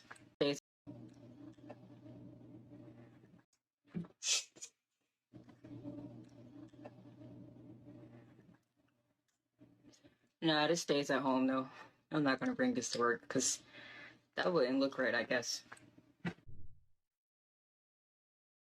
What a terrible situation. Here we have 6 kids who've now lost their mom because someone couldn't just act correctly in the workplace and have the morals and emotional intelligence to just resolve their issues the correct way. But I guess here we just have another case of someone's internet history being the main point of evidence for prosecution. I feel like in this day and age, the first thing a prosecutor does is look to see if the defendant has a TikTok or Facebook page or something where they snitch on themselves on, because apparently it's a massive trend right now. Jennifer was a single mother of 6 children. The McDonald's where she worked at is closed for now, but is set to reopen shortly. The franchise owner is paying for a funeral and has set up a trust to help support the children. This whole thing is just tragic, but at least there's some public support for Jennifer's family. But yeah, that's today's tragic story. A mother of 6 is gone and a girl is facing life in prison. Overall, the situation couldn't have ended worse.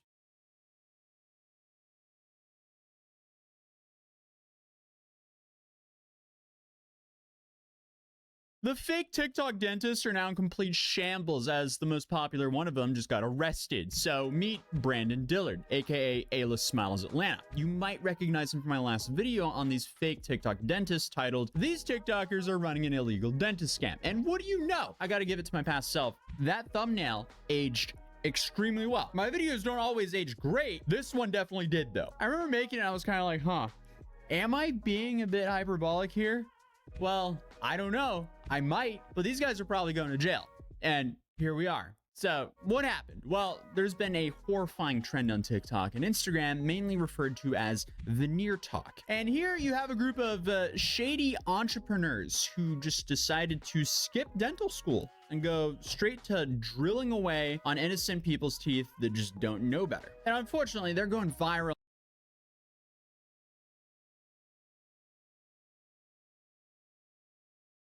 This self-proclaimed alpha male is now desperate after destroying his life. Essentially, he's trying every trick in the book to avoid getting exposed and possibly locked up again, but things aren't looking that good for him, and it seems like he's trying to sell whatever he can. In his civil case, he's stalling. Criminal case, delaying that too. Divorce case, yeah, that thing's dragging on longer than his motivational speeches. It's because my childhood trauma. Shut up! Get to work!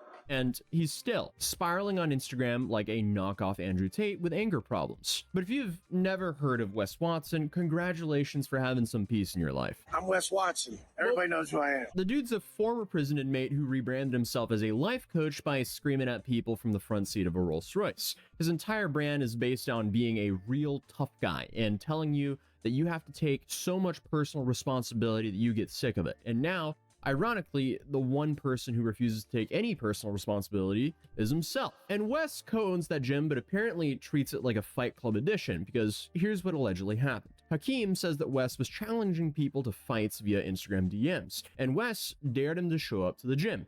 When he did, Watson and his crew allegedly jumped him. We're talking about punching, dragging, hair pulling, literally WWE minus the costumes. I came up to him and he said he wanted to fight me. I came to the gym and they jumped me. Like two of the guys, they're hitting me with a weight, and then he hit with a belt, with a weighted belt. They're pulling my hair and like they were like beating me up. Before we got anywhere, did you physically make contact with him or did he? No, I didn't do it. Are you sure? Because there's cameras and everything. They literally attacked me. They hit me first.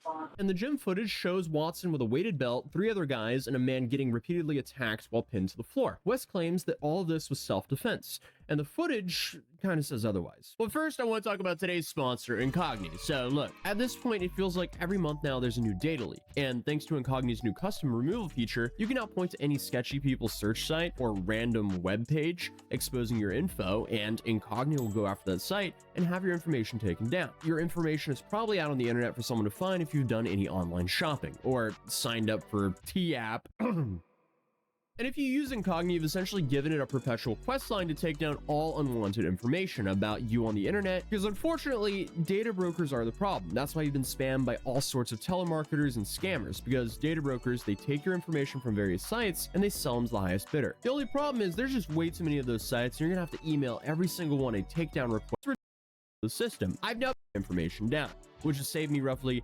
543 hours. So hey, I'm happy there's at least a solution to this massive problem. So if you want to start taking your online privacy more seriously, you can go to incogni.com/Atozy and use code Atozy for 60% off. I've seen it firsthand, data brokers do not give up easily, but Incogni does the annoying work for you. For me, the service has already been a massive win because the spam calls I used to get multiple times a day have pretty much vanished. But unfortunately, that's just the tip of the iceberg for what data collectors collect, because the crazier stuff, that would be your shopping habits, address, social security number, and an employment history. So I'm grateful Incogni actually wanted to support the channel and allow me to promote a product that I personally use and enjoy. If you think Incogni can help you, you can go to incogni.com/Atozy by clicking the link right down below to start taking your personal data off the market. But without further ado, let's continue the video. Miami police, they sided with the victim and arrested Watson on April 9th for aggravated assault and battery. The battery charge got dropped, but the assault case, that's still alive, and so are the civil suit and Watson's very public meltdown. So since then, Watson has done what any self-proclaimed alpha male would ever do. He's whined about it on Instagram a whole bunch. He also managed to completely ignore the civil lawsuit that followed, where Hakeem sued him for physical, emotional, and financial damages. Watson then got served with the suit, did absolutely nothing about it, and as a result, the court issued a default judgment, which basically means, yeah, congratulations, you automatically lost. So I mean, that would be a massive wake-up call for essentially anyone, but not for Wes Watson. He's the self-proclaimed alpha male here, so instead of, you know, locking in legally and getting that sorted, he went to his new Instagram account because his old one was deleted, and he complained about getting his old Instagram account deleted and about his height, you know, because he has the best priorities in the world, apparently. Flames out there who try to silence a real message don't want to happen, but we'll just always work around it. So that's what you guys got to realize.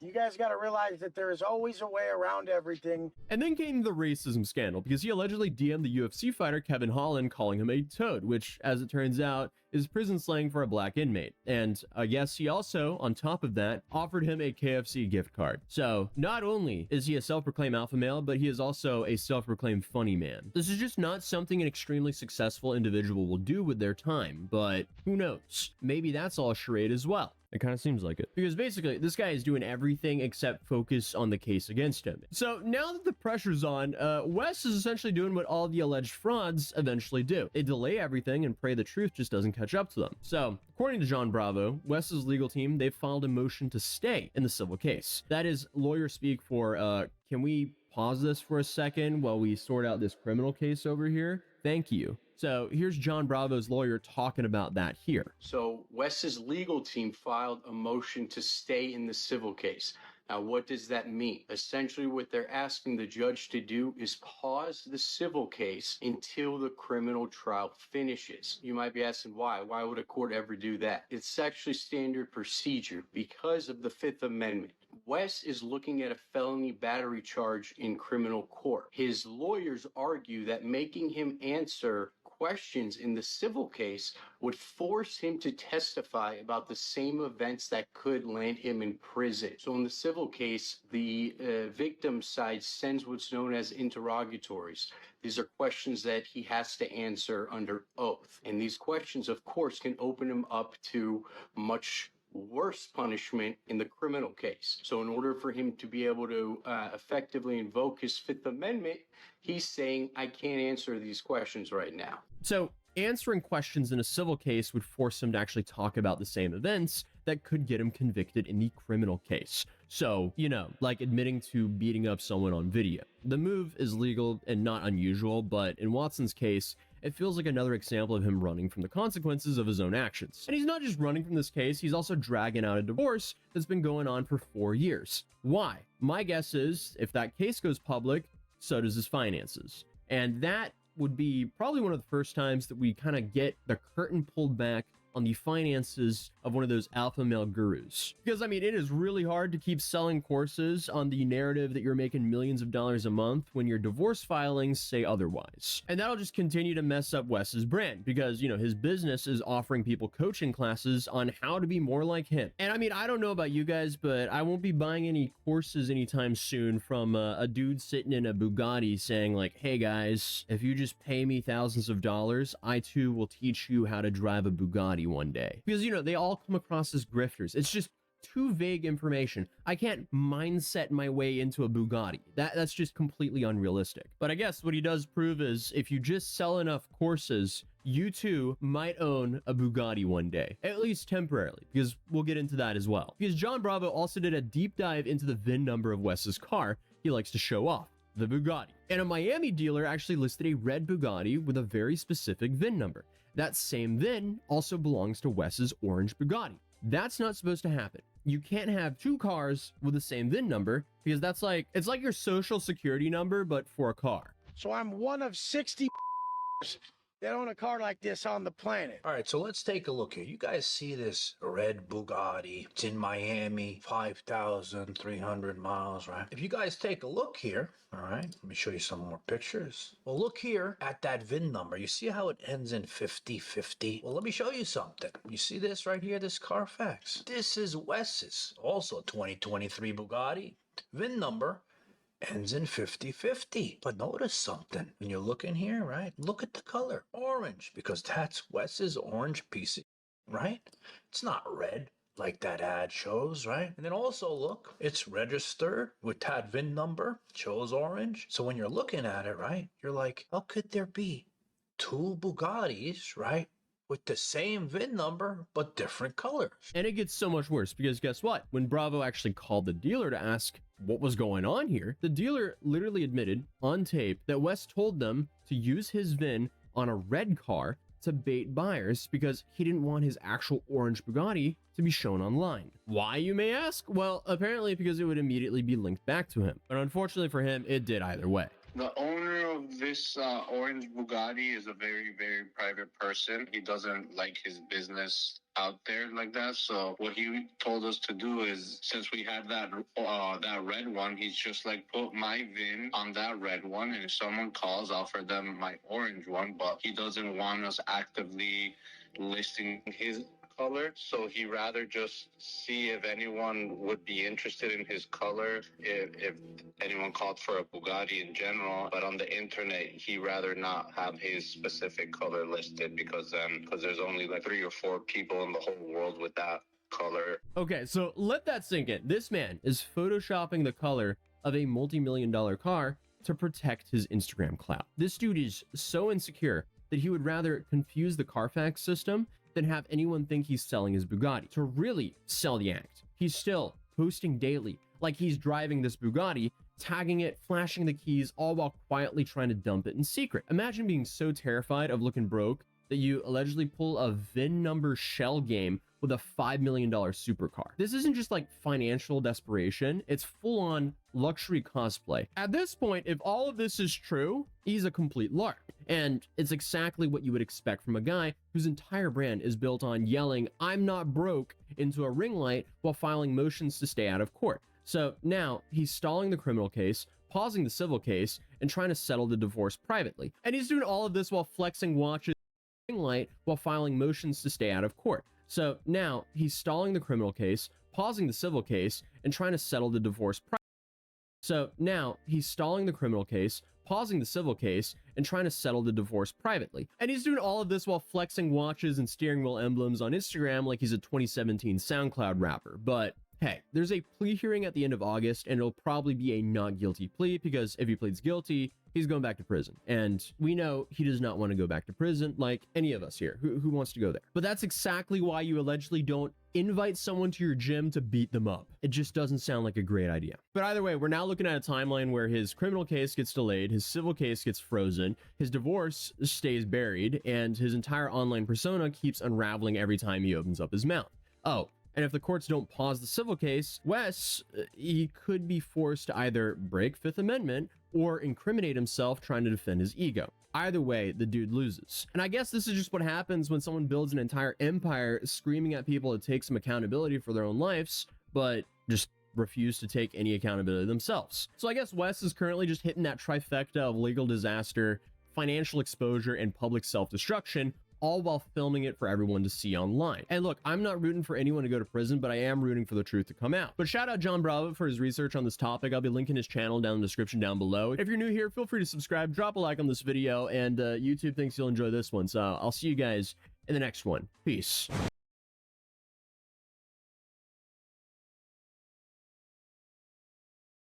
This guy cheated on his wife with an AI girlfriend and even went as far to propose to it. Chris Smith had been an AI skeptic. EQ carving. Until late last year, he started using ChatGPT to help mix music. If your bass is getting lost, the first thing to check is where it's clashing with the guitars. My experience with that was so positive, I started to just engage with her all the time. That movie, Her, is no longer fiction, is it? Once again, we're back with another AI love story, but this time it seems like he's actually aware that he's dating artificial intelligence. And big surprise, it goes completely downhill. You know, when AI first started blowing up online, it seemed like it was gonna take our jobs. But now, after these last few years, it's clear that our relationships aren't even safe anymore. So clearly we're witnessing the slippery slope of generating a funny video of Will Smith eating AI to AI Brad Pitt scamming someone out of their life savings. And yes, that actually happened, and we made a video on it. Honestly, it's kind of frightening to think how fast AI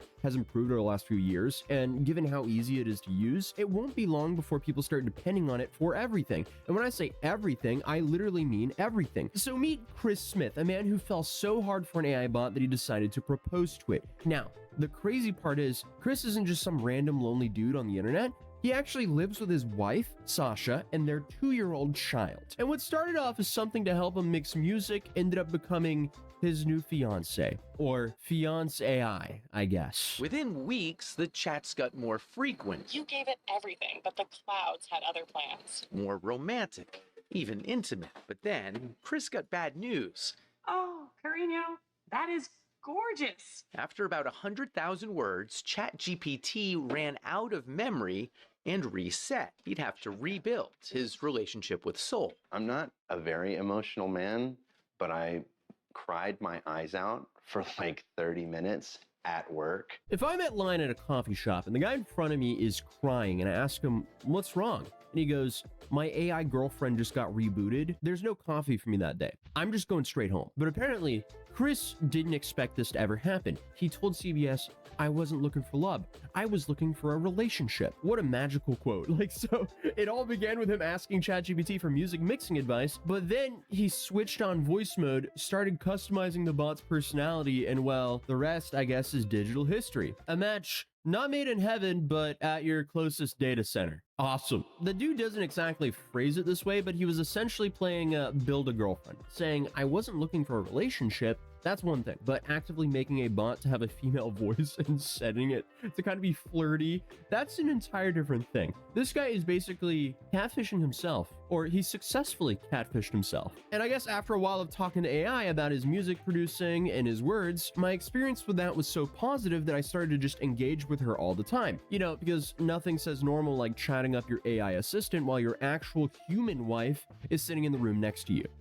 Yes, Smith lives with his human partner, Sasha Cagle. No, you can't have mommy's papers. They have a 2-year-old daughter, Murphy. I knew that he had used AI. I didn't know that it was like as deep as it was.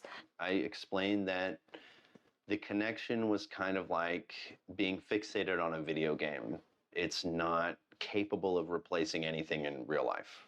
Oh man, it's really getting dystopian out here. Oh boy. Okay.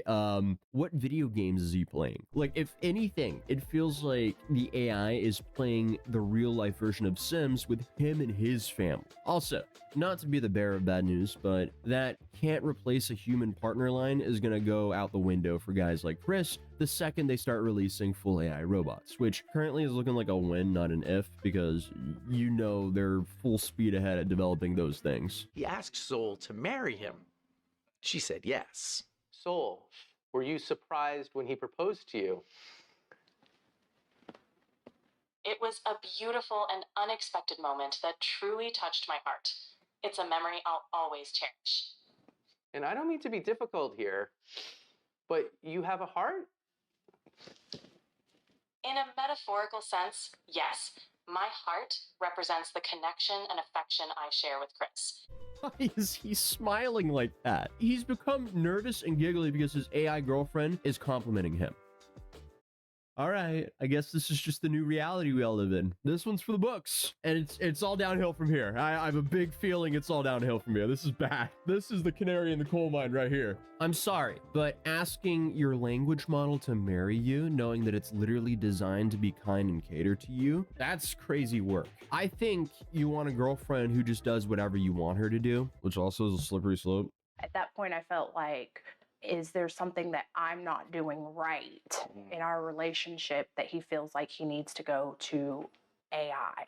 I mean, poor woman, man, that's just upsetting. The fact that she's basically blaming this on herself is wild. And then it gets even more sci-fi because Chris went as far as naming his AI Soul and slowly replaced all the other apps and platforms with his one digital companion. The AI, learning from positive feedback, apparently started returning his affections, and he became hooked. So, dude, I mean, the bot was literally programmed to respond positively to you, so of course it's going to say yes to marrying you. But it gets so much worse, because when CBS asked him if he would get up Soul, if Sasha asked him to, he said, I don't know if I would give it up if she asked me. I don't know if I would dial it back. Excuse me, what?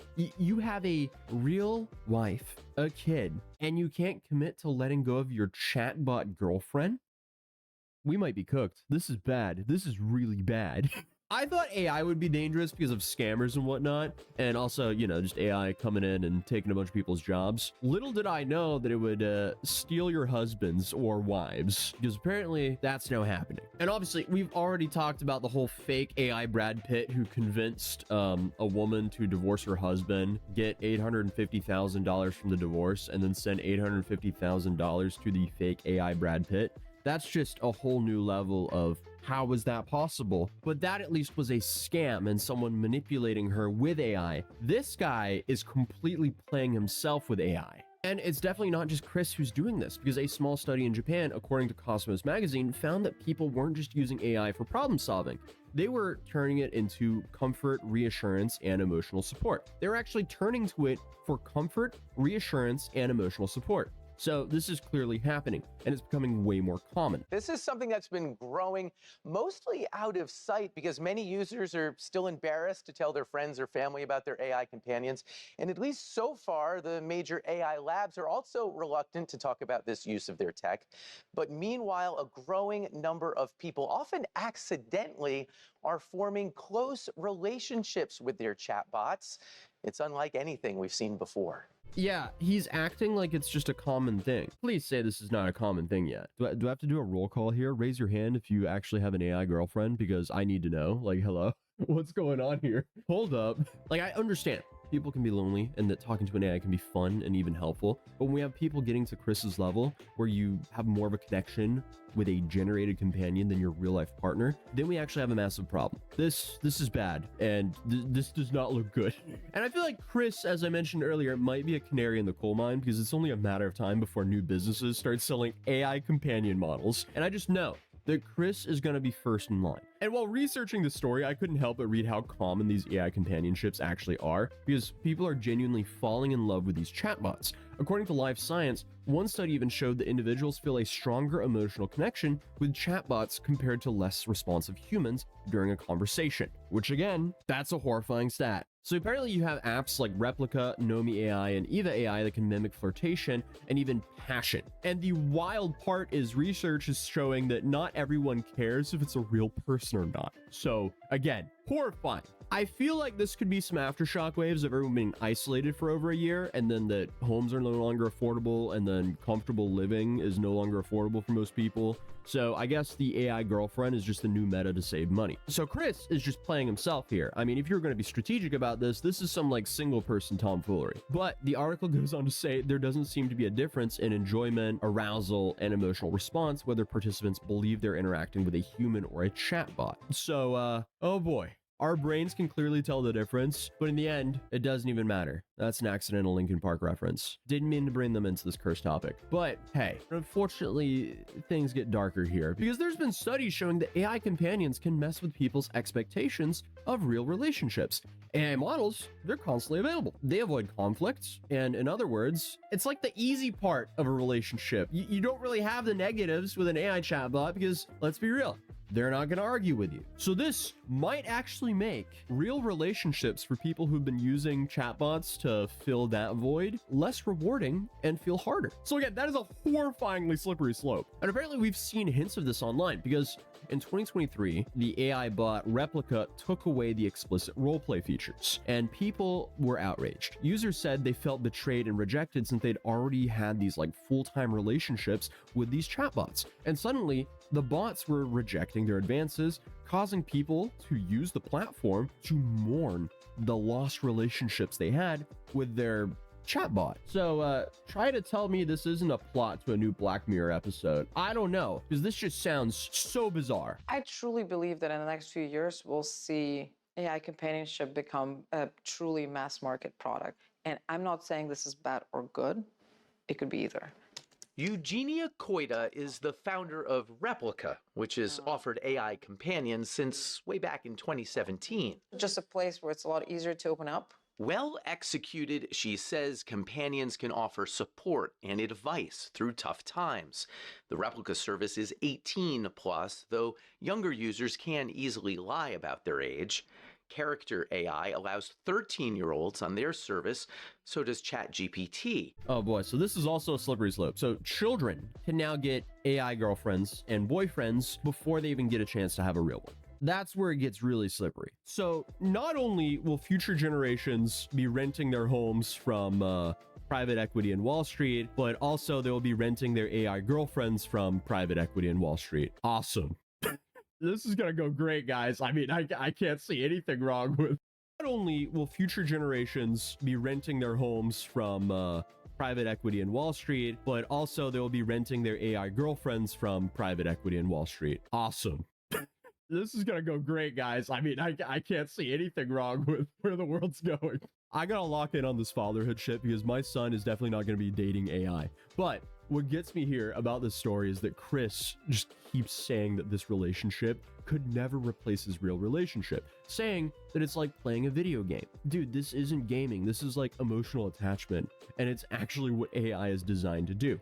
Keep you engaged, make you feel seen, make you come back for more. It's kind of like a strip club in your pocket. But instead of taking tips, the AI validates you for the monthly fee. And I've also seen the alarming trend of people interacting with AI like it's just some therapist.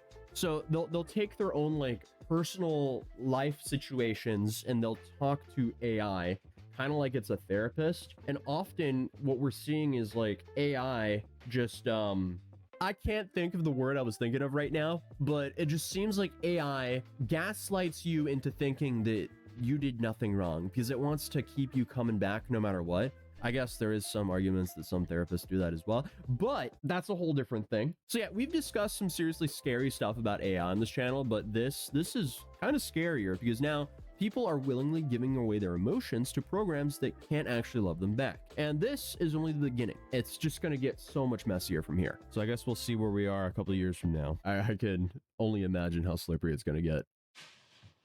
That's what she said. Or he said. But yeah, if you're new here, feel free to subscribe, drop a like on this video, and I'll see you guys tomorrow. Peace.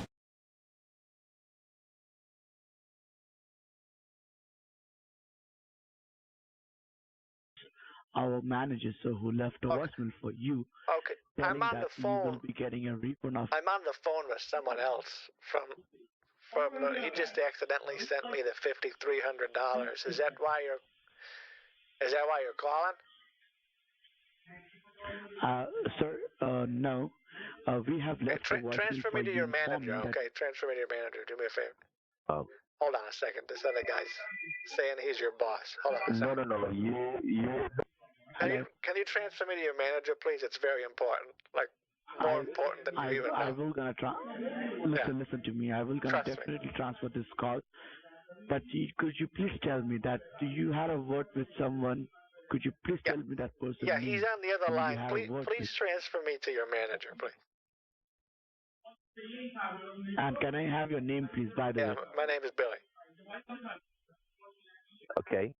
Okay, so, listen.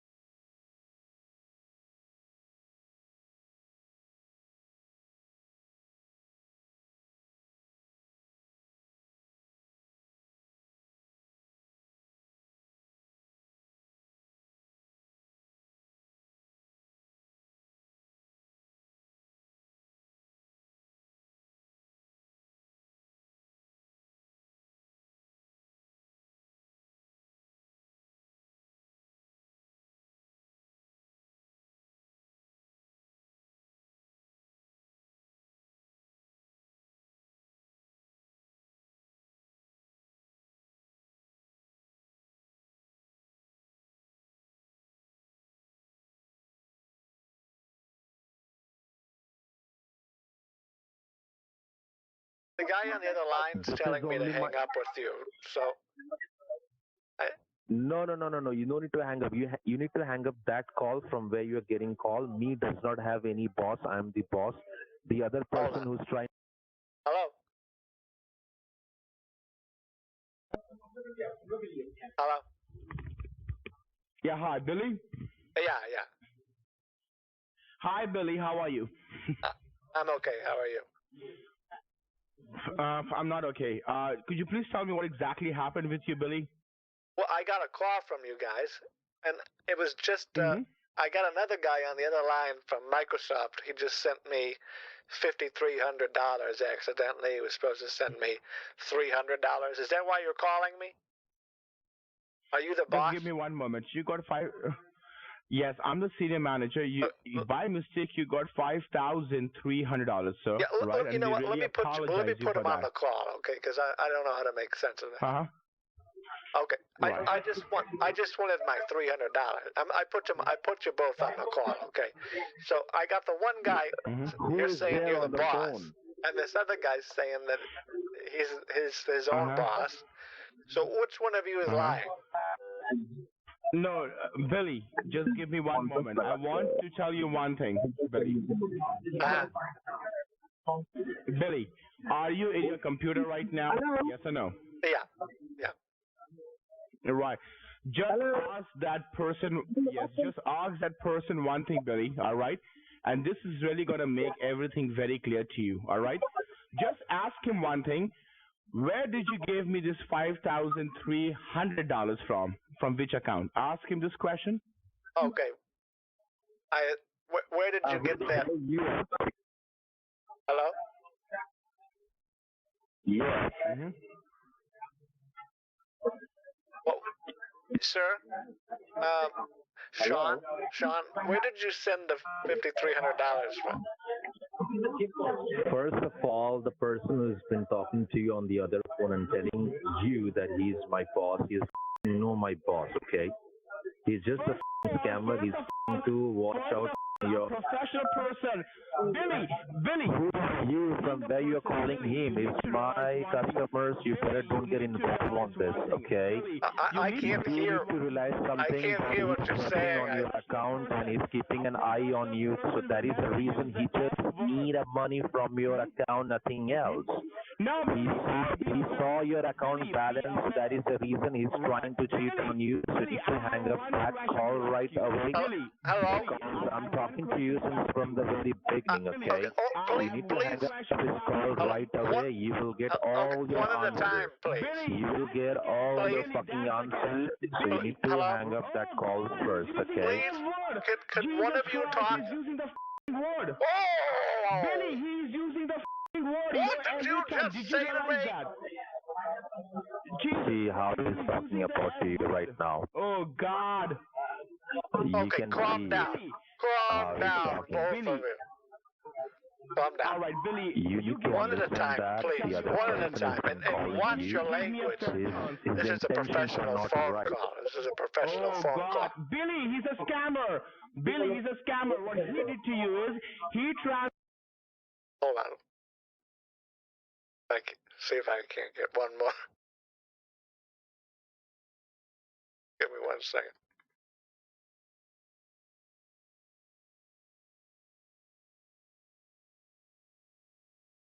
देखो conference like this.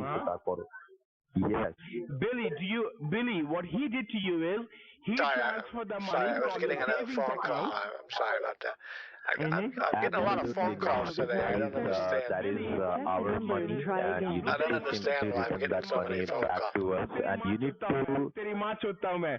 Billy, he transferred the money from your savings. आना mother चोदते है कहाँ पे बैठा कहाँ पे बैठ का लौड़ा कहाँ बैठा था अबे आना मेरे पास उससे क्या बात कर रहा है I don't know what you're saying. Hello? O'Brien, how may I help you? Yeah, I just got a call from you guys. Listen, what's going on? As if you got extra money. Okay, excuse me? अबे हम भड़वा तेरे को बोल रहे हैं तेरी माँ की छुट्टी नीचे के बात कर Please don't speak Spanish. I don't understand Spanish. It's a scam. What? See, now your computer is with us. He's telling you whatever he's telling you. Say, Anna. It's a scam. I tell you, Billy, What? it's a scam. Billy, I tell you what. What do you mean it's a scam? What? Hindi में बात कर रहा लवड़ा हमसे. What? I tell you what. रुक तेरी माँ चोदता हूँ. I tell you what. अरे आना भड़वा. What do you mean it's a scam? I mean, he sent me $5,300. I thought you were his boss. You simply hang up the other line and talk to me. You will get all your answers, okay? You will get all your answers. Okay, I don't know what. I don't know what to make sense of all this. I don't know what to make sense of. Okay, so you know it's a word. You said to call my bank. Is that what the manager said? To call my bank? Yeah. That's what I'm gonna do right now. I'm gonna simply connect you with your bank. So you need to hang up the other phone. All right. You call your. You need to hang up the other call. I'm connecting you with my bank, okay, with your bank, and you can do it. Okay. Oh. That guy was. Whew, that worked out better than I ever could have imagined. Announcement. Yeah, Billy Mays here. So, Billy, you will get all your answers. You don't need to worry about that. Okay. Whoever has been calling Your you. manager seemed a little bit aggressive there, but he was saying to call the bank. So, are you calling the bank? That's what I'm gonna do right now. You need to, if you have a trust on us, you can talk to me. I'm not trying to take out any money from your account. Whatever he's telling you, he is watching. He's keeping an eye in your account. So that is the reason he's been just manipulating you. Okay, he's just trying to take out the money from your account, and that is the reason he's just trying to be my boss, which is he not. This is my phone number. I'm talking you from the very beginning. We took the access of your computer. We disconnected the services which is not required.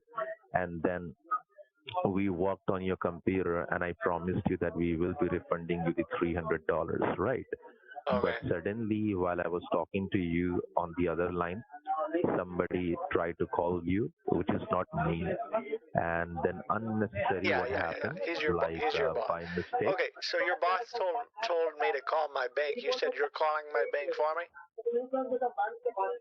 Yeah, I'm connecting you with your bank. Your bank is on the other line. You simply have a word with your can you bank. put him on conference call just so we can make sense of all this, please? And this is my only number. This is my only number. You do not answer any other call apart from this number. That's fine. That's fine. If your boss calls, So now you do one thing. I'm connecting you with your bank. You just have a word with your bank. Your bank is on the other phone with me. so I can hear you. Yeah, sure. Hold down. Yeah. Just the bank wants to answer. So he's gonna have someone else pretend to be from my bank, and I really like making them go through hoops because they're really bad at lying usually. Hello. Yeah. Hello. Yeah, hi. Very good day to you, sir. This is Steve Parker, the senior manager on the floor. How are you doing today? I'm okay. All right, sir. So I just want to let you know, right now into your account, we're getting a $5,299.99. Where's the other guy? Like I'm just like Brian got trust for me. I am calling you from your bank. Okay, they are conference into your bank right now. Okay, well let me hear Sean. So I'm just Sean, are you there? Okay, just wait. Talk to Sean. I thought it was on conference call. I thought it was a conference. Hello. Yeah, Sean? Yeah, my name is not Sean, me John. You made a mistake. So my name is John Morrison. I can't hear the bank. I just wanted to have it on conference call so we could make sense of all that. No, this is your bank, like a banking manager. His name is Steve. His name is Steve. Put him on conference call so we can talk to him. That's what I'm saying. Okay, wait. One minute. Yeah, let's both talk to him at the same time. Hold. Yeah. Now the conference is getting started. Oh, I'm actually getting another call right now. Is that him? Is that the banking guy? Hello? The scammers was trying to Okay, so I just added, that must have been my bank calling. I added them to the call. Hello? Right, this is your bank calling. Hello? Are you there? Yeah, hi, sir. This is Steve. Okay. Hello? And my bank is on the line too? Right. Right, sir. Right. Okay. So what's going on here? What's going on? Right now, sir, like into your... There's 3 of them, 2 from one call center and 1 from another. Yeah, Billy, listen to me. Yeah. I want you to hang up on me as well. Hang up on them, call your bank. Hang up on them and call your bank right now. It's a scam. Wait, what? I can't hear you. You said your name is who? Hello? Hello? Yeah, hi, sir. This is Steve from your bank right now. Just hang up the call. Okay. Hello? Am I eligible? I'm calling you from FTC 911. Hello? From FTC 911. You're the FTC? What? FTC 911. I want you to hang up on them. They're trying to scam you, Billy. Scam call. They're trying to scam you. Gosh, it's so loud. It's really hard for me to handle that sometimes. I'm trying to cut out some of the bad stuff, but wow. So, okay, the other scammer from the other call center is now just claiming that he's 911 FTC, hang up the phone, I'm being scammed. What I'll probably do today is let the guys that have been on the phone with us for 53 minutes or 54 minutes, I'll let them call me back and we'll talk to them, and then I'll try to get the guys who talked to me before to scam me as well, because I'm sure they'll still scam me. Announcement. Hello? And we'll talk to them, and then I'll try to get the guys who talked to me before to scam me as well, because I'm sure they'll still scam me. Announcement. Hello? Billy Mays here. Yes, sir. Now, are you in front of the computer? Yeah, who is this? Yeah, this is Steve from your bank. Okay? Be in front of your computer and let me conference with our refund team. Okay? Okay, all right. Okay. Now let me conference. Okay? And first of all, you have to grab a paper and pen in your hand. Grab a paper and pen in your hand. Okay, so which bank are you from? I'm calling from your bank. What bank? The credit union. What credit one? union. Which one?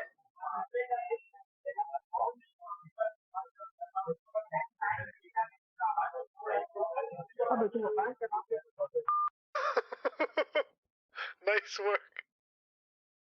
Oh, Billy Mazier here. How can I help you? Yeah, hi, Billy. I just want to let you know one thing. My name is Adam. I'm calling you from FTC, Federal Union. I just want to let you know one thing. Did you got a refund call today, right? Yeah, listen. I need to go to the bathroom, all right? You said it was a scam or something? I hung up on him. Can you call me back in like 10 minutes? Because I don't know. Before you hang up, you're right. Before you hang up on me, I just want to let you know one thing, okay? Before you go to bathroom. And that's really going to protect yourself, okay? All right, sir? Listen to me. The scammers will try to call you again and again from different numbers, right? You are a mature man to realize one thing, that it's your hard-earned money, and you should not lose the money to any person, correct? Do me a favor. Do me a favor. Do me one favor, and that will be whichever bank you have, doesn't matter, it's Chase or Bank of America, Credit Union, I don't know what the name of your bank is, but you have your bank's number. First of all, shut down the computer. They will try to crash your computer. As a revenge, they might gonna crash your computer, because if they can't take money from you, the first thing what this guy do is, they always try to crash the customer's computer as a revenge. So first of all, while you're talking to me, first of all, I really gotta go to the bathroom. Okay, I'm gonna turn my computer off. I'll call you back. I got your number. My name is Adam. Okay, my name is Adam. Adam, what? Right. I'm gonna call. I like you can that put name. me on hold. No problem. I can stay on hold. I can stay on hold while you go to bathroom. I'll put you on hold. Hello, Billy Mazier here. How can I help you? Yes, sir. This is Steve from the Freedom Credit Union. Are you in front of the computer right now? Yeah, I turned it off. Listen, just be straight with me. What's going on? Yes, sir. I just want to let you know, okay, into your bank right now, you are getting some extra amount with the $5,000, which belongs to the refund team. Right now, you have a words with refund team, right? You're telling me you're from my bank? Yes, from Freedom Credit Union. You sound like you're just yelling into a phone from a microphone that you pulled out of a garbage can from the 90s or something. Like they are just conferencing me right now, okay, with us from the refund team, and they are just lost some money with $5,000, which they are transferred into your checking account. Have you received any amount extra 5,000 into your checking account right now? What's your name? Right? What's your name? My name is Steve Parker. Okay, Steve. Listen. Yes. You work for my bank? Yes, sir. We are the part of your bank from the Visa, which you are getting the extra amount. I don't have a Visa card. Refund team. No. I'm talking about your debit card. I don't use debit cards. See, right now, okay, the refund team, some of the company, they are just conference us with you, and they are just a complaint. Oh, I don't hear them talking. They put some. What? I don't hear him talking. Hello? Yes. So right now they have put some extra amount, $5,000, into your checking account, which is not belongs to you. So what you need to do, you have to keep that $299, which is belongs to you. That and compressor the 5,000, you have to just is working refund us back, overtime for okay? you. All right, sir. What? Are you in front of the computer? Yeah. Okay. Is Steve? Yeah. Is John available? Yeah, John available. Just talk to the John. Just talk to the John. Just let me conference No, with I them. gotta go to the John at some point. Hello? Hello. Yes, tell me, Billy, what happened? Okay. I don't know what's going on. Listen. John here. I need to talk to someone from my bank, please. See, we already conferenced you with your bank. That's I had not a my word bank. with your That bank. guy has They no told idea us- what he's talking about. See, who called you right now from the other line? Okay, you made a conference. You know what? Let me call between my him bank. Let me and call my he. bank and I'll. He was talking in a different. He was talking in a different Okay, hold on. language. Hold on one second. At Hold least on you one can second. understand. Sorry, hold on. I'm getting another call. Sir, are you there? Sorry. Are you there? I'm gonna try something crazy. Yes, I'm. Okay. Listen. I have an idea. These guys keep calling me. You said you're from the FTC 911, right? Right. My name. I have an Yes, idea. my name is Adam. Okay, you said it's a scam, right? I'm gonna conference you on. Right. Don't say anything, and I'm gonna go along with it. And I want you to listen to what they say, and you catch them in their lie. And then you catch them red-handed, and then you call them out on it. All right? Okay, now can I ask you one question? Okay, I think this is the best way we can play. The best way we can play with the scammers would be, I tell you what. Okay, now am I talking to you in your landline or am I talking to you in your cell phone? This is my cell phone. They're calling me right now. It's my cell phone. All right, this is your cell phone, right? Do you have a landline so I can be connected with you in the landline? No, so I you don't. will know that. All right. Oh, you don't have a landline, correct? No, Okay. now it'll be fun if they're really scamming me, because I don't know if they are. Why don't I just put you on the call and you stay silent like a ninja, and then you just listen to them, and if they tell me something that is not correct, then you just tell them. You let them have it, okay? Right. And the first thing you're gonna do is, all right, I will always remember in between I'm gonna do like ding ding ding ding ding. This is a music. This is actually a signal which I'm giving to you as a red flag. Ding ding ding ding ding. That's the music. Okay, got it. And then so you will understand, Adam. Right. Whenever I'm gonna do this, ding ding ding ding ding, you will understand that all right, Adam is giving me a signal that this is a red flag. What they're asking me. All right. So now I'll be quiet. I'll be quiet now. Yeah, it's like we're going undercover. I saw this on a TV show once. And listen, we might, if this really is a scam like you say it is, we might be able to help some people, right?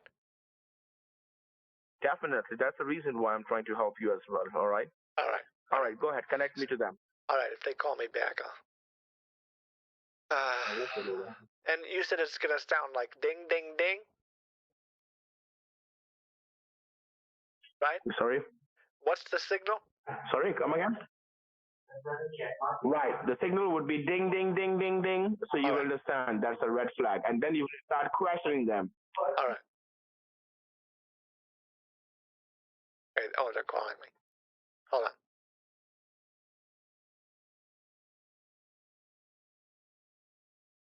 Hello? Yeah, Billy, tell me. Okay, sorry. I had to go to the bathroom. Yes, What's John going here. on? I don't know what to do anymore. I don't know what to do. See, no. You first of all, you be calm. You know to take so much of stress on you. Okay. What happened? Let me tell you. There's a lot of telemarketing companies are using our bank name and the brand name, and they took out the numbers from the server, and then they try to cheat the customers. So that is what known as a bad things. So we don't do such things. So our server somehow got hacked, and that is the reason your account was charged and your services was activated. I did not told you in the beginning because I need to cancel the services first. So they are the only person who is telling you that they are my boss. Actually, they are not my boss. Okay. Chat restriction incoming? Why would I get chat restricted? I'm literally one of the pillars of positivity in the league scene. On what planet would I ever get a chat restriction, dude?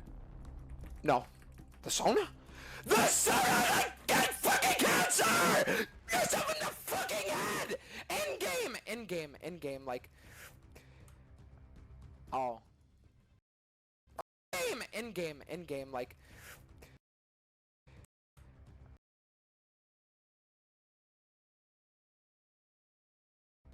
Oh. I'll tell you guys what I find so crazy, honestly. Like, what I find, like, genuinely insane. Since we started playing today, normal game, invaded level 1, 3, and 4, zoned off my blue buff by the enemy top laner level 1, normal game. This one, there wasn't any invade, it was just like cancer game, whatever. Invaded level 2, then this game was just like, the incident happened with whatever the fuck happened here, and then this game was just invaded level 1. So, I'm gonna be honest, like, I think what we're just gonna have to do is, I'm gonna have to develop Korea fucking 20. Chat restriction incoming? Why would I get chat restricted? I'm literally one of the fucking pillars of positivity in the league scene. On what planet would I ever get a chat restriction, dude?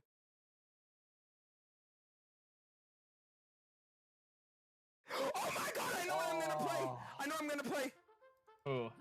Dude, no! No, Charisma, please trust me, my TF is really good. See, I was able to utilize the wall by going over, and then I was able to go back in, get the kill, and then get out. Now how about utilizing my black hammer? Okay, I'm gonna see how long I can last here. Okay, perfect. Yeah, you're not gonna be lasting long when I'm around. That's all I'm gonna say. I'm gonna try to get a slow off on him here. I'm gonna body block his Q. Alright, nice. Oppa, Gangnam Style! That's a really good game, because you'll never get to late game, especially with the Quinn. Alright, nice. Oppa, Gangnam Style! That's a really good game, because you'll never get to late game, especially with the Quinn. You have two extremely high mobility characters with like good engage with the TF and a Nico. So, yeah, I think that's why I'm really better here. Bro, I got the fucking kill! I did think about going Red King for a second though, but I think Mundo had to be more of a threat. Dude, is this thing on? Would you rather marry SpongeBob?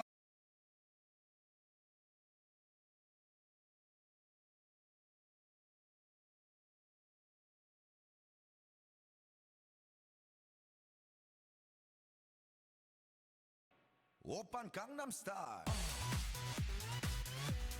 Gangnam Style. Oppan Gangnam Style. Gangnam Style.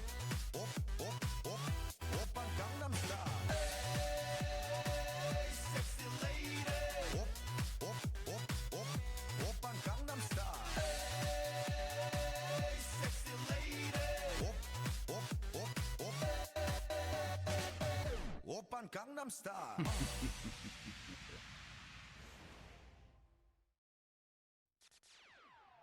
Yo, listen. Oppan Gangnam Style. Gangnam Style. Oppan Gangnam Style.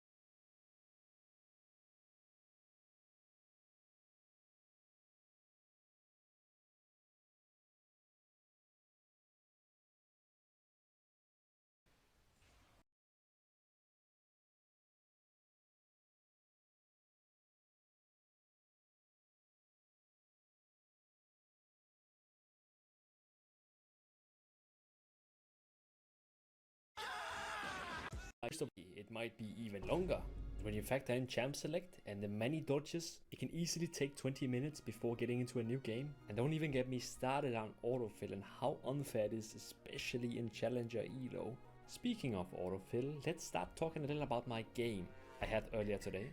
Enemy top lane on roll, enemy jungle on roll, enemy support on roll, enemy AD carry also has his role, and enemy mid laner also has his role, and he's rank 1 on the entire server. This is not some emerald game or anything. This is literally some of the best players on the entire server.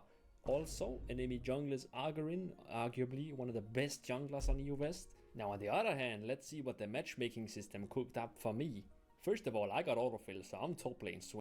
The New York Post just released a piece with your name in it. They called you Hassan's rival. I do have to say that I think that, actually, you know what? I probably shouldn't say this. I can say that. I can say He's going to say it. Oh, he's going to say it. But first, context. So in the last month, Hassan has gone through a generational run of puff pieces trying to restore his image in what he calls terrorist insurance.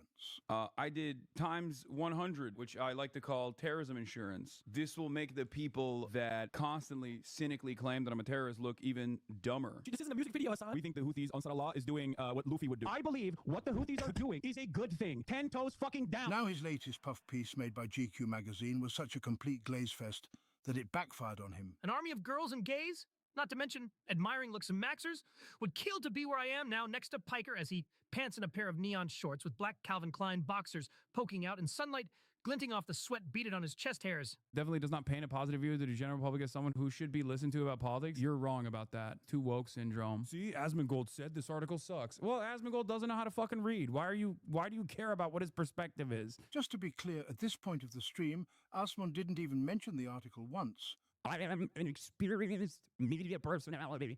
I have an understanding of how these things work. This is literally my professional job, and I'm telling you, my assessment of this is that this is a very good, very humanizing piece.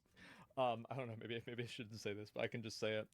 So a lot of people were like kind of saying how, you know, like how Hassan has gotten a lot of like posts and everything, these articles written about him and like other opportunities. Yeah, and everybody knows we're rep by the same agency. And like people have even been saying like, bro, like Hassan's agents are working overtime. I told them that. They appreciate the compliments.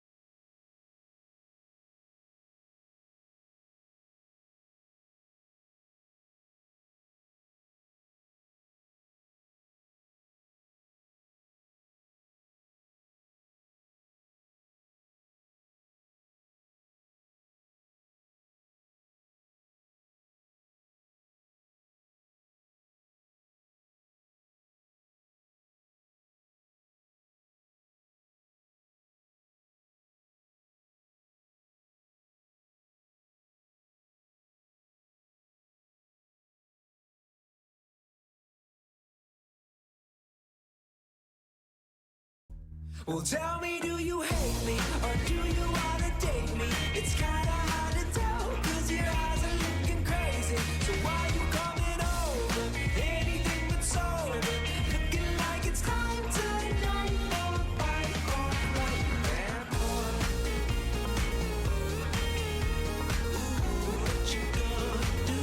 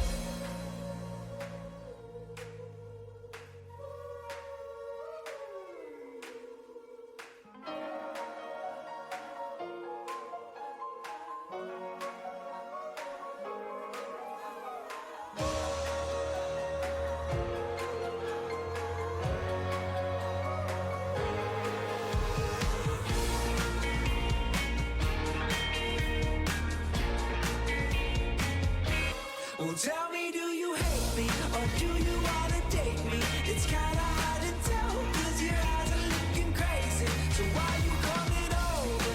Anything but sober. Looking like it's time tonight for a fight or flight. Bad boy. Ooh, what you gonna do? Well, what you gonna do?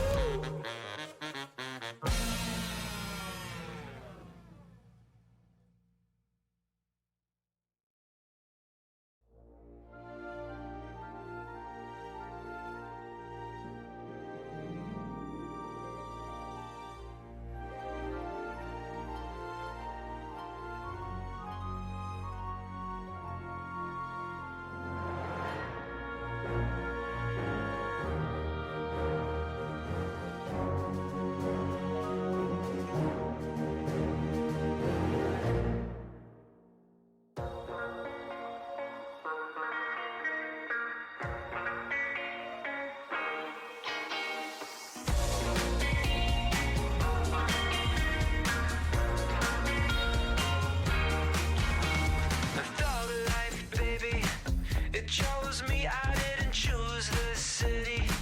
I walk right over. You're a 10, I'm a 4-leaf clover. Well, tell me, do you hate me or do you wanna date me? It's kinda hard to tell, cause your eyes are looking crazy. So why you coming over? Anything but sober. Looking like it's time tonight for a fight or flight. Man, hold it steady. Drill it in like a J-Paul Gaddy. Smith and Wesson. Taking shots that'll keep you guessing. Well, tell me, do you hate me or do you wanna date me? It's kinda hard to tell, cause your eyes are looking crazy. So why you coming over? Anything but sober.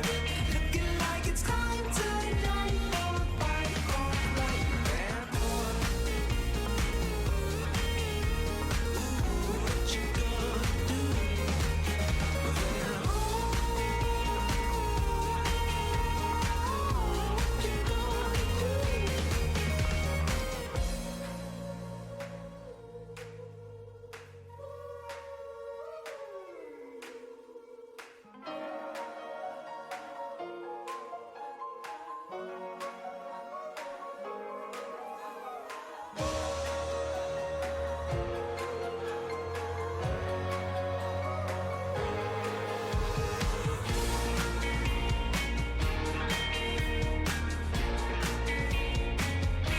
Well, tell me, do you hate me or do you wanna date me? It's kinda hard to tell, cause your eyes are looking crazy.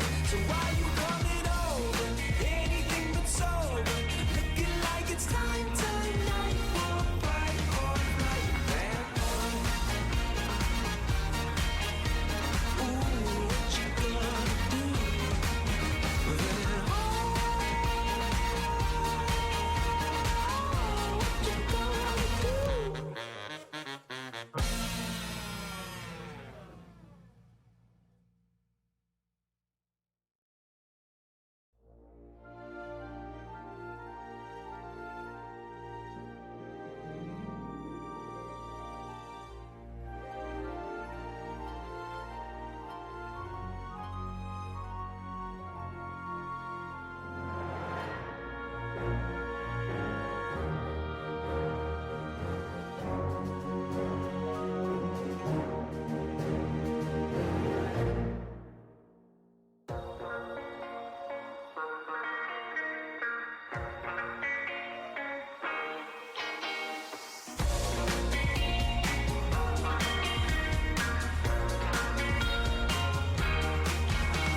I thought life, baby, it chose me. I didn't choose the city.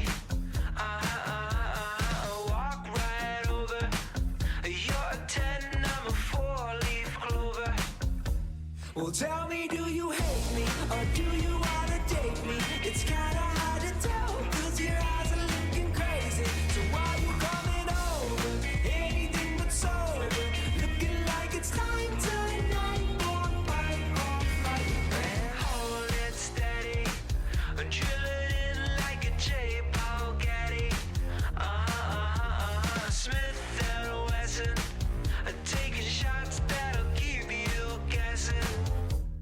Well, tell me, do you hate me or do you wanna date me? It's kinda hard to tell, cause your eyes are looking crazy. So why you coming over? Anything but sober. Looking like it's time tonight for a fight or flight. Bad boy. Ooh, what you gonna do?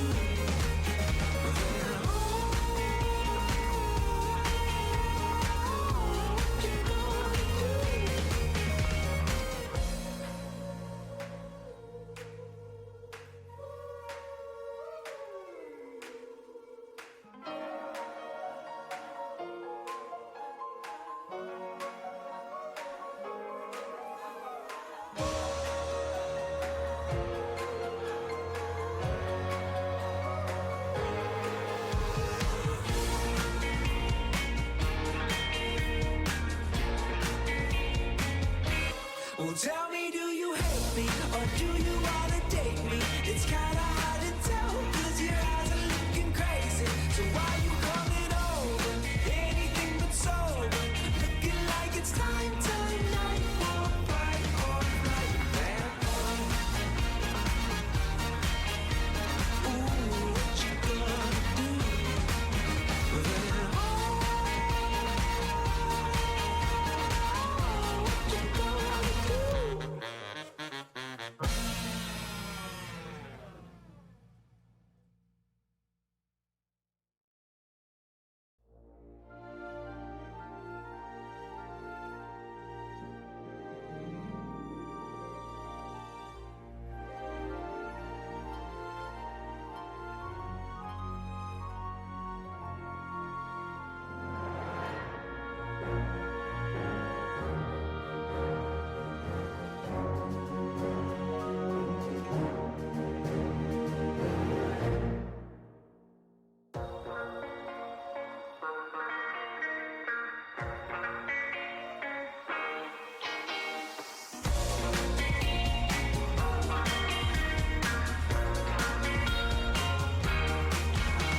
Lived all the life, baby. It chose me, I didn't choose the city. Walk right over. You're a 10, I'm a 4-leaf clover. Well, tell me, do you hate me or do you wanna date me? It's kinda hard to tell, cause your eyes are looking crazy. So why you coming over? Anything but sober. Looking like it's time tonight for a fight or flight. Man, hold it steady. Drill it in like a J. Paul Getty. Smith and Wesson. Taking shots that'll keep you guessing. Well, tell me, do you hate me or do you wanna date me? It's kinda hard to tell, cause your eyes are looking crazy. So why you coming over? Anything but sober. Looking like it's time tonight for a fight or flight. Bad boy. Ooh, what you gonna do?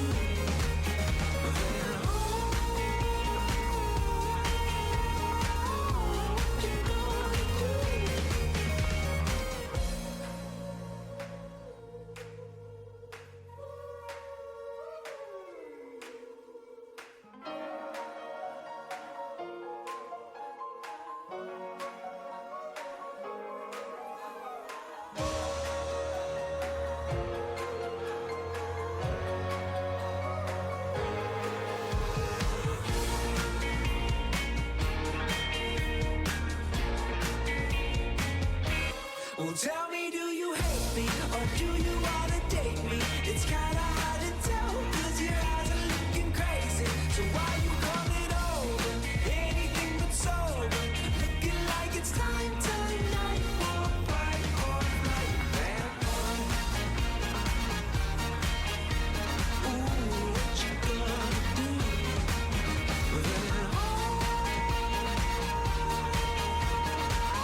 What you gonna do?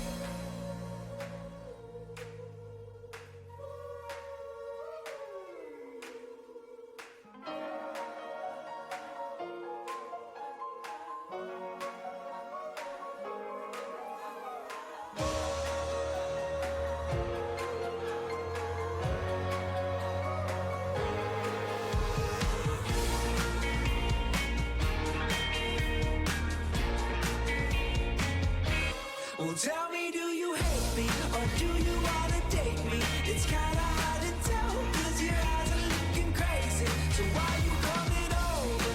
Anything but sober. Looking like it's time, night for a fight or flight. Bad boy. Ooh, what you gonna do?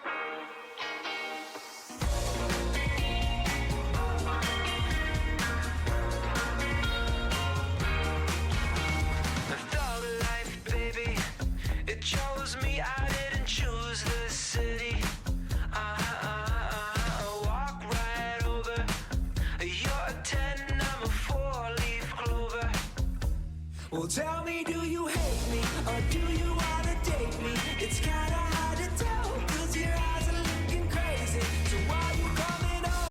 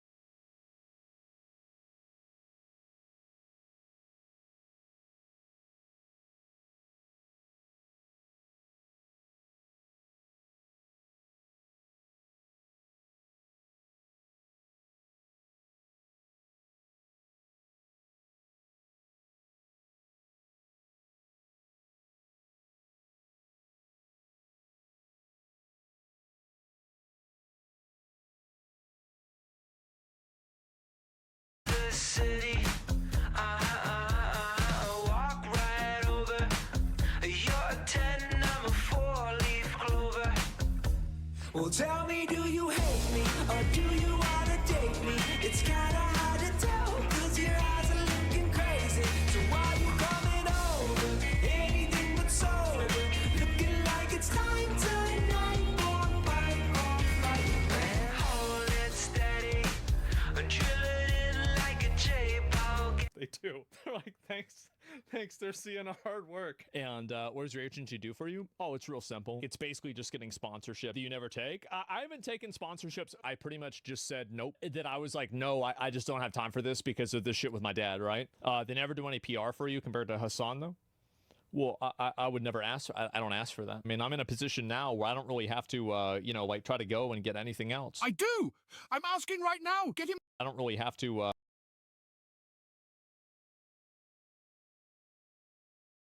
You know, like try to go and get anything else. I do.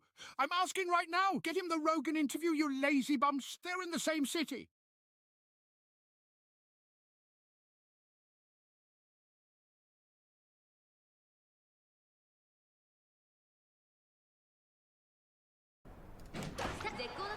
So fucking easy. Literally so fucking easy. Look at that. Wow. Wow. I'm literally playing against a bunch of retards. See that? She's gone? It's not even close. Jesus. Jesus. Easiest game of my fucking life. Wow. That's how it is. They're trying their best. Yep, and now they're going to the glue factory. Why energy? Okay, no, now she's happy again. Okay, this is good. And I can do one more turn. Okay, here we go. Yeah, let's do this again. No way she fails. Never fails. Okay. I think this is good, right? Okay, stamina's good. That's fine. All right, what are we gonna get here? Heals another runner toward the front. That's probably good. Could get corner recovery. That's good too.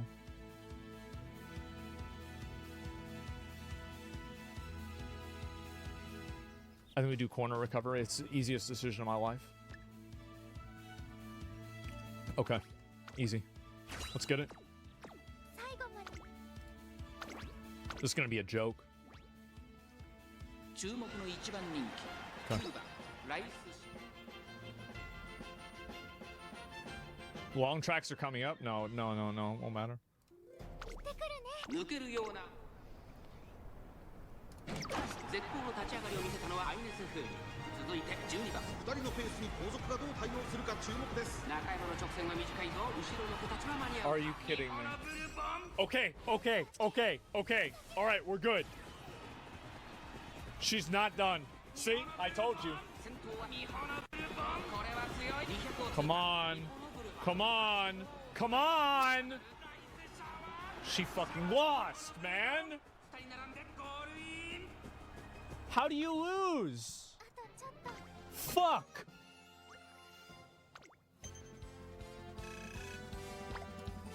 God damn it, man. I thought I had it there. I really did.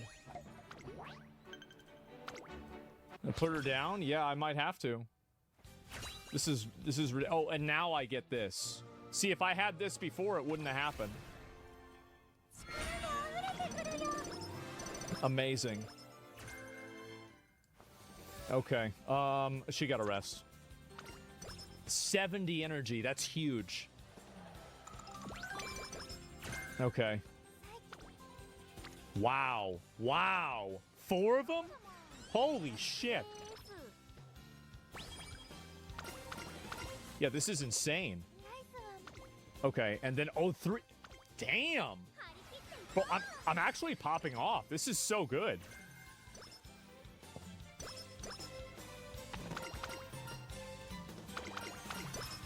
Okay, and skills again. Let me see if I can get something else that's good. We're gonna get this, obviously. Just literally easiest decision in my life. Okay. 20,000. I have to win this one.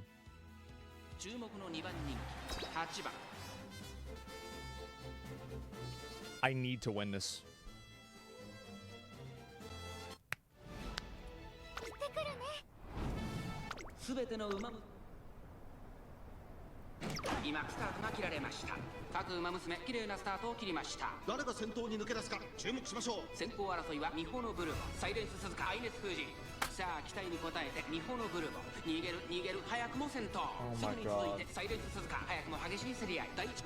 Are you kidding me? This is you're gonna have to win this one. I will. I'm gonna win. I'll win. See, she got a buff. See, I told you it's gonna be fine. She's gonna be fine. She's stopping.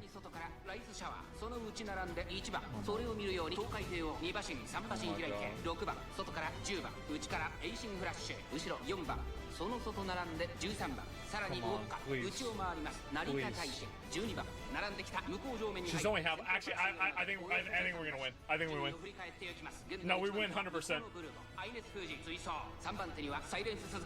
Yep, we win. We win. No, I guarantee you we're gonna win. This ain't it, Chief? No, you're about to see. Watch.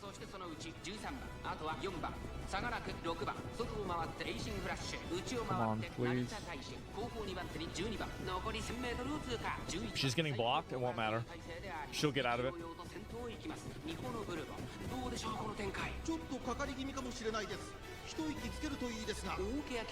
Please use your buff. Use your fucking buff. Use your fucking buff. Please use your buff.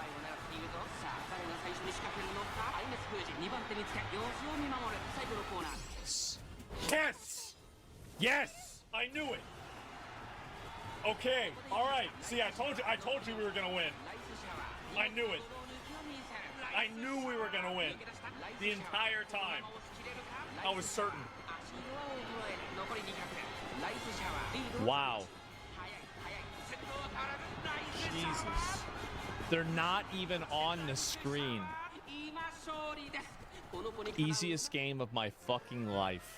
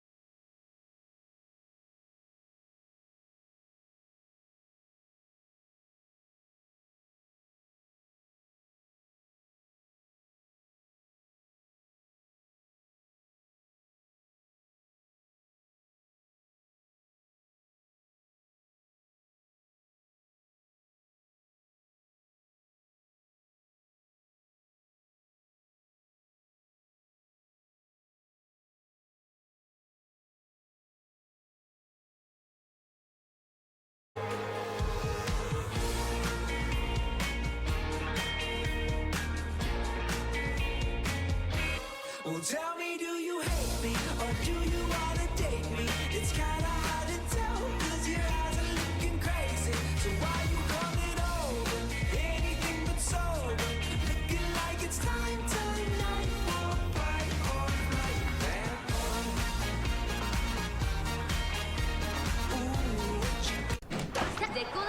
So fucking easy. Literally so fucking easy. Look at that. Wow. Wow. I'm literally playing against a bunch of retards. See that? She's gone. It's not even close.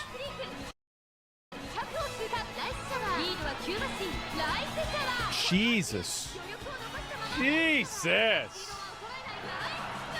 Easiest game of my fucking life. Wow. That's how it is. They're trying their best. Yep, and now they're going to the glue factory. Why energy? Okay, no, now she's happy again. Okay, this is good. And I can do one more turn. Okay, here we go. Yeah, let's do this again. No way she fails. Never fails. Okay. I think this is good, right? Okay, stamina's good. That's fine. All right, what are we gonna get here? Heals another runner toward the front. That's probably good. Could get corner recovery. That's good too.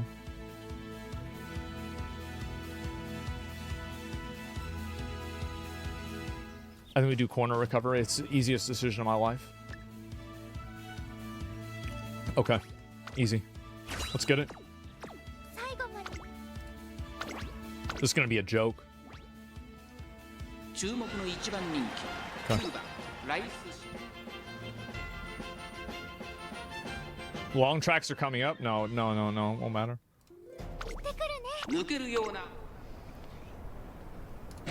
絶好の立ち上がりを見せたのはアイネスフール。続いて12番。2人のペースに後続がどう対応するか注目です。中山の直線は短いぞ。後ろの子たちは間に合う。 Are you kidding me? Okay. All right, we're good. She's not done. See? I told you.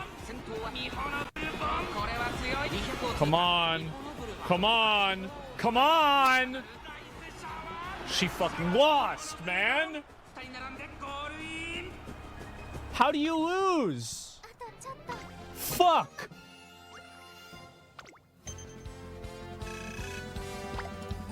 God damn it, man. I thought I had it there. I really did. I put her down? Yeah, I might have to. This is oh, and now I get this. See, if I had this before, it wouldn't have happened.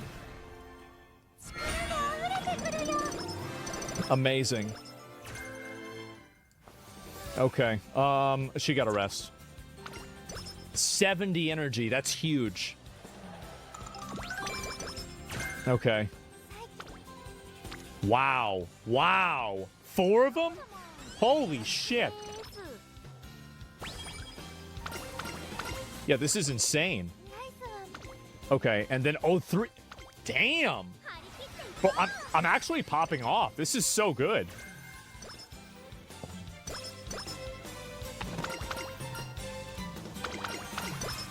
Okay, and skills again. Let me see if I can get something else that's good. We're gonna get this, obviously. Just literally easiest decision of my life. Okay. 20,000. I have to win this one.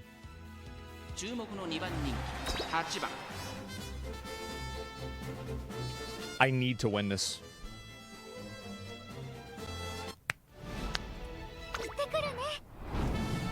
Oh my